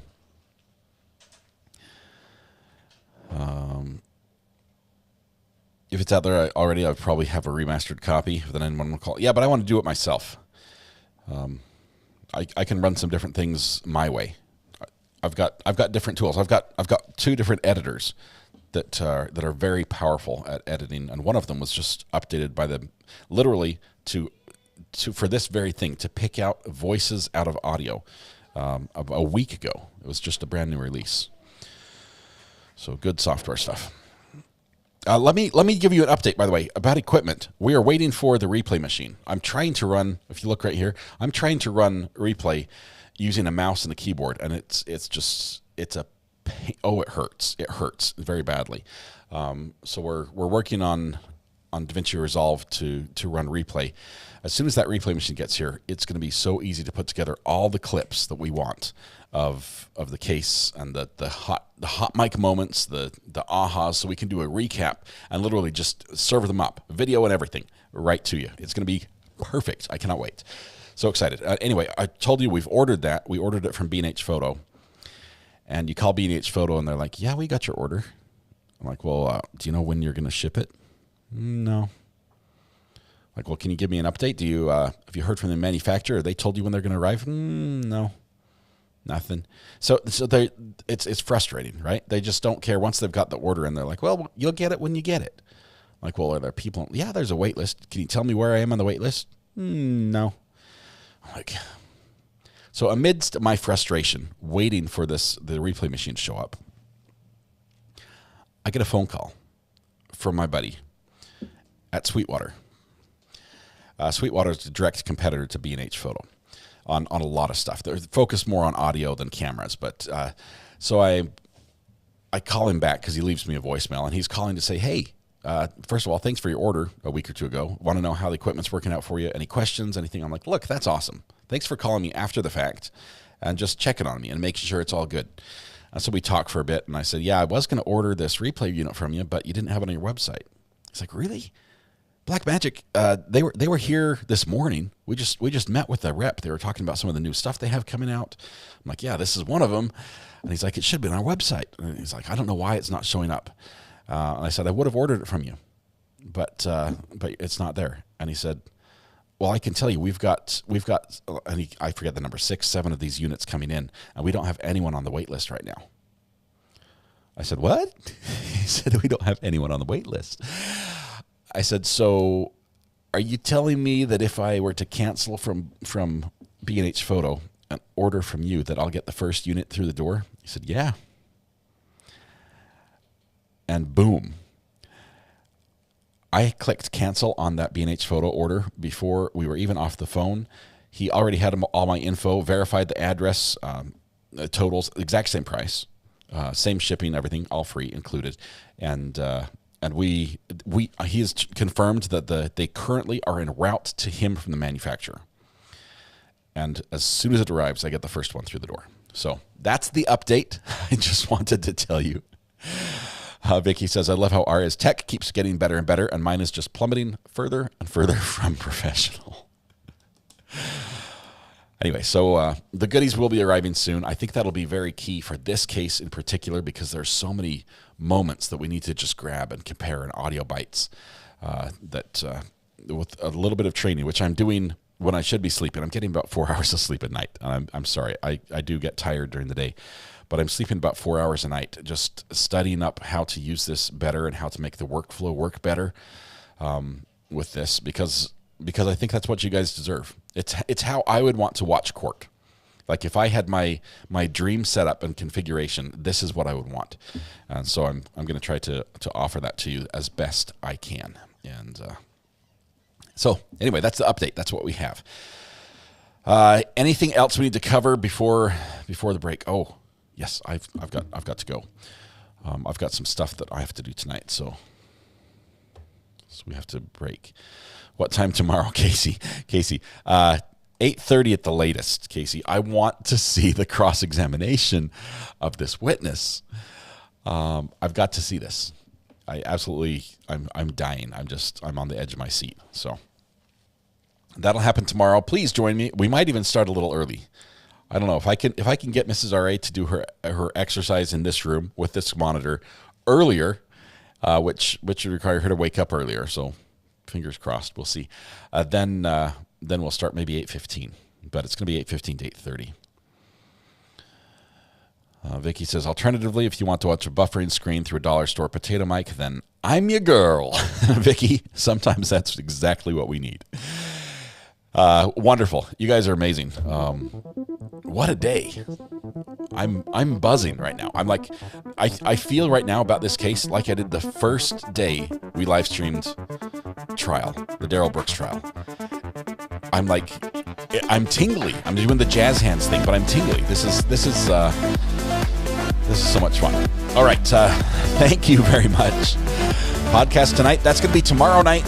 Tomorrow night, Michelle will do the podcast. Dang it, can't you start at a normal time for us West Coast people? Jessica, I'm so sorry. I cannot wait that long. I cannot wait. Tonight when you go home, please hug the people you love, smile at someone, make their day just a little bit better, and please stay safe till we go live again tomorrow morning at 8:15, 8:30-ish. It's going to be great. I cannot wait. Oh, it's going to be good. Bring a friend. It's a lot of fun. Thanks for being kind and not spoiling the whole thing for us. There are several of us who haven't been following the case as closely as we would have liked to. So this is as exciting as if we were following it live for us. You should put your outro saying on a shirt. Hey, if only I knew a guy who knew how to design shirts. We'll talk. All right, guys, be good to each other. It's been a great day. Thank you. Thank you to our amazing mods. Thanks to all of you. This is the most wonderful, bestest, gooder-ish place to watch YouTube, to watch true crime on YouTube. And that's because of you. Man, I butchered that one. Oh, man. Scratch all that. That was terrible. I apologize. Scratch all that. Oh, that was terrible. I apologize. There we go. All right, bestest. I made a new word today, Mom. All right, we'll see you guys later. Have a good one. Bye-bye.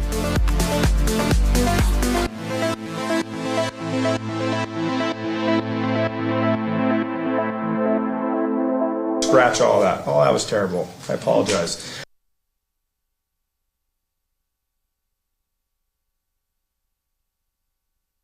Because he's the guy. When are we going to break for lunch?